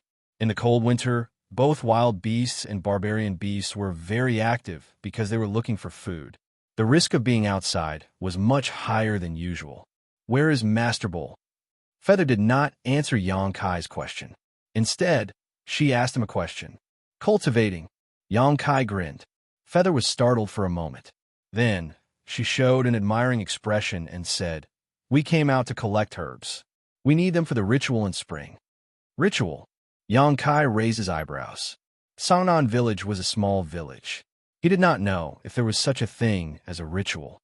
However, he knew that in ancient times, rituals were very common. Even the great wizard would often perform a ritual. The object of the ritual was either the heavens or the totems of their tribe. The latter was more common. He smiled and said, it seems that your progress is not smooth. Feather said sadly, those herbs were guarded by a few bone-corroding wolves. We were ambushed. How many? Xianxia raised his eyebrows and showed an interested expression. How many specifically? Feather said, 6. If not, with my strength, they would not have hurt our tribe. Xianxia's eyes suddenly flashed. After a moment, he sat up straight and asked in a deep voice, Master Feather, when you go to collect herbs again, do you need a strong helper?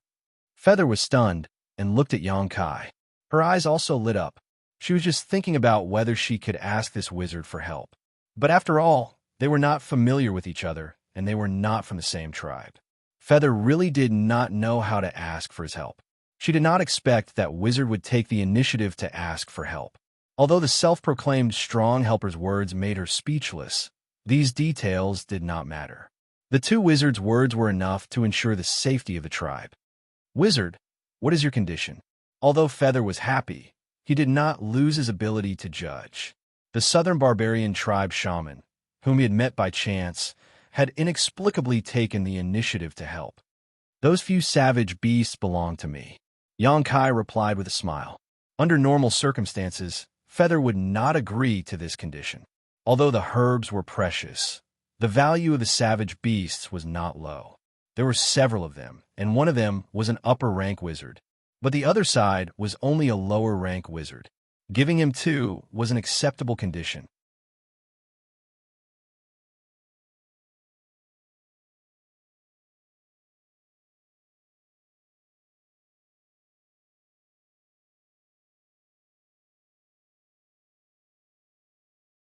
Master, the few barbarian warriors, who were retreating quickly, suddenly realized that their shamans weren't following them, so they hurriedly turned around.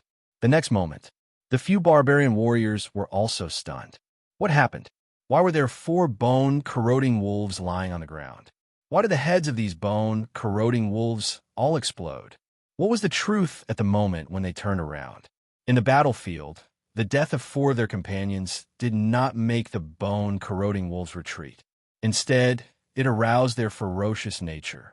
The remaining 2 charged quickly, leaping high into the air and pouncing towards Xianxia from both sides. Their huge bodies were like cannonballs with the force of impact. Xianxia punched the left bone-corroding wolf with a backhand, cracking its skull and splashing its brain matter. It died instantly, but his right arm was viciously bitten by another bone-corroding wolf. With a cracking sound, the sound of something shattering could be heard. Before Xianxia could do anything else, an icicle-like object flew quickly and directly stabbed into the eye of the last bone-corroding wolf more than a foot deep. It was Feather who finally reacted and supported with an icicle from afar. This simple attack showed Feather's strong foundation and rich battle experience as an upper wizard. The bone-corroding wolf whimpered and let go of Xianxia's arm. Xianxia stepped forward and punched it, killing it with 2 punches. Taking a light breath, Xianxia had a disdainful expression on his face. "You were bitten. Hurry up and expel the poison." Feather quickly stepped forward and reminded him, not bothering to ask how Xianxia created a miracle. But as soon as she said that, she was stunned, because Xianxia's right arm that was bitten was unscathed. How is that possible? She clearly saw him get bitten. With the terrifying strength of the bone-corroding wolf, how could he resist? Thinking about it carefully, that cracking sound did not seem to be the sound of his bones breaking, but the sound of the wizard's shield being broken. So that was it. He must have cast a wizard's shield the moment he was bitten. What a fast reaction. "Don't come over," Xianxia suddenly shouted in a low voice. His eyes flashed with excitement as he looked towards the depths of the valley. He licked his lips and said, "There's another big guy." What? Feather did not know what was going on. He looked in that direction and immediately felt a chill run down his spine. His hands and feet turned cold as he cried out, "Bone-corroding Wolf King." Over there, a bone-corroding wolf that was twice as big as the one just now was walking towards them.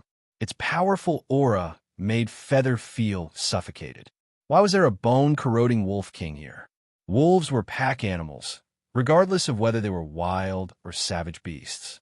Although there were 6 bone-corroding wolves gathered here, this scale was not enough to give birth to a wolf king. However, Feather quickly understood.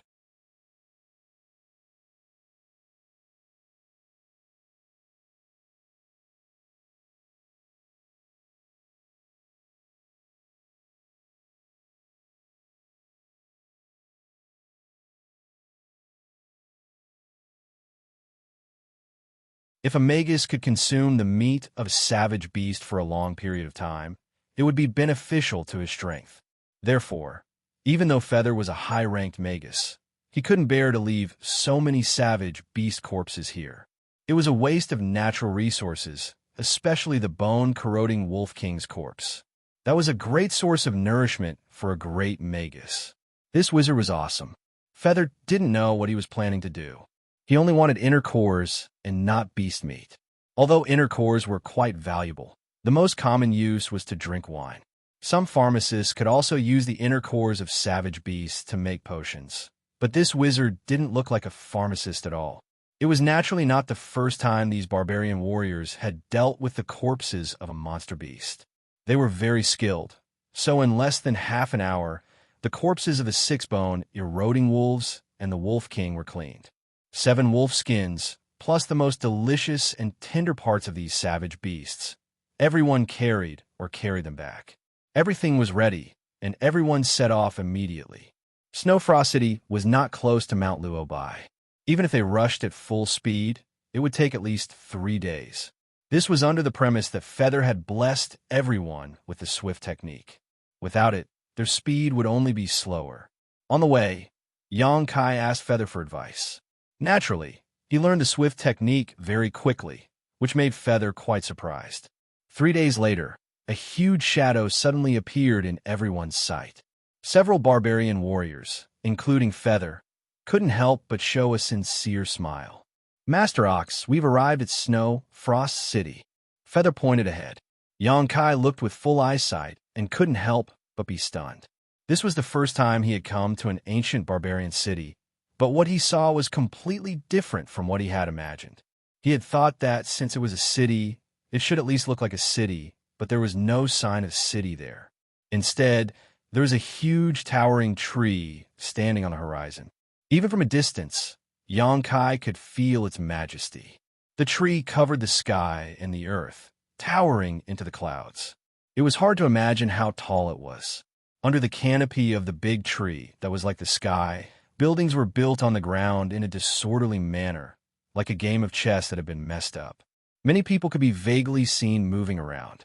"This is Snow Frost City." Xianxia turned his head and looked at Feather.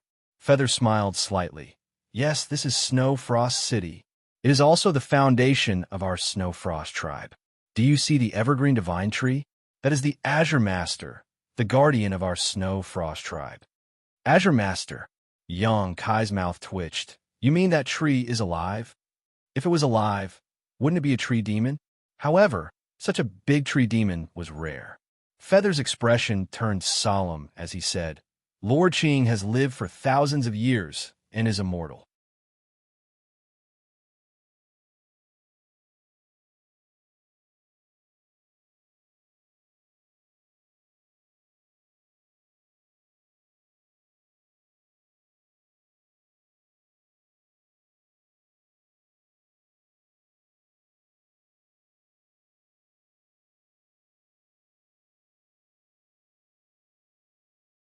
Even if his cultivation was sealed, even if he could not use his divine sense, with his current means, he could casually refine something that would not be worse than the alchemists of those big tribes. These refined potions were his way of making money, but also the starting point of his snowball effect. Times were different, so he did not dare to do anything too shocking. Not to mention, his current strength was low, so it was impossible for him to perfect the refining process. Even so, the potions he refined and configured were the embodiment of tens of thousands of years of accumulated knowledge. It was simply not something that today's alchemists could match. Half a day later, all the herbs were consumed, and Xianxia had a pile of bottles and jars. In this era, jade bottles used to hold pills were extremely rare, but Xianxia did not ask for too much. What he was refining now was not a pill, but a pile of paste, so it did not matter if he stored it in stone jars. After a simple tidying up, Xianxia left the tree hole again. In the busiest area of Snow Frost City, the flow of people was like a tide. Xianxia sat down cross-legged in a corner and placed the things he had refined in front of him. He then took out a piece of wood and used his finger to draw a sword. Next, he wrote a large character on it and inserted it into the ground beside him. After that, he put on an aloof look and closed his eyes to adjust his breathing. A barbarian stall owner next to him glanced at Xianxia and then looked at the huge word medicine on the wooden board. He could not help but sneered. How could this black, mud-like substance be medicine? Did he really think he was alchemist? Alchemists had always been noble, so how could they come to set up a stall? If it were not for the wizard's aura coming from this guy, the barbarian stall owner would not even think that he was a barbarian at all. Unless the barbarian god sent a miracle, these things could not be sold at all. In fact, as he expected, for 2 days, no one cared about Xianxia's stall. Although this was a rather prosperous area with people gasping for breath, every barbarian who passed by Xianxia's stall just glanced at the paste and walked away. However, Xianxia was as still as a mountain. He just sat there cross-legged, not in a hurry, which made his neighbor admire his composure. In 2 days, his goods were basically sold out, and he was about to close the stall. Perhaps it was out of sympathy, but the barbarian stall owner could not help but say, "You can't sell things like this." Xianxia opened his eyes and looked at him. He grinned and said, "In your opinion, how should I sell them?" The stall owner said, "You should at least shout a few times. Although these potions don't look very good, if you shout too much, someone will come buy them." Good wine fears no dark alley. My potions are good. Even if I don't shout, someone will come by them. The stall owner pursed his lips. Obviously, he did not agree with this statement. Although it sounded reasonable, he shook his head and said, "Unless a miracle happens, you can't sell them in your lifetime." Xianxia smiled and said, "There's no need for a miracle. I just need an opportunity." "Oh, here comes the opportunity." While speaking, Xianxia's eyes suddenly shone brightly. The neighboring stall owner was stunned for a moment. Following his gaze, he saw several barbarians of the Snow Frost tribe supporting each other as they walked towards him. Their bodies were bathed in blood. It seemed that they had just returned from a great battle. Moreover, it was definitely an extremely difficult battle. This was because each of them had wounds of various sizes on their bodies. The leader of the barbarians had a 1-foot-long wound on his abdomen. His flesh and blood were churning. It looked extremely terrifying. What kind of opportunity was this? The neighboring stall owner was somewhat puzzled. While he was still in doubt, the barbarian warriors had already walked past him. But at this moment, the guy who sold the potions suddenly smiled and said, "Brave warriors, please wait a moment. I see that you have a plump forehead, a round earth pavilion, and a rich vitality. You seem to have some fate with this wizard. Now, this wizard has something to give you. I hope you will kindly accept it."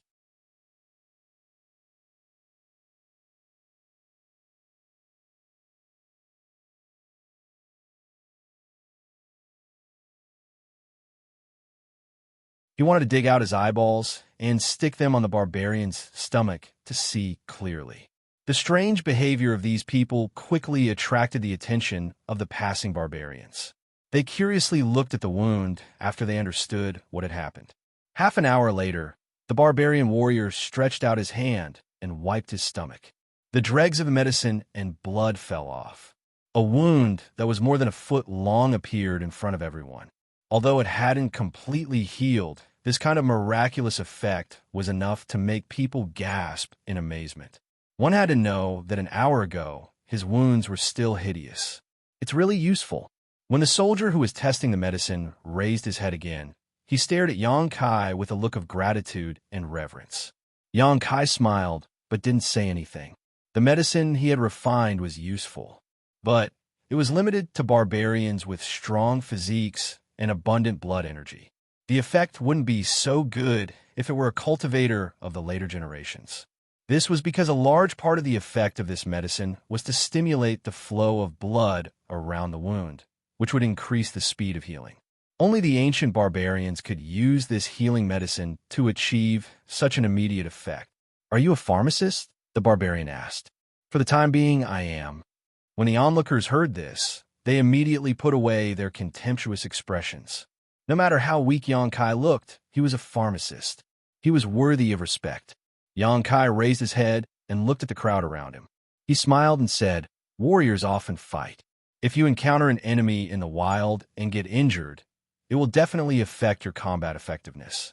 However, if you carry this wizard's holy healing medicine with you, you won't have to worry about it.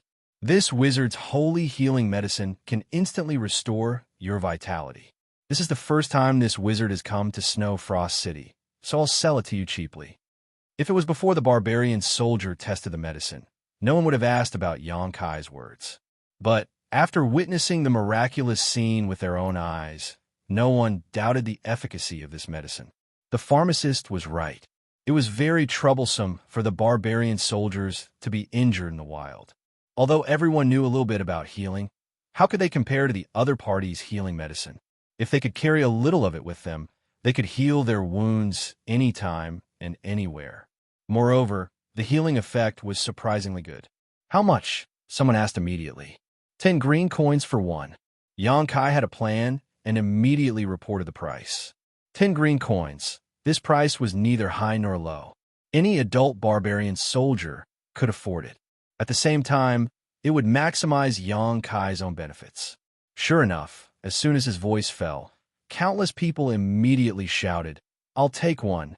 Looking at the heads in front of him, Xianxia couldn't help grinning.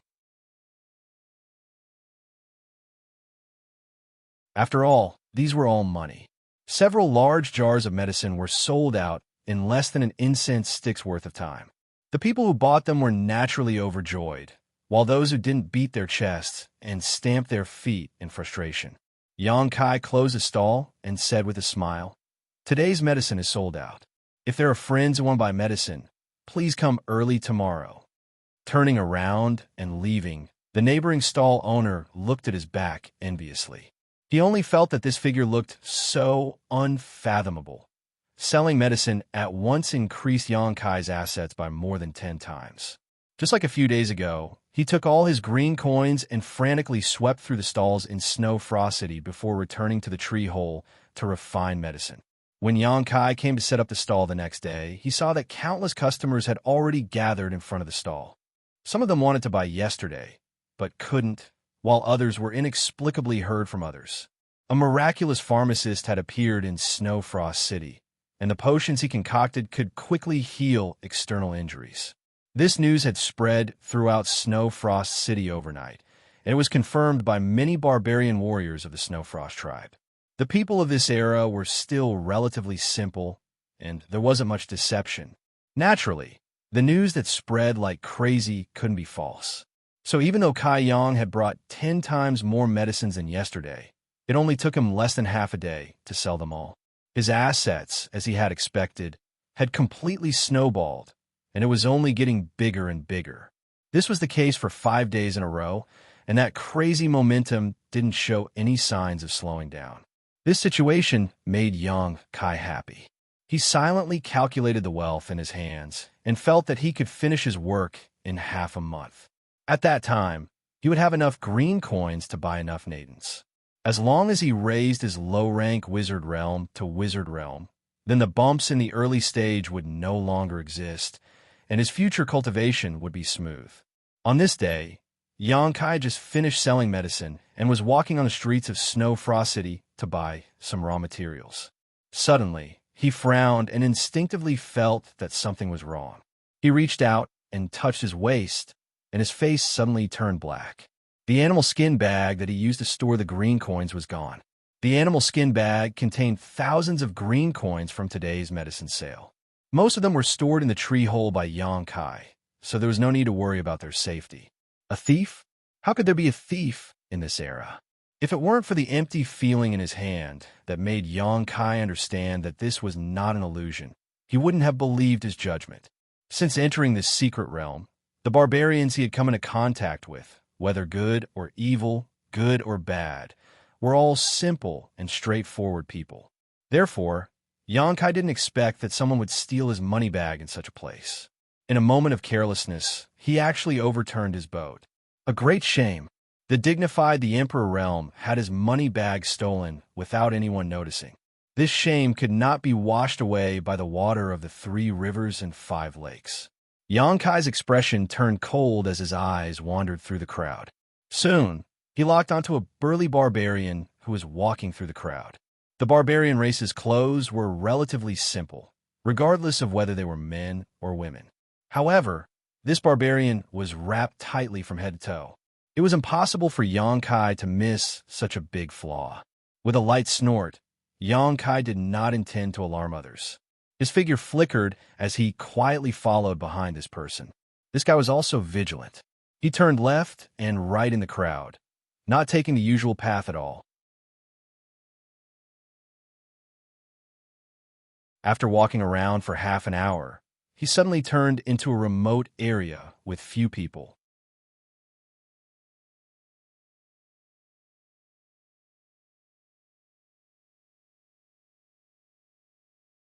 Chapter 28:18. The tall barbarian, who was hiding in a hidden place, took out an animal skin bag from his bosom, opened it, and looked inside. Suddenly, he let out a low chuckle. Thousands of green coins, this was a lot of wealth, enough for him to spend for a year. Not bad.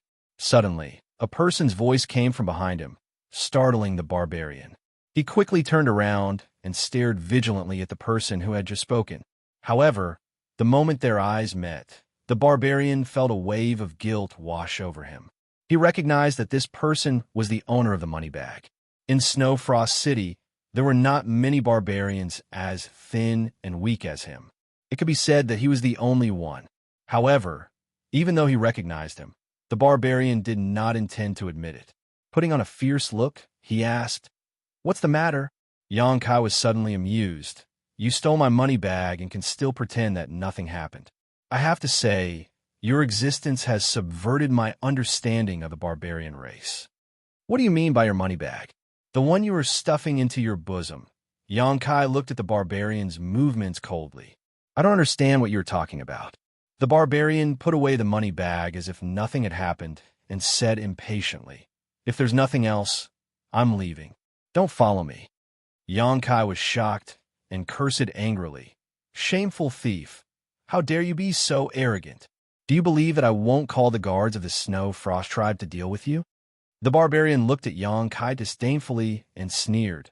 "Call them?" He actually had a fearless look on his face, making Kai Yang a little dumbfounded. It was obviously impossible to call the guards of the Snow Frost tribe. Although he believed that this guy was a thief who had stolen his money bag, there was no real evidence. Calling the guards over would be a waste of time. Moreover, Xianxia didn't want to trouble others with this kind of thing. Clicking his tongue twice, Xianxia said, "Boy, you've provoked someone you shouldn't have." The brawny barbarian race man still sneered. "Less nonsense. If you dare to be long-winded again, I'll beat you to death." While speaking, he waved his big fist at Xianxia, looking very intimidating. Just as he finished speaking, the barbarian's face suddenly changed because he saw Xianxia take a step forward and rush towards him. A fist rapidly enlarged in front of him. "You're courting death." The barbarian was furious. He had never thought that this seemingly weak person would actually take the initiative to attack him. Shocked and angry, he also threw a punch. At the moment when the two fists collided, Kai Yang suddenly let out a soft cry of surprise. This was because he discovered that there wasn't any berserk power that he had imagined coming towards him. His opponent's extremely intimidating figure and fist were simply like an embroidered pillow. The barbarian's face was filled with shock and fear. That huge body flew out with its back facing the sky. In midair, the sturdy body suddenly twisted and changed, turning into a petite and exquisite figure with a curvaceous figure. At the same time, a green leaf floated down from the sky. Kai Yang's eyes almost popped out of their sockets. He stood there stupidly for a long time without returning to his senses. Turning a barbarian into a girl with one punch, this was definitely not his fault. While Xianxia was hesitating, the girl who fell to the ground struggled to get up. She looked at Xianxia with a look full of fear. Look at this time. Xianxia found that this girl was only 16 or 17 years old, and she had the aura of a wizard. Xianxia couldn't tell what level of wizard she was. He had only been in this world for a short time, so he didn't have much contact with wizard, so he couldn't accurately judge the level of power of a wizard.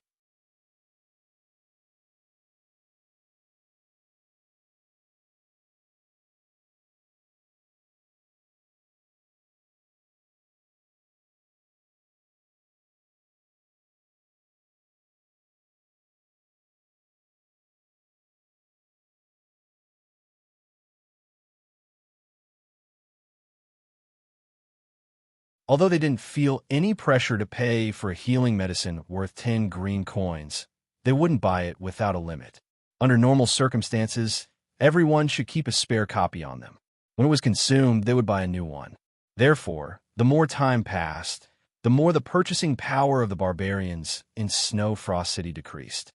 Thinking about this, Xianxia nodded and said, "Take a rest.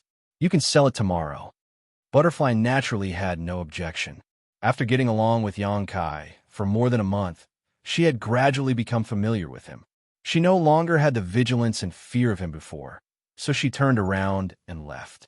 Inside the tree hole, Xianxia frowned.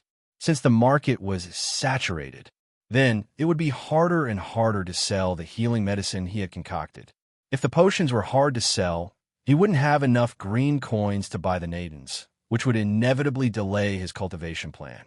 But after thinking about it, he didn't have any good way to improve the situation, unless there was another city similar to Snow Frost City for him to use. But in this cold winter, How could there be a second snow frost city in the entire barbarian race? Sure enough, as Xianxia expected, in the following days, the healing medicine became harder and harder to sell.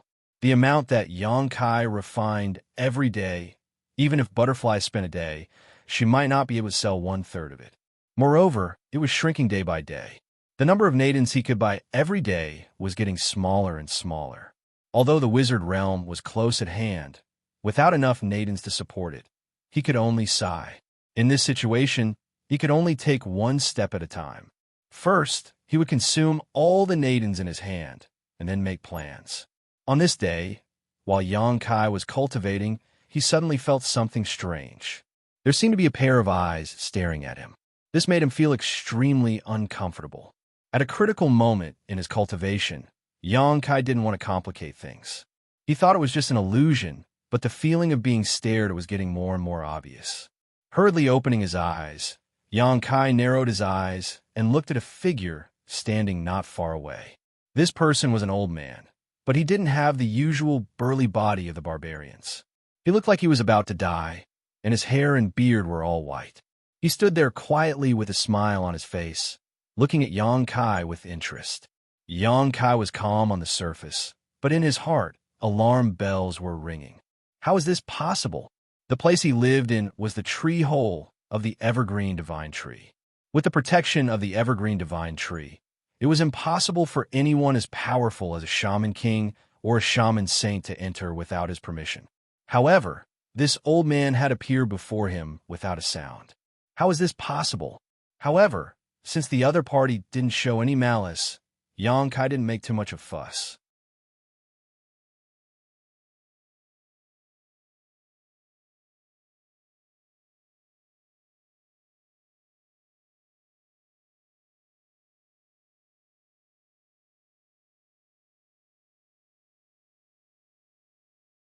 Chapter 28:20.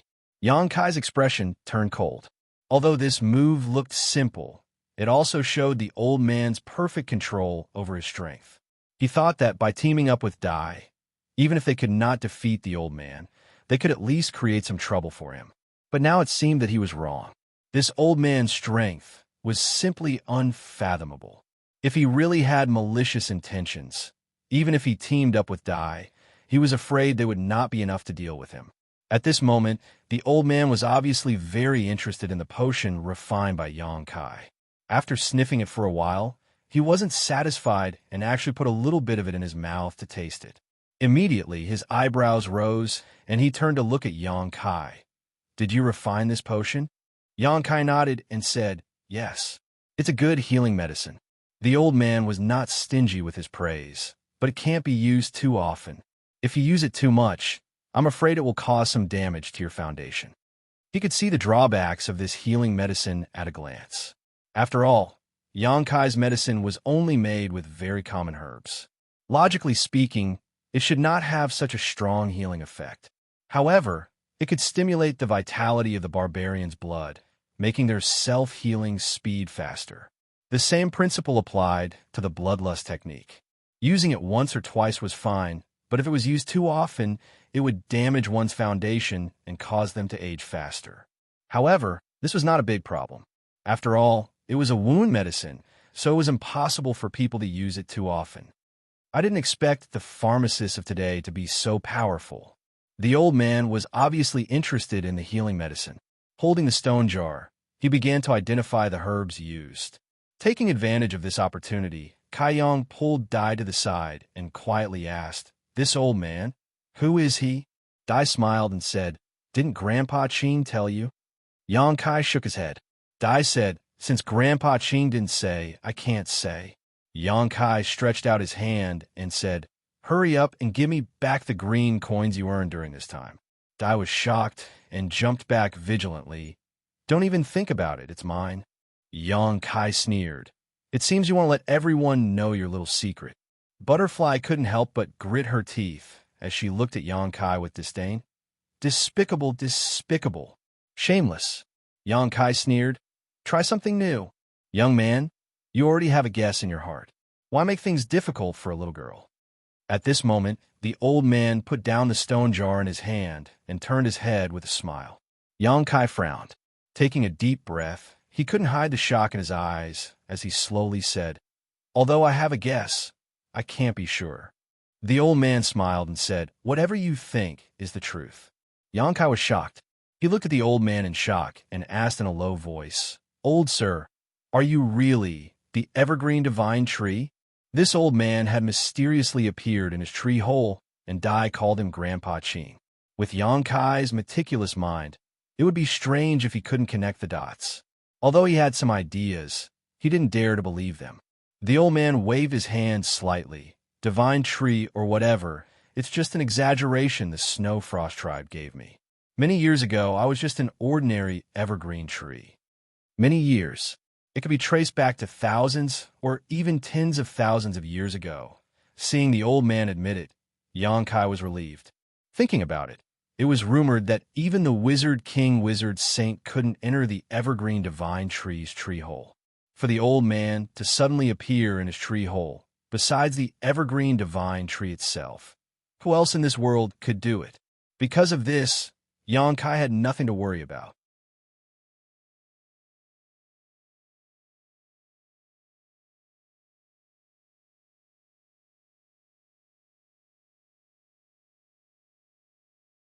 He never thought that Dai, who had worked so hard to sell medicine without complaint, would turn out to be a great wizard. Although he could not feel her specific rank, her strength was definitely not something a wizard could display.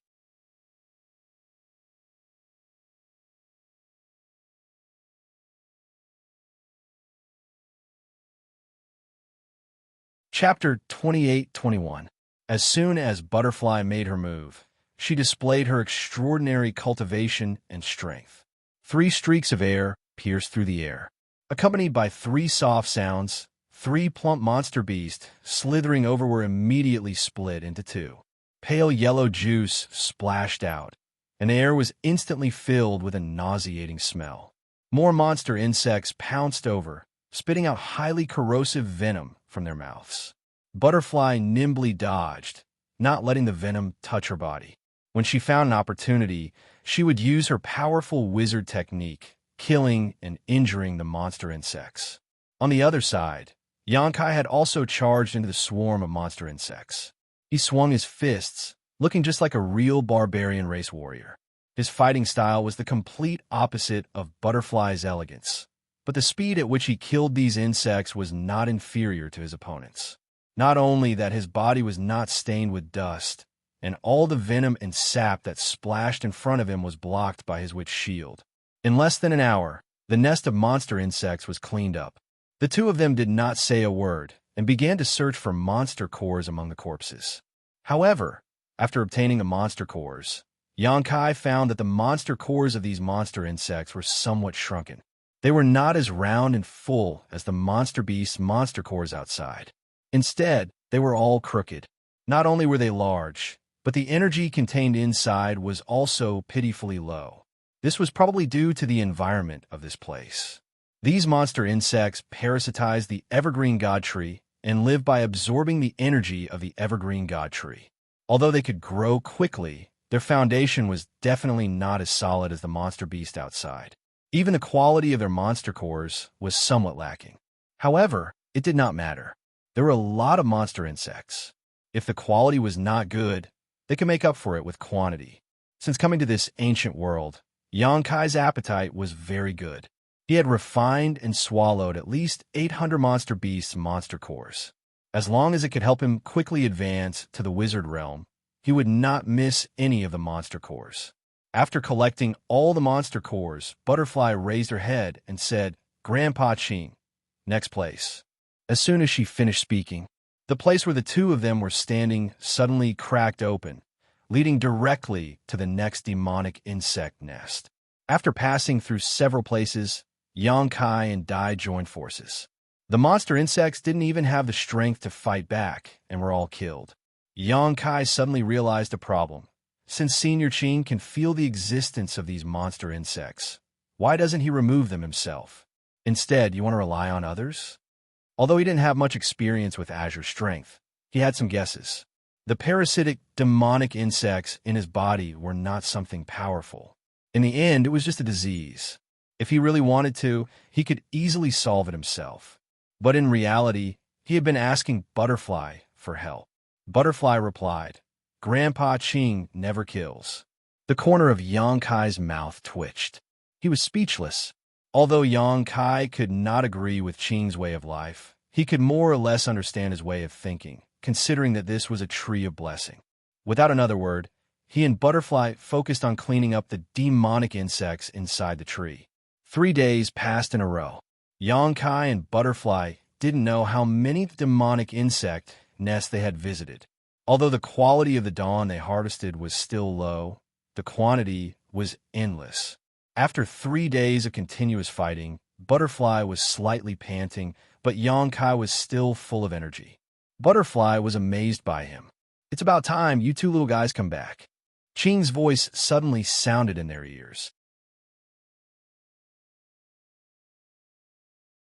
At the same time, a passage suddenly appeared in front of them. At the end of the passage, there was a faint light. Yang Kai and Butterfly looked at each other and walked toward the passage. Not long after, the two returned to Yang Kai's tree hole. Qing was still standing there, looking at Yang Kai with a smile. "Thank you, young man. Helping people is the foundation of happiness. Senior, you don't need to be so polite." Yang Kai grinned widely as he held up his bag of monster cores. With these done, it shouldn't be a big problem to become a wizard.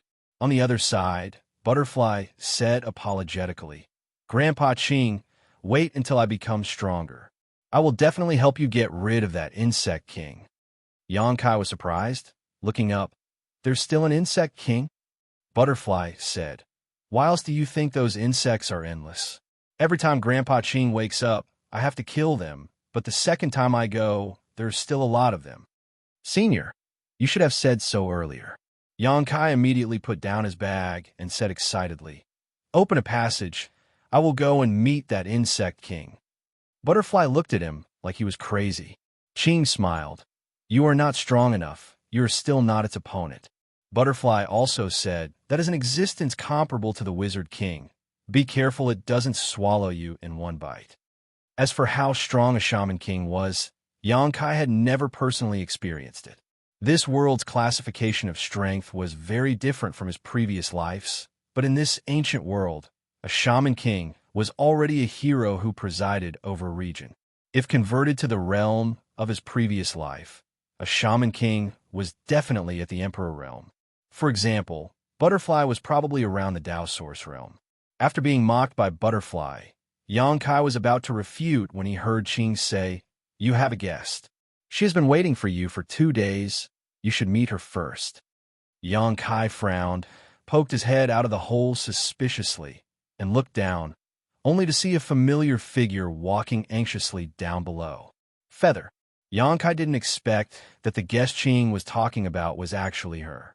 Although he and Feather were acquaintances and had fought side by side, they were not close. After bringing Yang Kai to Snow Frost City, Feather had not contacted him again. So why was she looking for him at this time? Qing suddenly said, "Young man, please help me scratch my itch. This azure leaf will be my thanks." Saying so, she stretched out her hand, and a green leaf suddenly appeared between her fingers, which she flicked slightly and floated towards Yang Kai. Yang Kai caught the azure leaf, but did not feel any power fluctuations from it. So he asked curiously, "Dare I ask, Senior, what is the use of this azure leaf?" Qing smiled slightly and said, "It's not very useful, but within the range of my shelter, I can return to your residence with a single thought. So that's how it is."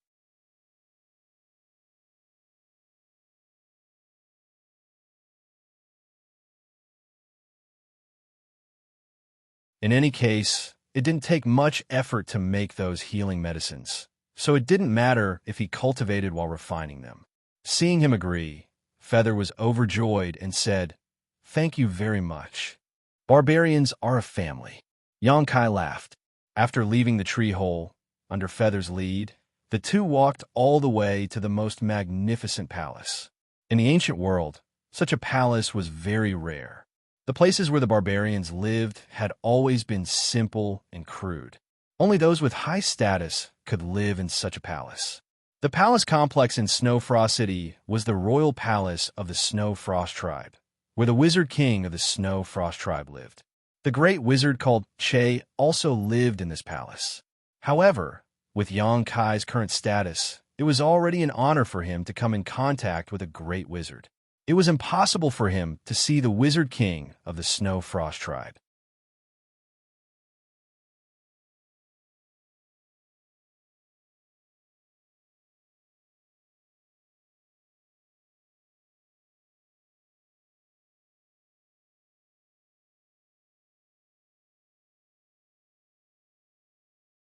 No matter the type or quantity, they didn't miss anything. After a while, a pile of medicinal ingredients was piled up in front of Yang Kai. Yang Kai smiled and said, "Watch carefully." As soon as he finished speaking, he picked up a few medicinal ingredients. Suddenly, a flame appeared in his other hand. The flame flickered and the temperature fluctuated. The two old men's expressions suddenly froze. They didn't have time to feel ashamed or guilty. Their eyes were fixed on Yang Kai's hand movements. They were all the most outstanding pharmacists in the Snow Frost division. They were all people of virtue and prestige. This time, they were arranged by Wuxia to secretly learn from him. They felt very ashamed, but they also knew that they couldn't concoct that miraculous healing medicine. Even though they knew the ingredients of the medicine, they still couldn't do anything. But the medicine that a pharmacist mastered was usually a tribe's secret. It wouldn't be easily leaked.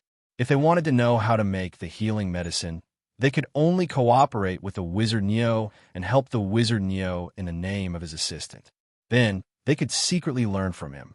But who knew that he had already seen through their intentions? He didn't have any intention of hiding anything. Not only did he openly make the medicine, he even had the intention of deliberately teaching them. Compared to their despicable methods, this kind of breadth of mind and feelings was simply like the difference between heaven and earth. This made the two respected pharmacists feel more and more guilty. Although they felt guilty, the two pharmacists were still extremely focused and persistent on the path of refining medicine. So, at this moment, they were holding their breaths and watching attentively. They were prepared to thank and apologize to the wizard Neo when the time came. With the personal demonstration of an alchemy master like Yang Kai, the two old men quickly understood the secret of refining the healing medicine. They were originally good pharmacists. Yang Kai's healing medicine wasn't difficult to make. It was just that some of the refining methods looked a little strange. The two old men only needed to ponder for a little while to master it. After all, they also had a deep foundation in refining medicine. So, in less than a day, the two pharmacists had basically grasped the refining method of the healing medicine. Under Yang Kai's encouragement, they personally experimented with it. Yang Kai didn't care about them. He refined his Niden and raised his cultivation. He only waited for them to finish refining before inspecting them and giving his own opinions and pointing out their mistakes. The quality of the healing medicine made by the two pharmacists was gradually improving. Days passed quietly. In the palace, the two old men and one young man had almost forgotten the passage of time. Although the two pharmacists of the Snow Frost tribe were old, they were excited every day. This was because the more they interacted with this wizard, the more they found that this young pharmacist grasped a terrifying knowledge of medicine. Often, a few words of advice from him would give them a feeling of enlightenment and endless benefits. The healing medicine made by them was no different from the one refined by Yang Kai himself. In other words, this healing medicine could be commonly used by the people of the Snow Frost tribe in the future. They didn't need to worry about ordinary external injuries. This was a major event that benefited the entire tribe. The two old men were grateful to Yang Kai. 10 days later, the large amount of medicinal herbs sent by Feather were all refined into healing medicine by the two old men. With such a large amount of healing medicine, the tribe didn't need to worry about external injuries for at least 20 years.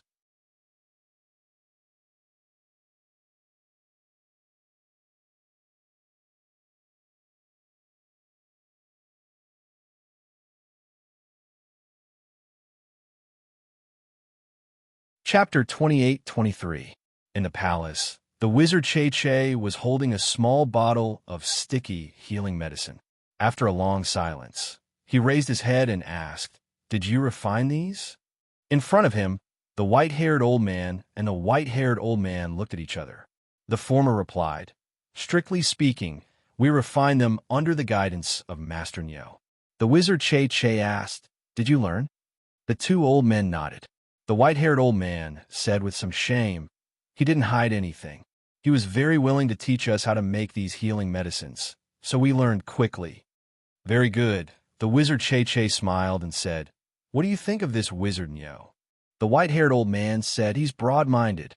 The white-haired old man said, "He's open-minded." Che said, "I'm talking about his ability." The two old men were silent for a moment and said in unison, "No one can compare to him." Che's eyes suddenly lit up, like a hungry beast that saw its prey. He said lightly, "It's a pity that the southern barbarian tribe didn't make good use of such an excellent alchemist." After a pause, he said to the side, "Feather, treat him well. Do everything to meet his requirements, but don't let him leave the palace." Feather's heart trembled. He understood Che's intention and said with a complicated expression, "Yes." The white-haired old man and the white-haired old man looked at each other and sighed slightly. They wanted to say something, but when they looked up, Che had disappeared. In another part of the palace, in a wing room that could be called luxurious in the ancient world, Xianxia sat cross-legged. His divine sense surged, feeling the power he had lost and regained. He was overjoyed. Sure enough, it was as the village chief had said. After reaching the sorcerer realm, Xianxia had his own divine sense. Once he had his divine sense, all the restrictions that had been restricting Xianxia's progress had been shattered. He could open his space ring again, and many artifacts could be used. For a moment, Xianxia felt that the world was so big that he could go anywhere he wanted. He immediately checked the small sealed world bead. The sealed world bead had devoured so many law fragments on the 4th floor of the 5-colored treasure pagoda. Xianxia had deliberately collected the power of the law of the 5 elements. According to his deduction, when the 5 elements were united, a world would be born. However, he had never had the opportunity to investigate the changes in the sealed world bead. Until now, after his soul avatar entered the small sealed world, Xianxia immediately noticed that this world was very different from before. Although there were no obvious changes on the surface, the sealed world bead had followed him for many years, so even the slightest change could not escape his eyes. If the small sealed world was said to be an incomplete world before, then, at this moment, this world had been completely repaired. Xianxia could clearly feel that this world was filled with all kinds of mysterious laws. With the laws of the 5 elements as the foundation, they mutually reinforced and restrained each other. Under the mutual evolution, they gave birth to all things and gathered the 3,000 great Daos of the world.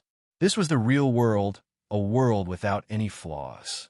In the past, the mysterious small world's principles were incomplete, so if one's strength exceeded a certain realm, it would be impossible to make a breakthrough in the mysterious small world. Because it could not resonate with the world principles, it could not allow the world energy to gather and undergo a baptism. But now, this situation no longer existed. Even if someone broke through to the Emperor realm, it would not hinder them in the slightest. Xianxia was overjoyed. He carefully explored the small sealed world, feeling the joy of this new world. And the completion of the small sealed world seemed to have made his medicine garden more vibrant. Many exotic flowers and grasses planted in the medicine garden swayed and grew. With the immortal tree as the center, the amazing vitality brought about by it allowed countless herbs to grow vigorously. What made Xianxia most happy was that he felt a hazy will in the small sealed world. It was the will of this world, like a newborn baby that had just taken shape. It was confused and not fully awake yet. But Xianxia knew that as long as it was given a certain amount of time, it would completely grow up. And at that time, That would be when he used it to comprehend the power of the world and break through the shackles of the great emperors. This was also the original intention of Xianxia, taking great pains to repair the small sealed world. Now, it seemed that he had taken the right step. He was not in a hurry to leave the small sealed world. Instead, he immersed his mind in it, turning it into an invisible force that spread out. Like a parent, he communicated with the confused will of the small sealed world. Failure after failure, rejection after rejection, Xianxia tried again and again. After an unknown amount of time, Xianxia felt that the rejection of the will of the world had weakened slightly. It seemed that it was gradually accepting him. Just as Xianxia was about to take it down in one go, his vision suddenly turned black. His soul avatar collapsed and returned to his physical body in the next moment. When he opened his eyes again, he felt dizzy. Xianxia, who was sitting cross-legged on the bed, fell to the ground with a bang.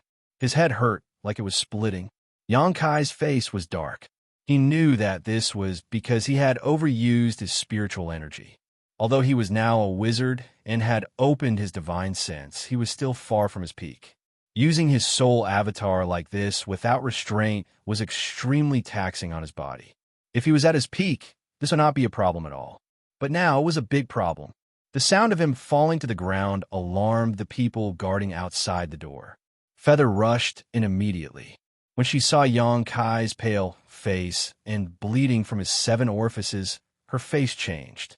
She hurried forward to help him up and shouted, "Wizard Awesome, what happened to you?" Xianxia opened his eyes and looked at her.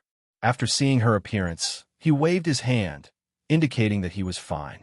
He flipped his palm and took out a spirit pill to replenish his divine sense.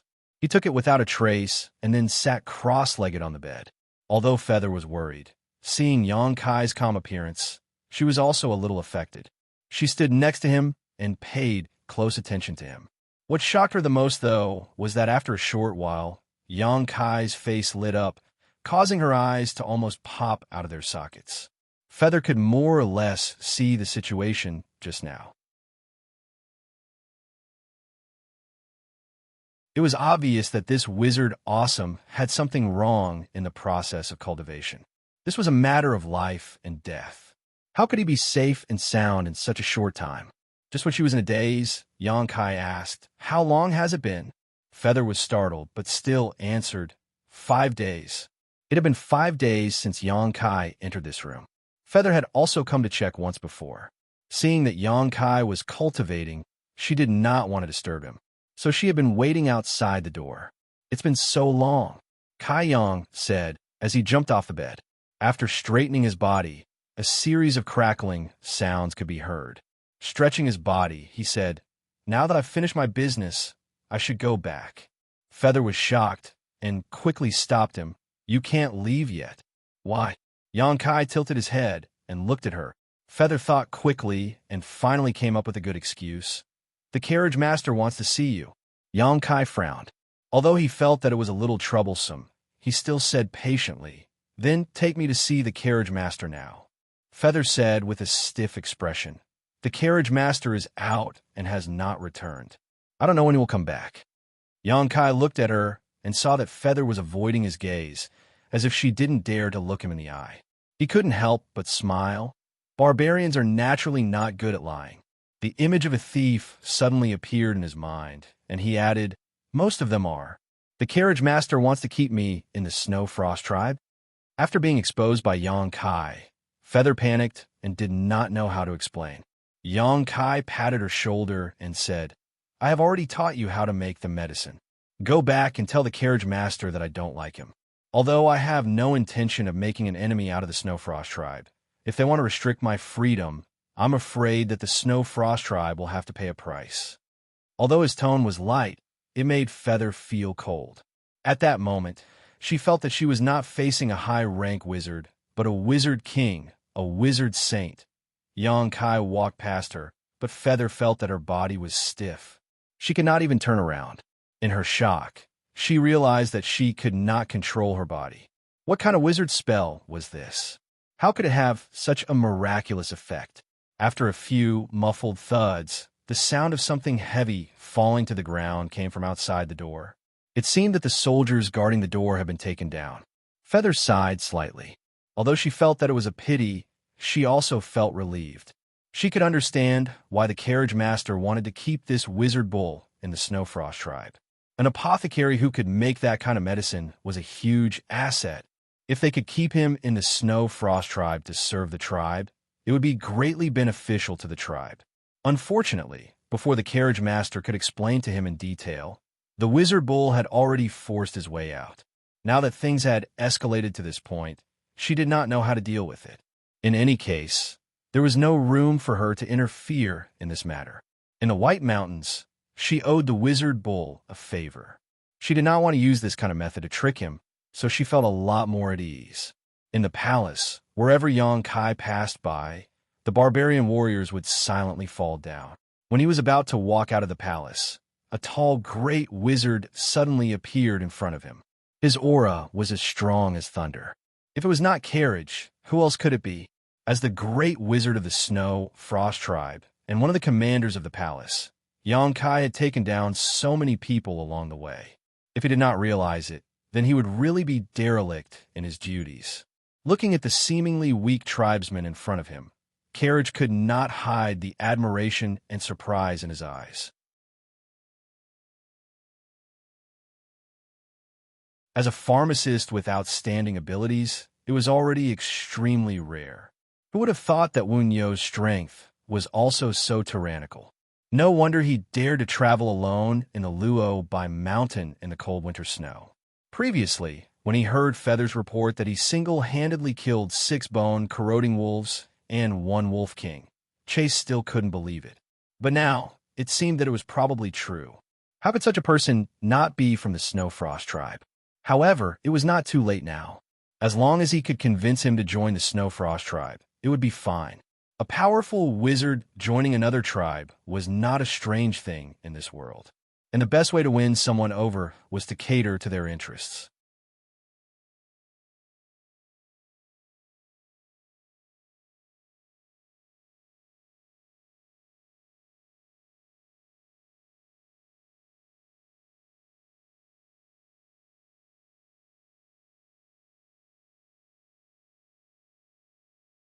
He was floating in the air, and in his hand was something like a beast bone.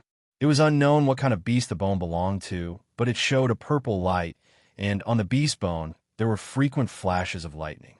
Che raised the beast bone and pressed it down, and a bolt of lightning as thick as an arm fell from the sky, mixed with an unparalleled power. Xianxia's feet moved, and he dodged. Countless bolts of lightning fell, and huge craters appeared on the ground. Che raised his eyebrows and thought to himself that Xianxia was so fast.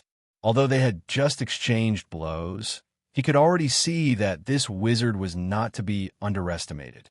Although it hadn't been long since he became a wizard, and it seemed that he only relied on the explosive power of his physical body, this kind of strength was not something that a wizard could contend against.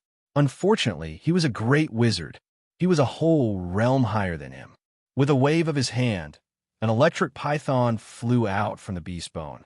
It shook its head and wagged its tail, and when the python opened its mouth, Xianxia's figure suddenly appeared. Che seemed to have the ability to predict the future, and predicted where Xianxia would land in advance, successfully catching him off guard. Give up. With your ability, you won't be able to contend against me. The Frost Tribe is looking forward to your joining, Che said with a face full of sincerity. Xianxia sneered and stretched out his hand to grasp the void. The Myriad's sword appeared out of thin air, and with a sweep of the sword, a sword light flew out like a waterfall. The sword light was incomparably sharp, and it cut through the body of the electric python, splitting it into 2. It flew past Che's body and shattered a palace in the distance. The corner of Che's mouth twitched slightly, and he stared at the Myriad's sword in Xianxia's hand. Sangnan village was located in a remote area, and there were no strong people in the village. Naturally, there were no decent weapons. The villagers fought with stone spears and stone axes, but the Frost Tribe was different. The strong warriors in the tribe all had their own weapons, which were made of refined iron. Some of the strong warriors even had great wizard's weapons. The beast bone on the driver was also a kind of wizard's weapon. He wasn't an inexperienced person, but when he saw the myriad sword, his heart trembled. That sword was definitely a wizard's weapon, and it was an extremely high-level wizard weapon. Che had only seen such a high-level wizard weapon once, and it was owned by the Wizard King of the Frost Tribe. How could a wizard have such a powerful wizard's weapon? Moreover, with his strength, he could use it freely. Even a great wizard like himself couldn't use such a wizard's weapon. What he saw in front of him was beyond his understanding. Xianxia pointed the sword at the wizard Che, and his black hair fluttered in the wind. He smiled and said, "Master Che, I'll say it one more time. If I want to leave, you can't stop me. If you continue to pester me, I won't hold back." Xianxia's confident tone shook Che's heart, but he grit his teeth and quickly said, "The Frost Tribe needs you. Please stay." Stomping his foot in the air, a Thunder Realm territory suddenly spread out wildly with him as the center, instantly covering a radius of 1,000 meters. Inside this Thunder Realm territory, lightning flashed and thunder rumbled, as if the end of the world had arrived. Territory, Xianxia grinned. This Thunder Realm territory was somewhat similar to the territory controlled by an Origin King Realm cultivator, but there were also big differences. Over the course of tens of thousands of years, the martial Dao had become more prosperous, but there had also been some changes. Che's Thunder Realm territory was more powerful than any Origin King territory Xianxia had ever seen.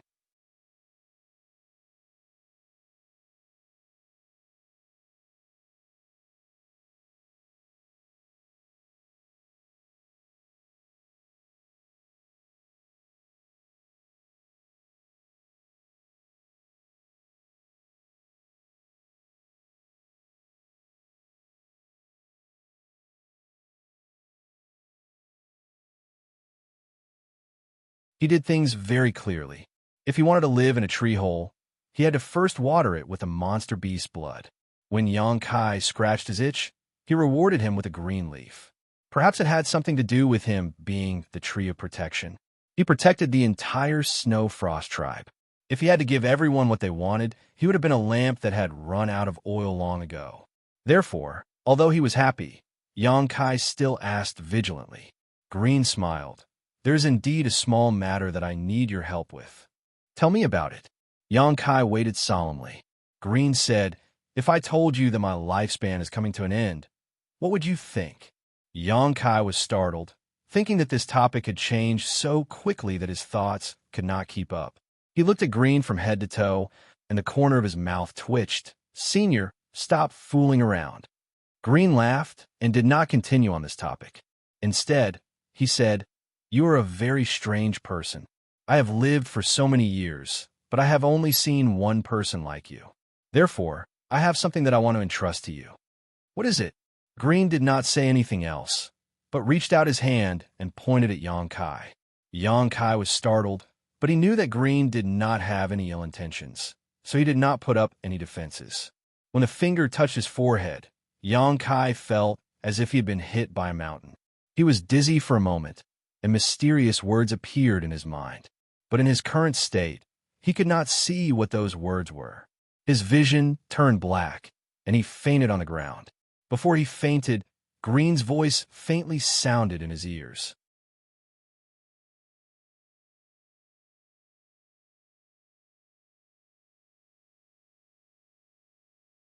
Chapter 28-26.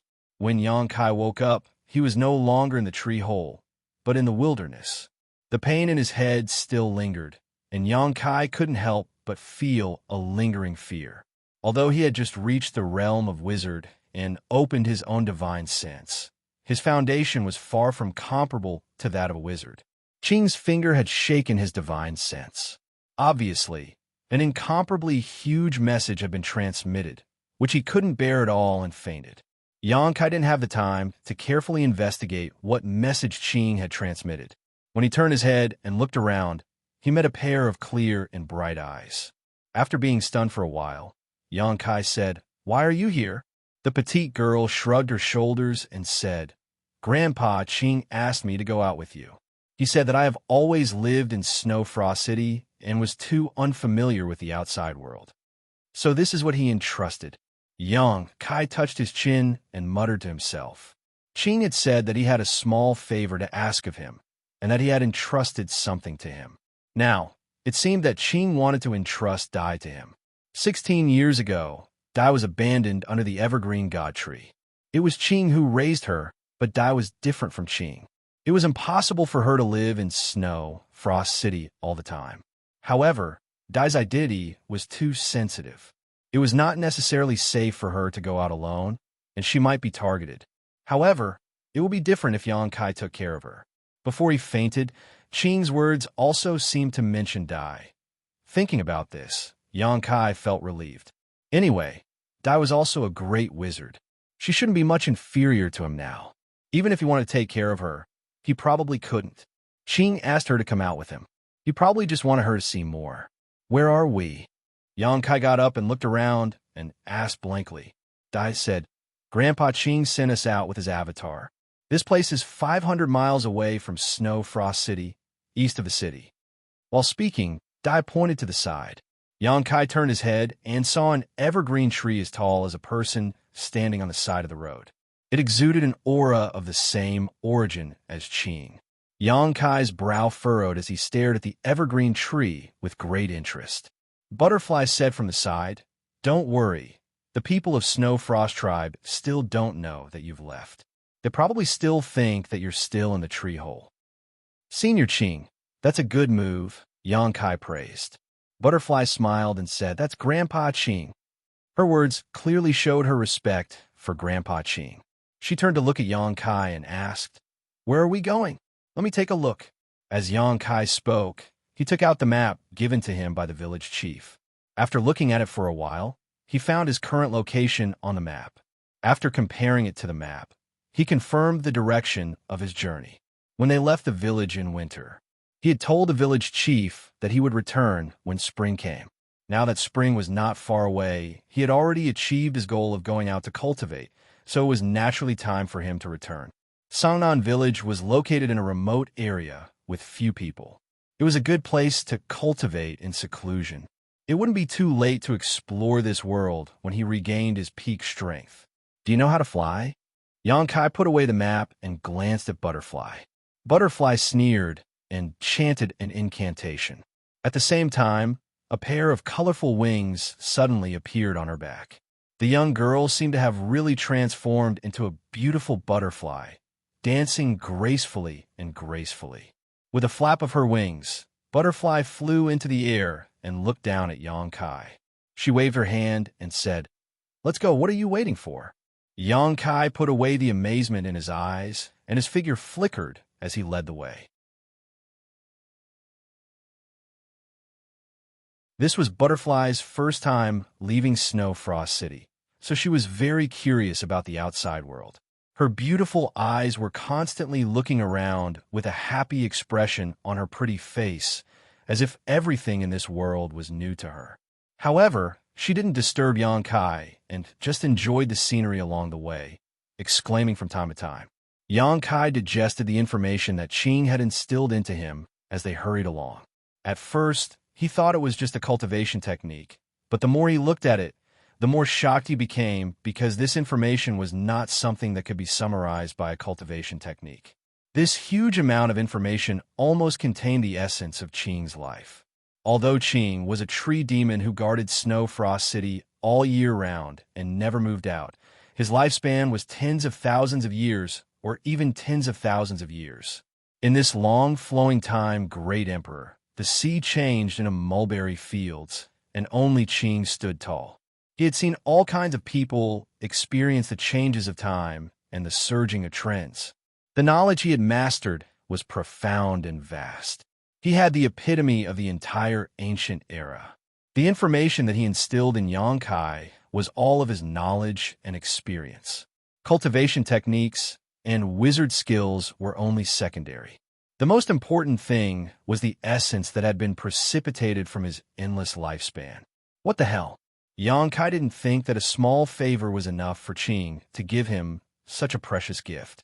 It could be said that such a gift would move even the great emperors.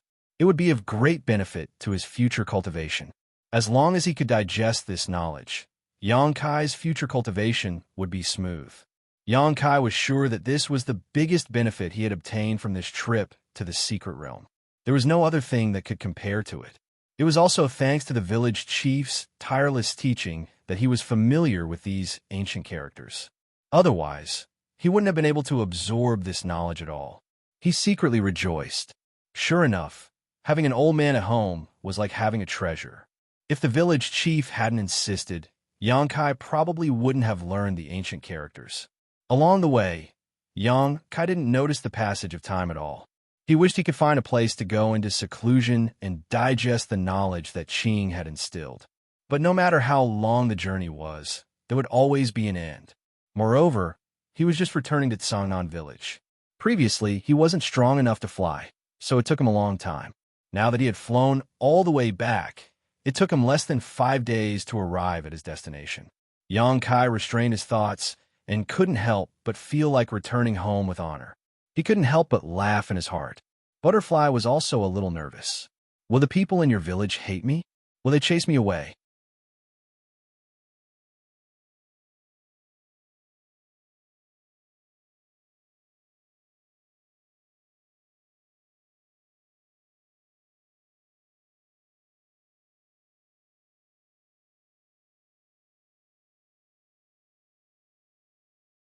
Chapter 28-27. The other major barbarian tribes all kept a respectful distance from such a terrifying and savage tribe. Some people even felt that the bone-eating tribe was not a tribe of barbarians at all, but a group of uncivilized beasts. It would be best to wipe out this tribe. Unfortunately, the bone-eating tribe had a powerful wizard saint overseeing it. Unless the entire barbarian race gathered their strength, no one was willing to start a war with the bone-eating tribe. Moreover, the people of the bone-eating tribe were vengeful and not easy to provoke. It was easy to imagine the consequences of Xianxia village being attacked by such an enemy. So many people have died. Brother Anyo, hurry and save the village chief and the others. The eldest barbarian child wept as he looked at Yang Kai expectantly. It was as if to him, Yang Kai was omnipotent. How long has it been since this happened? Yang Kai asked in a low voice. 3 days. 3 days. He didn't know if he could make it in time. Yang Kai did not hesitate. He turned to Butterfly and said, "Take good care of them." Butterfly grabbed his arm and said in a low voice, "What are you doing? Don't go looking for death." Yang Kai sneered. "It's still not certain who will live or die." Butterfly shook her head. "It's already been 3 days. You might not be able to catch up even if you chase after them now. If you're captured by the bone-eating tribe, there's only one outcome, becoming food. Perhaps the people in your village are already, then they'll have to pay the price." Yang Kai shook off her hand. With a single step, he flew into the air. Butterfly gazed at his back and sighed, slowly shaking her head. The barbarian children's jaws dropped as they stared at the sky in surprise. The eldest barbarian child said with admiration, "Brother Anyo can fly." Xianxia village had nearly 300 villagers, regardless of gender or age. All of them were soldiers. The bone-eating tribe had definitely mobilized many people to capture such a large number of people, so the traces they left behind when they retreated were very obvious. It was not difficult for Yang Kai to follow the traces. The snow on the ground had melted, and it was time for all living things to come back to life. Perhaps the bone-eating tribe's winter grain reserves were about to run out, so they came out in search of food.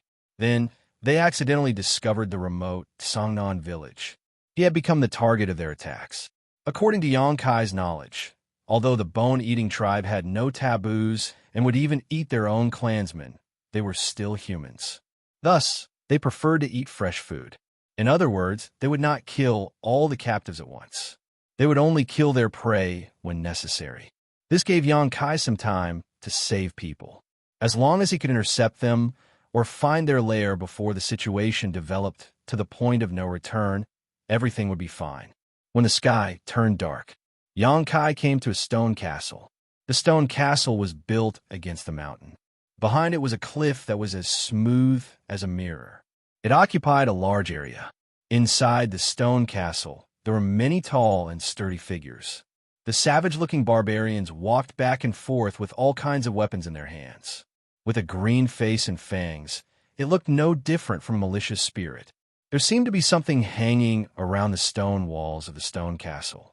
Xianxia looked at it with his eyes wide open. The things that were hanging upside down were all corpses. A rough count showed that there were at least 100 corpses. There were only 300 people in the entire Xianxia village, and there were already 100 corpses hanging here. Xianxia felt a chill in his heart. The chill he exuded was so thick that it was tangible. In the end, he was still a step too late. Xianxia took a light breath and calmed his anger.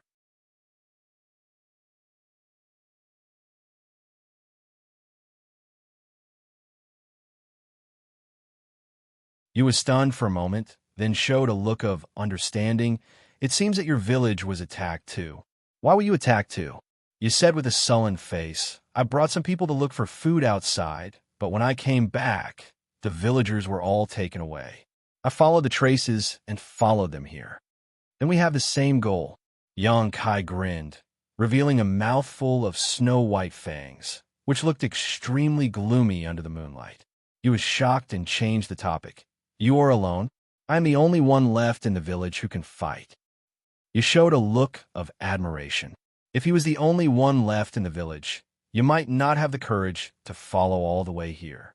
His opponent represented the cruel and bloody bone-eating tribe, so he might not be able to escape. Come with me. I will take you to see the master, you said, waving at Xianxia, then led the way in front with a crouch. Xianxia was suspicious, not knowing who he was taking him to, but he could only follow. After a while, a low voice suddenly came from the front. Yo, what are you doing here? You replied respectfully. Master Qi, a friend from the southern barbarian tribe, is here. His villagers were also taken away by false tribe. Oh, the person called Qi was a little surprised and said, come here. You nodded, then signaled to Xianxia and led him forward. In the dense grass, a man and a woman sat there cross-legged. Their breath was strong but did not leak out, as if they were one with nature. Two great wizard. Xianxia raised his eyebrows, showing a look of surprise. The man should be Qi because he had the tattoo of the raging flame tribe on his face, and his breath was a little hot. Obviously, he practiced the fire wizard arts and wizard arts. As for the woman, although she had a big waist and a big body, she gave people a feeling of elegance and spirituality. This combination of temperament and body shape was very contradictory and funny. When Xianxia came, the two people immediately looked at him with their sharp eyes, with a look of scrutiny, giving people a very uncomfortable feeling. Xianxia village wizard Nyo greets the two master. Xianxia put his hand on his chest. She nodded slightly and praised. Wizard not bad. What wizard? You was startled, thinking, isn't this wizard Nyo an upper-rank wizard apprentice? Did Master Qi make a mistake? What he did not know was that in just one winter, this wizard Nyo had gone from an upper-rank wizard apprentice to a wizard. If he knew, he would probably cry out that the heavens were unfair. How can there be such a skinny tribesman? You're not from the floating tribe, are you? The woman frowned, not hiding her disgust for Xianxia. Before Xianxia could speak, you said, Wizard Nyo is not from the floating tribe. He's from the southern barbarian tribe. He's generous. How can those floating tribe bandits compare to him? He still remembered Xianxia's kindness of giving him 100 beasts. That's for the best. The woman nodded slightly, obviously not doubting Ye's words. How should I address this master? Xianxia looked at the woman and asked. She said, she's the bamboo master of the Raging Gale tribe. You said in a low voice, the bone-eating tribe has raided 3 villages this time. One is yours, one is mine, and the last is the Raging Gale tribes. I was the one who found Master Qi, and I happened to meet Bamboo Master, so we're all together now. There's strength in numbers, Xianxia nodded and said. If I may ask, how are the 2 masters planning to move? Qi said, wait until dawn. Xianxia said, dawn is the time when people are most relaxed. It is indeed the best time to move, but both masters are great wizard. Don't you have confidence in taking down the stone castle? Bamboo glanced at him and said, "How much do you know about this stone castle?" Xianxia said honestly, "Nothing." Before this, he did not even know that there was a bone-eating tribe here. Bamboo said, "This stone castle is a small tribe of the bone-eating tribe. There are about 700 to 800 people here, and there are about 20 wizards. The strongest of them is called Fault. He's a mid-rank great wizard." Xianxia noticed that when Bamboo mentioned Fault, Chi's expression became wary. He clearly felt that he was not a match for the great wizard of the bone-eating tribe.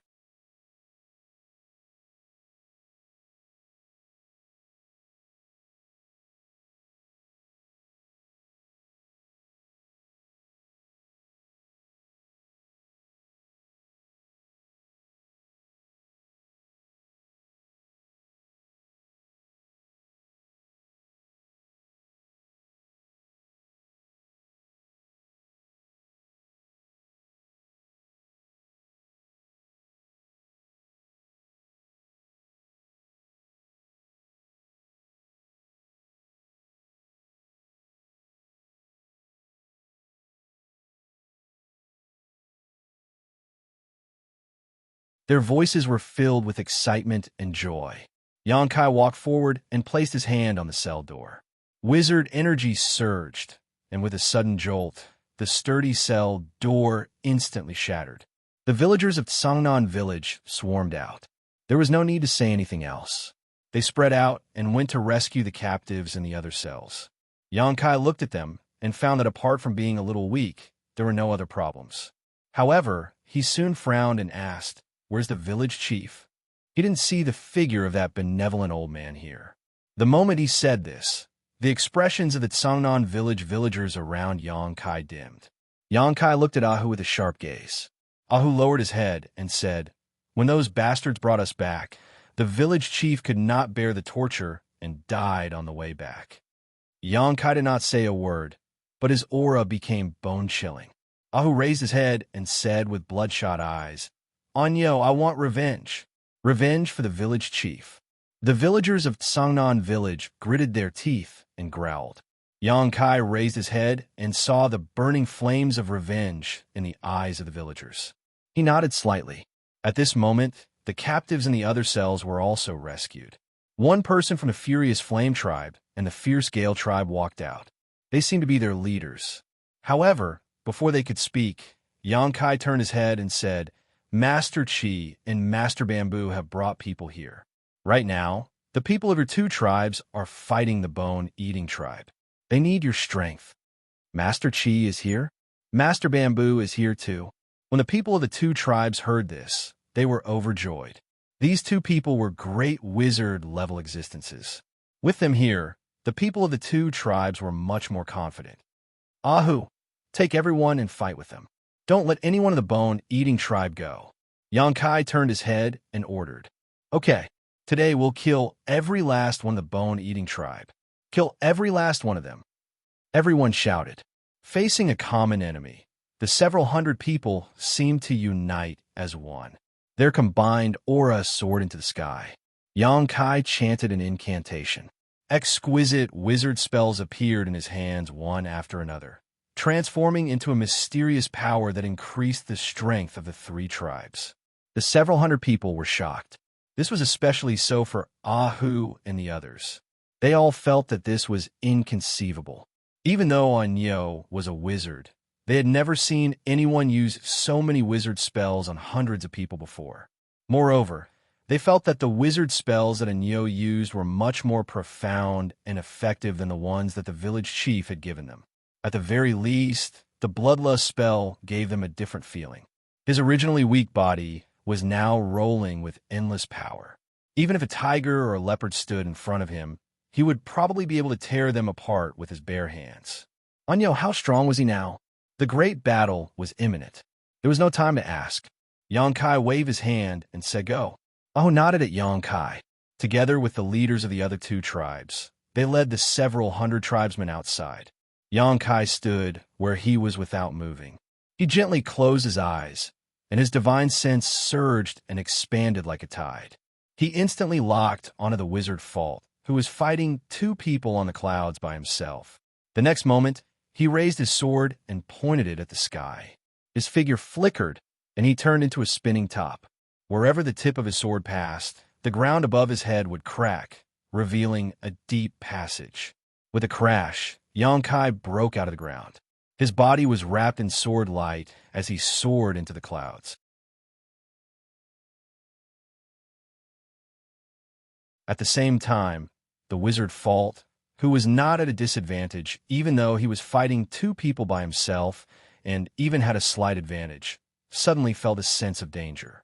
He felt an aura of death envelop him, causing his entire body to turn cold. Seeing that he was in a daze, Red, who had been targeted, quickly jumped away. He put on several layers of wizard spell shields on himself, but he was still drenched in cold sweat. That moment just now had been extremely dangerous. He had thought that even if he could not kill this wizard Fault, he could at least hold him back if he joined forces with Bamboo. As long as that wizard Neo released his tribesmen who had been captured, they would be able to reverse their disadvantage in numbers. Then, they would be able to retreat easily. This time, their main goal was to save people, not to fight to the death with the bone-eating tribe. However, after they actually fought, Red realized that his judgment was wrong.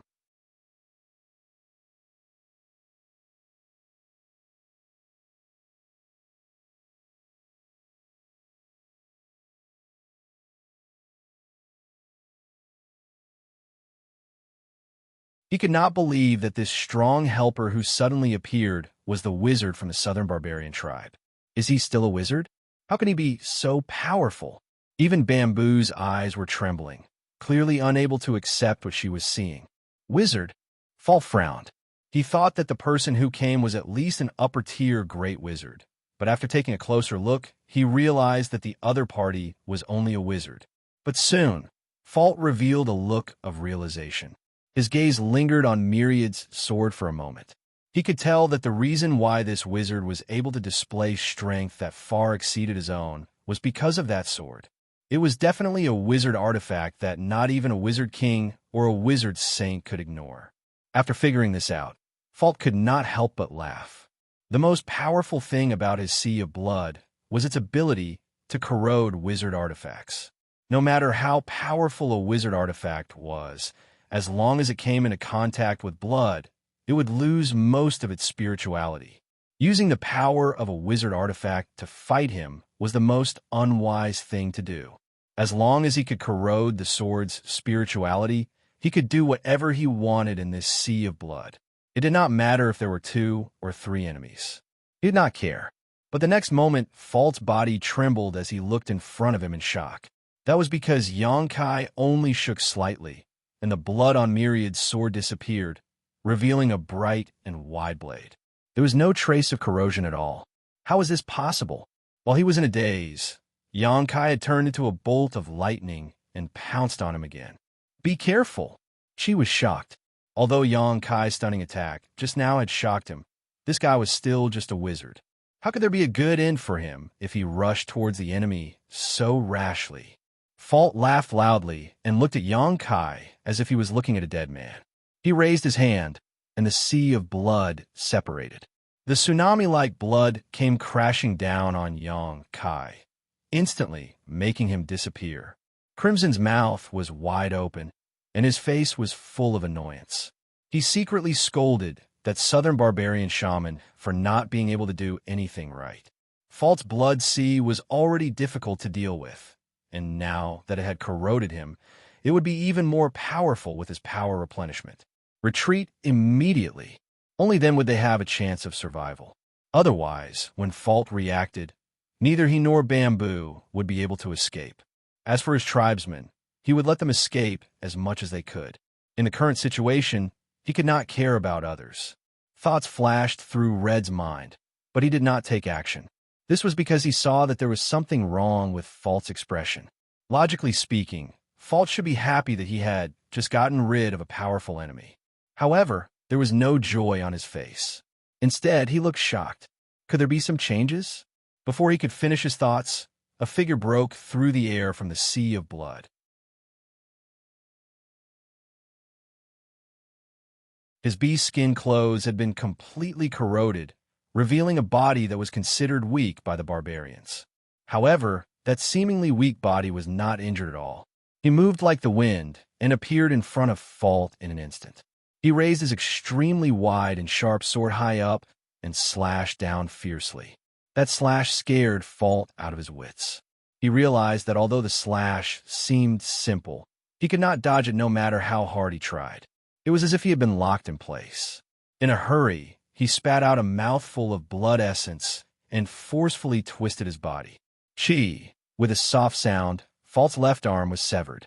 It fell into the sea of blood and turned into pus in the blink of an eye, causing the sea of blood to churn even more violently. You? Fault took a few steps back and looked at Xianxia in shock. He held his severed arm and his mind was in a daze. He had no idea how his opponent had managed to survive the sea of blood that enveloped him, nor how he had managed to sever his arm. Just as he finished speaking, a cold face suddenly appeared in front of him. It was almost touching his face. Fault was frightened out of his wits. He quickly retreated. With a thought, a blood-red vortex appeared under his feet. He fell straight down as if he was trying to hide himself. Right at this moment, the other party's right eye suddenly turned into a golden light, and a dignified vertical pupil that caused one's heart to palpitate appeared. This pupil actually exuded a mysterious power that seemed to be able to affect one's soul, causing one's mind to become uneasy. That moment of hesitation caused Fault to slow down his escape. Xianxia's myriad swords slashed down again, and Fault's right arm was sent flying. The intense pain caused Fault to snap back to his senses. He let out a scream and did not dare to hesitate any longer. He immediately hid in the sea of blood and disappeared without a trace. Xianxia shook his head with a vexed expression. Due to the laws of the ancient era and the suppression of this mystic realm, he was unable to unleash his full strength. Even using the demon eye of annihilation once was strenuous. However, with both his arms severed and Fault heavily injured, he probably would not dare to appear before him again. In the void, the sea of blood churned. Crimson and Bamboo were rooted to the spot as they stared at Xianxia. Their minds were in a mess. Was what they saw real? The two of them suspected that there was something wrong with their eyesight. A wizard managed to sever both of Fault's arms with just 2 swings of his sword. On the other hand, Fault did not seem to have any intention of dodging. He simply allowed himself to be injured like a fool. As grand sorcerers, the two of them couldn't understand this battle. However, the situation was not optimistic. Although Fault was heavily injured, he had successfully escaped into the sea of blood. In the sea of blood, he was truly like a fish in water. No one could guarantee when he would suddenly jump out and launch an attack. Just as they were thinking of this, Xianxia suddenly turned his head to look at the two of them. His cold eyes caused Crimson and Bamboo to shiver. In the next moment, a horrifying scene appeared. The shaman bull raised his hand, and a pitch-black crescent blade strangely appeared. It carried an aura of death as it slashed towards the two of them. The two of them did not doubt that if they were to take such an attack, they would definitely lose their lives on the spot. "What are you doing?" Bamboo was enraged. She thought that the wizard's mind had been tainted by the sea of blood and had attacked her own people. As she spoke, she joined forces with Crimson to cast a wizard's spell shield in front of them. However, the pitch-black crescent blade was like a hot knife through butter. It broke through the wizard's spell shield and continued its attack.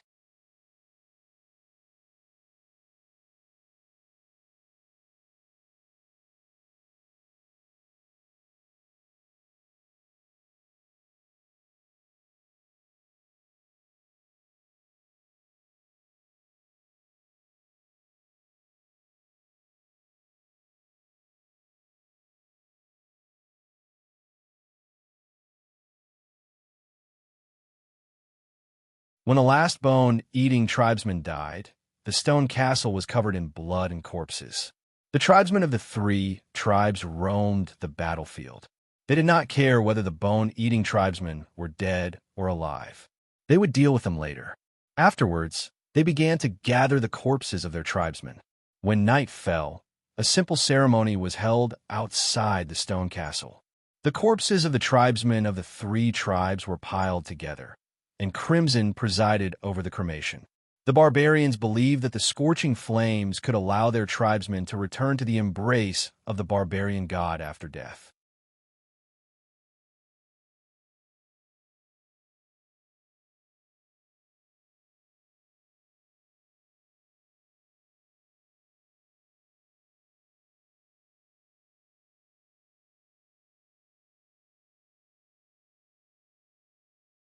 The surrounding spiritual energy was surging, causing the villagers to be shocked.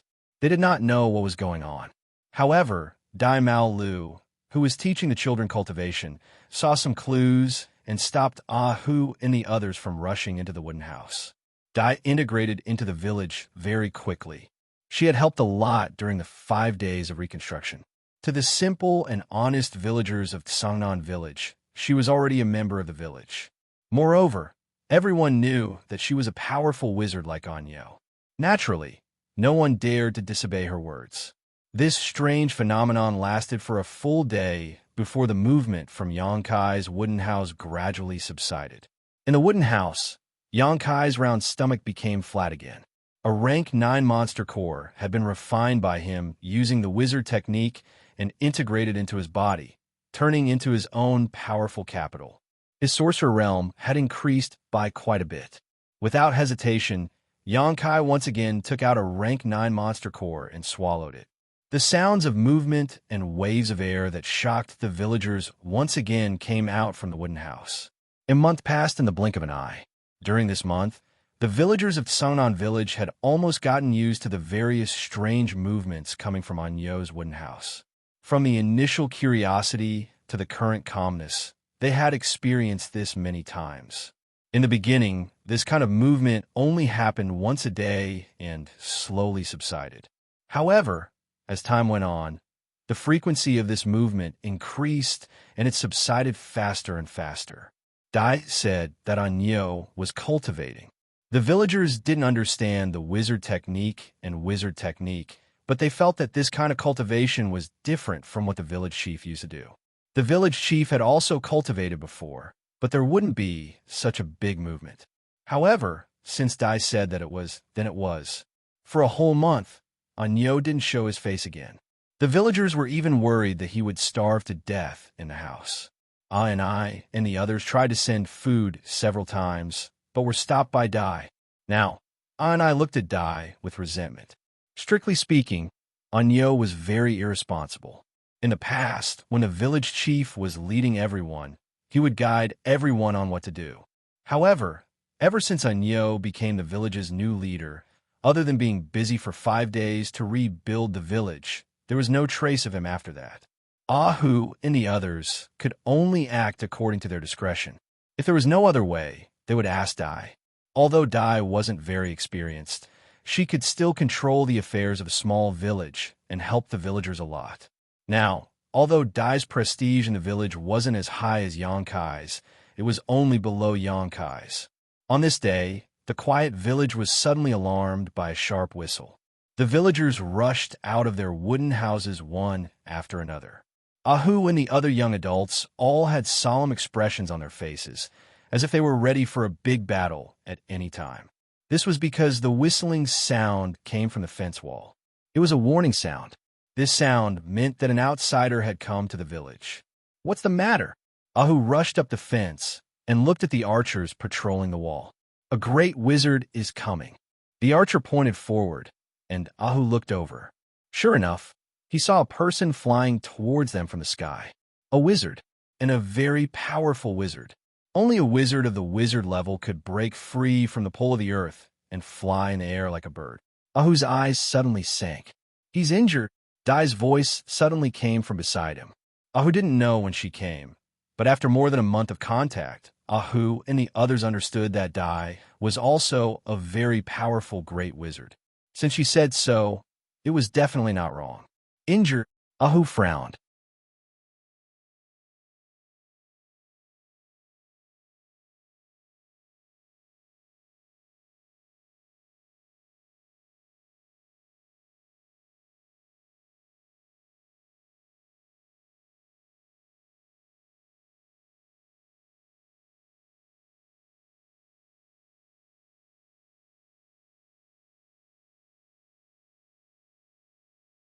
The cold aura of death that was enough to make the Wizard King feel difficult to deal with was actually blocked outside of his body. Xianxia raised his sword high. His power surged. A burst of light suddenly rushed into the sky, as if it was going to pierce a hole in the sky. In the next moment, he slashed his sword at the skull. The sword light fell, as if it could split the river and split the sea. The cold aura of death was clearly divided into two halves. The huge sword light heavily chopped at the skull. An extremely sharp wail sounded. The dark green ghost fire in the skull's eye sockets flickered violently a few times. Under the push of the huge force, the skull was sent flying. It kept tumbling in the air, but its momentum did not decrease. It looked like it was going to fly out of the sky.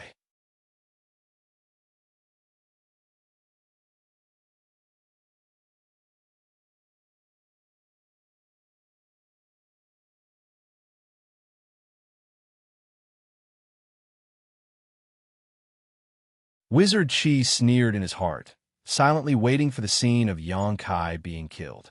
But at this moment, a transparent wizard shield strangely appeared.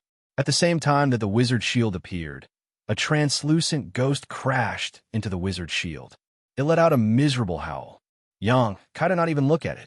He only grinned. While his right hand held the sword to block the 6 skulls, his left hand threw a washbowl-sized fireball at the ghost. An even more miserable howl came out. The formless ghost was instantly turned into nothingness. Wizard Qi was dumbfounded. This kid, he actually still has the strength to block my sneak attack? Where did he get such a strong divine sense to guard against my secret attacks in such a high-intensity battle? Wizard Qi's face was ashen. He felt an inexplicable sense of humiliation. He was the Wizard King. Against a great wizard, he was actually being countered by him. In a fit of anger, Wizard Qi controlled the 6 skulls to continuously increase pressure on Xianxia. At the same time, his hands danced, and one wizard spell after another was launched at Xianxia. He could guard against it once, but it did not mean that this kid could always guard against it. As long as he distracted him, his wizard would find an opportunity to kill him. But the next scene made Wizard Qi dumbfounded. In the face of his continuous wizard spell attacks, Xianxia was actually not surprised. His left hand was constantly blooming with various wizard spell lights, methodically dealing with his own attacks. In an instant, the 2 great wizards actually started a battle of wizard spells in the air. Although there was almost a large gap between their realms, the wizard spells they released did not seem to be inferior. Whether it was the frequency or the damage, they were all at the same level. They constantly collided in the air, blooming out dazzling lights one after another. Perhaps, at the beginning, Wizard Qi could feel that he had a certain advantage. His opponent occasionally felt a little flustered. But as time passed, his opponent's mastery of the wizard spells became more and more refined. The power and control of the spells were not inferior at all. What the hell? This was only a small village, not even the scale of a tribe. In a village like this, Wizard Qi had destroyed at least 80, if not 100. In every village like this, it was already very good to have one wizard apprentice, but this village had a great wizard. What was even more unacceptable was that this great wizard could be on par with him in terms of wizard spells. How could he have mastered so many wizard spells? Any tribe's wizard spells were not easy to learn. Every wizard could only learn the wizard spells that were researched by their own tribe and passed down by word of mouth from generation to generation. As far as he knew, the wizard spells of the Southern Barbarian tribe were not very special. They were relatively mediocre.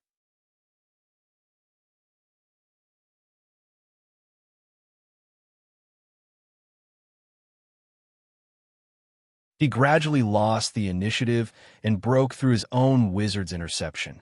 This great wizard was really terrifying. He could actually grow rapidly in battle. The speed of his growth had already made Wizard Qi feel uneasy, so he decided not to play around with him anymore. He wanted to end the battle quickly. When Xianxia shouted, the 6 skulls that had been hovering around him suddenly flew back. In the blink of an eye, they returned to Wizard Qi's side. Wizard Qi's expression was stern. He chanted an incantation. The 6 skulls that were flying around him flew faster and faster. They gradually turned into a dark green light.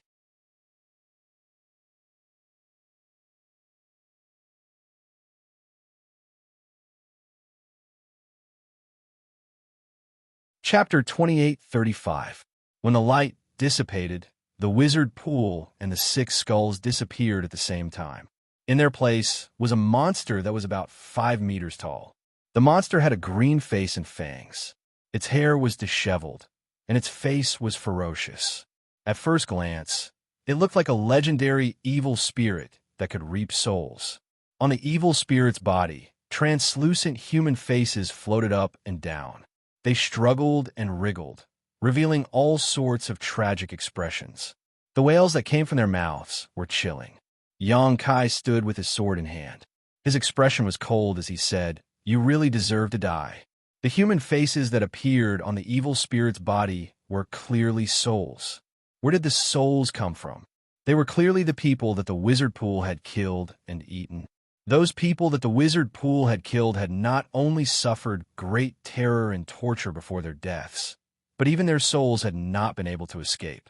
They had been devoured and refined by the wizard pool and kept in his body. They could not reincarnate and would forever fall into hell. If such a wizard king was placed in the future, he would be a veritable evil cultivator. He would be hated by everyone. However, in this era, the bone-eating tribe had the protection of the wizard saint. He could do whatever he wanted. The wizard pool, who had transformed into an evil spirit, had his already powerful aura reach a new height. That shocking might was comparable to that of a high-tier wizard king. He laughed sinisterly. The aura that came out of his mouth seemed to be able to kill the world. The vegetation around him quickly withered. He opened his hand, which turned into a screen of light that covered the sky. He grabbed at Xianxia. The space around him was locked. Xianxia tried to teleport, but it was completely ineffective. His expression turned ruthless. Instead of retreating, he advanced. The myriad's sword in his hand released a circle of light. His body was wrapped in sword light as he pounced toward the giant hand. The power of a great wizard surged wildly. As the giant hand closed, Xianxia's muffled groan could be faintly heard. However, in the next moment, a hole appeared on the back of the giant hand. Xianxia rushed out from it, his whole body covered in blood. He arrived above Wuxia's head without any fear of death and fiercely chopped down with his sword. The wizard pool was not flustered. His other palm swept across the air as if it was light, as if he was swatting a fly. Before Xianxia could attack, the palm had already sent him flying. The wizard's spell shield did not have the slightest effect and shattered in an instant. Rumble! Xianxia tumbled in the air and hit a small hill before he regained his balance. When he got up again, he was in a sorry state. His mouth and nose were full of blood. "It ends here." Wizard Pool's cold voice rang in his ears. By the time he finished speaking, he had already reappeared in front of Xianxia and reached out to grab him. "Aren't you afraid that the wind will cut your tongue?" Xianxia sneered, his hands quickly forming a seal, and a mysterious power suddenly fluctuated. Wuxia was stunned, and he inexplicably had the misconception that time had stopped. At the same time, an enormous feeling of panic and danger assaulted him from the bottom of his heart, and this caused him to be slightly surprised and transform himself into the evil spirit path. This was his most powerful trump card. With this trump card, he was able to compete with a high-rank wizard king. His opponent was only a great wizard. Even if he was struggling on the verge of death, what kind of trouble could he bring? But that sense of panic and crisis was real, and he could not ignore it in the slightest. Thinking of this, he quickly withdrew 80% of his power to protect himself and take a defensive posture. The next moment, the pause time seemed to flow again.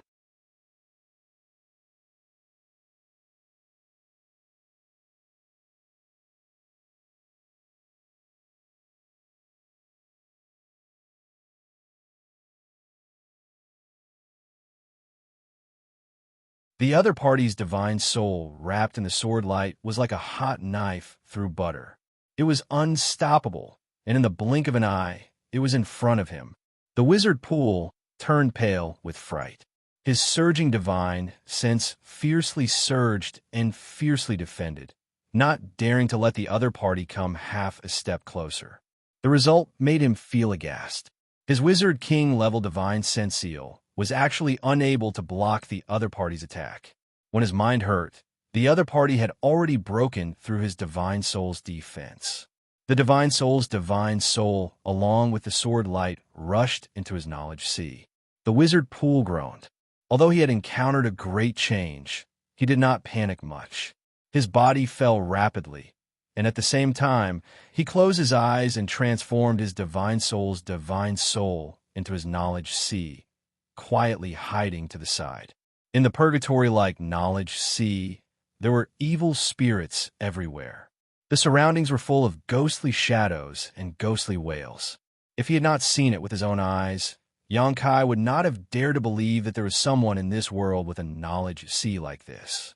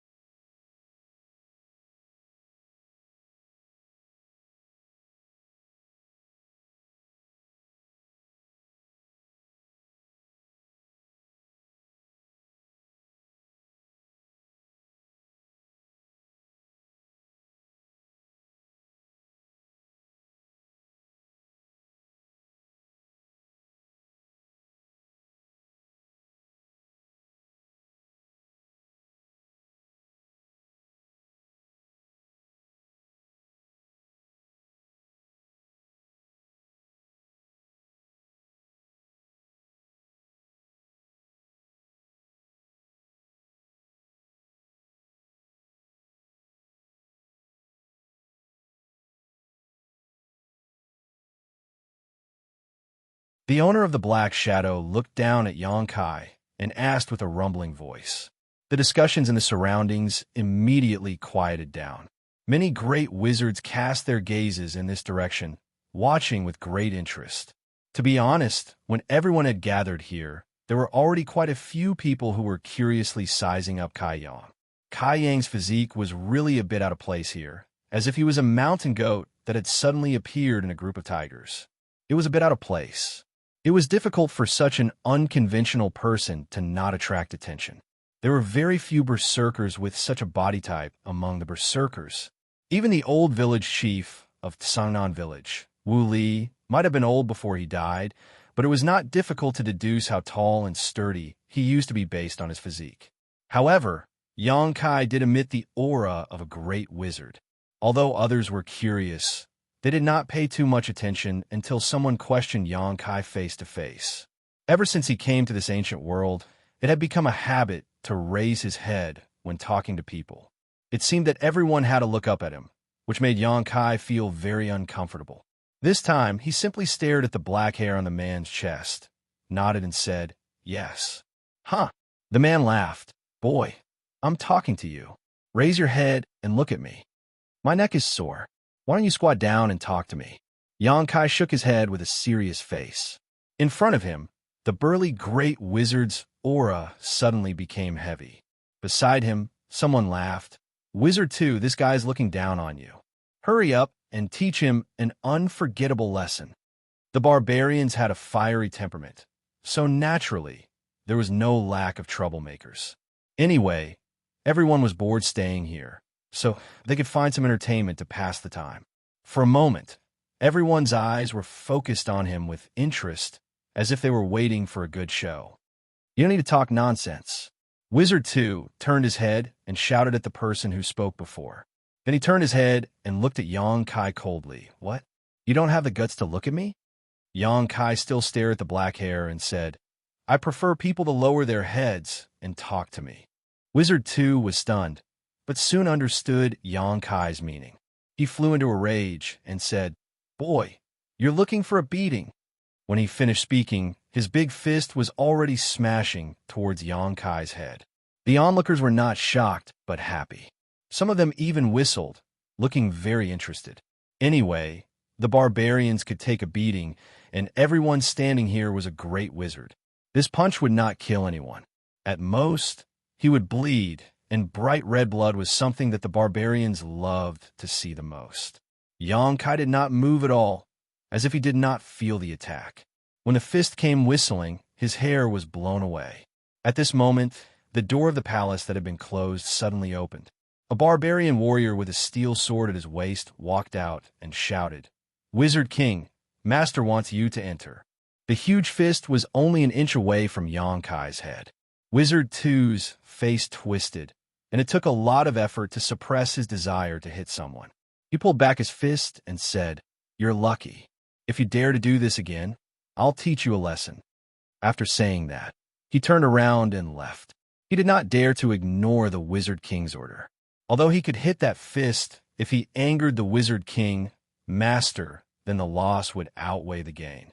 Although the barbarians were simple-minded, they were only simple-minded. They were not mentally retarded. Naturally, they were able to consider this point clearly. A group of more than 100 great wizards walked into the palace in an orderly and silent manner. It was no longer as noisy as before. Xianxia walked at the back.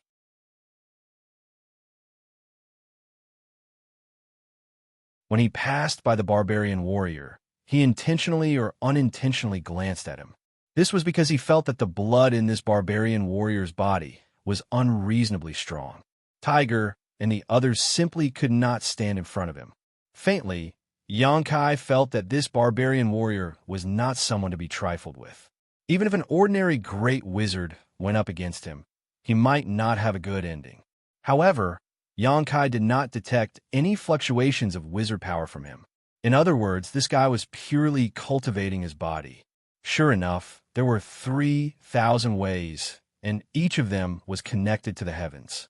It was rumored that in ancient times, there were people who could become saints with their bodies. Xianxia did not pay much attention to it before, but after seeing this barbarian warrior, he felt that it was not a lie. And it was said that among the 4 great wizard saints, one of them was a saint with his body. Xianxia's gaze was unscrupulous. It was impossible for the barbarian warrior not to feel it. He raised his eyes, and a pair of sharp eyes looked straight at Xianxia. It was like 2 sharp blades, piercing Xianxia's eyes.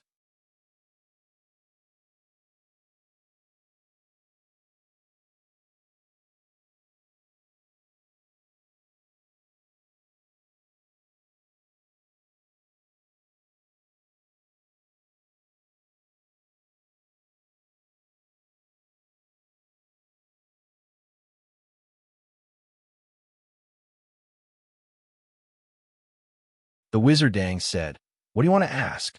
The guard captain said, "Master, what's so special about that person?" He obviously heard the wizard Dang's words, so he did not understand why the wizard king master specifically asked him to stay behind to talk. The wizard Dang heard the guard captain's question and said, "Special, very special. He is a great wizard who is favored by the barbarian god." The guard captain frowned and said, "People who can become a wizard are all favored by the barbarian god." The wizard Dang smiled and said, "He is different. Before last winter, he was just an ordinary person. You could even say that he was worse than an ordinary person." "What?" The guard captain was shocked. "Master, are you sure? Before last winter, he was just an ordinary person. After one winter, he became a great wizard? How is this possible?" The wizard Dang said, "When I was a great wizard, I taught a person called the Wizardly for a while. And that Wizardly was the former village chief of Tsanan village.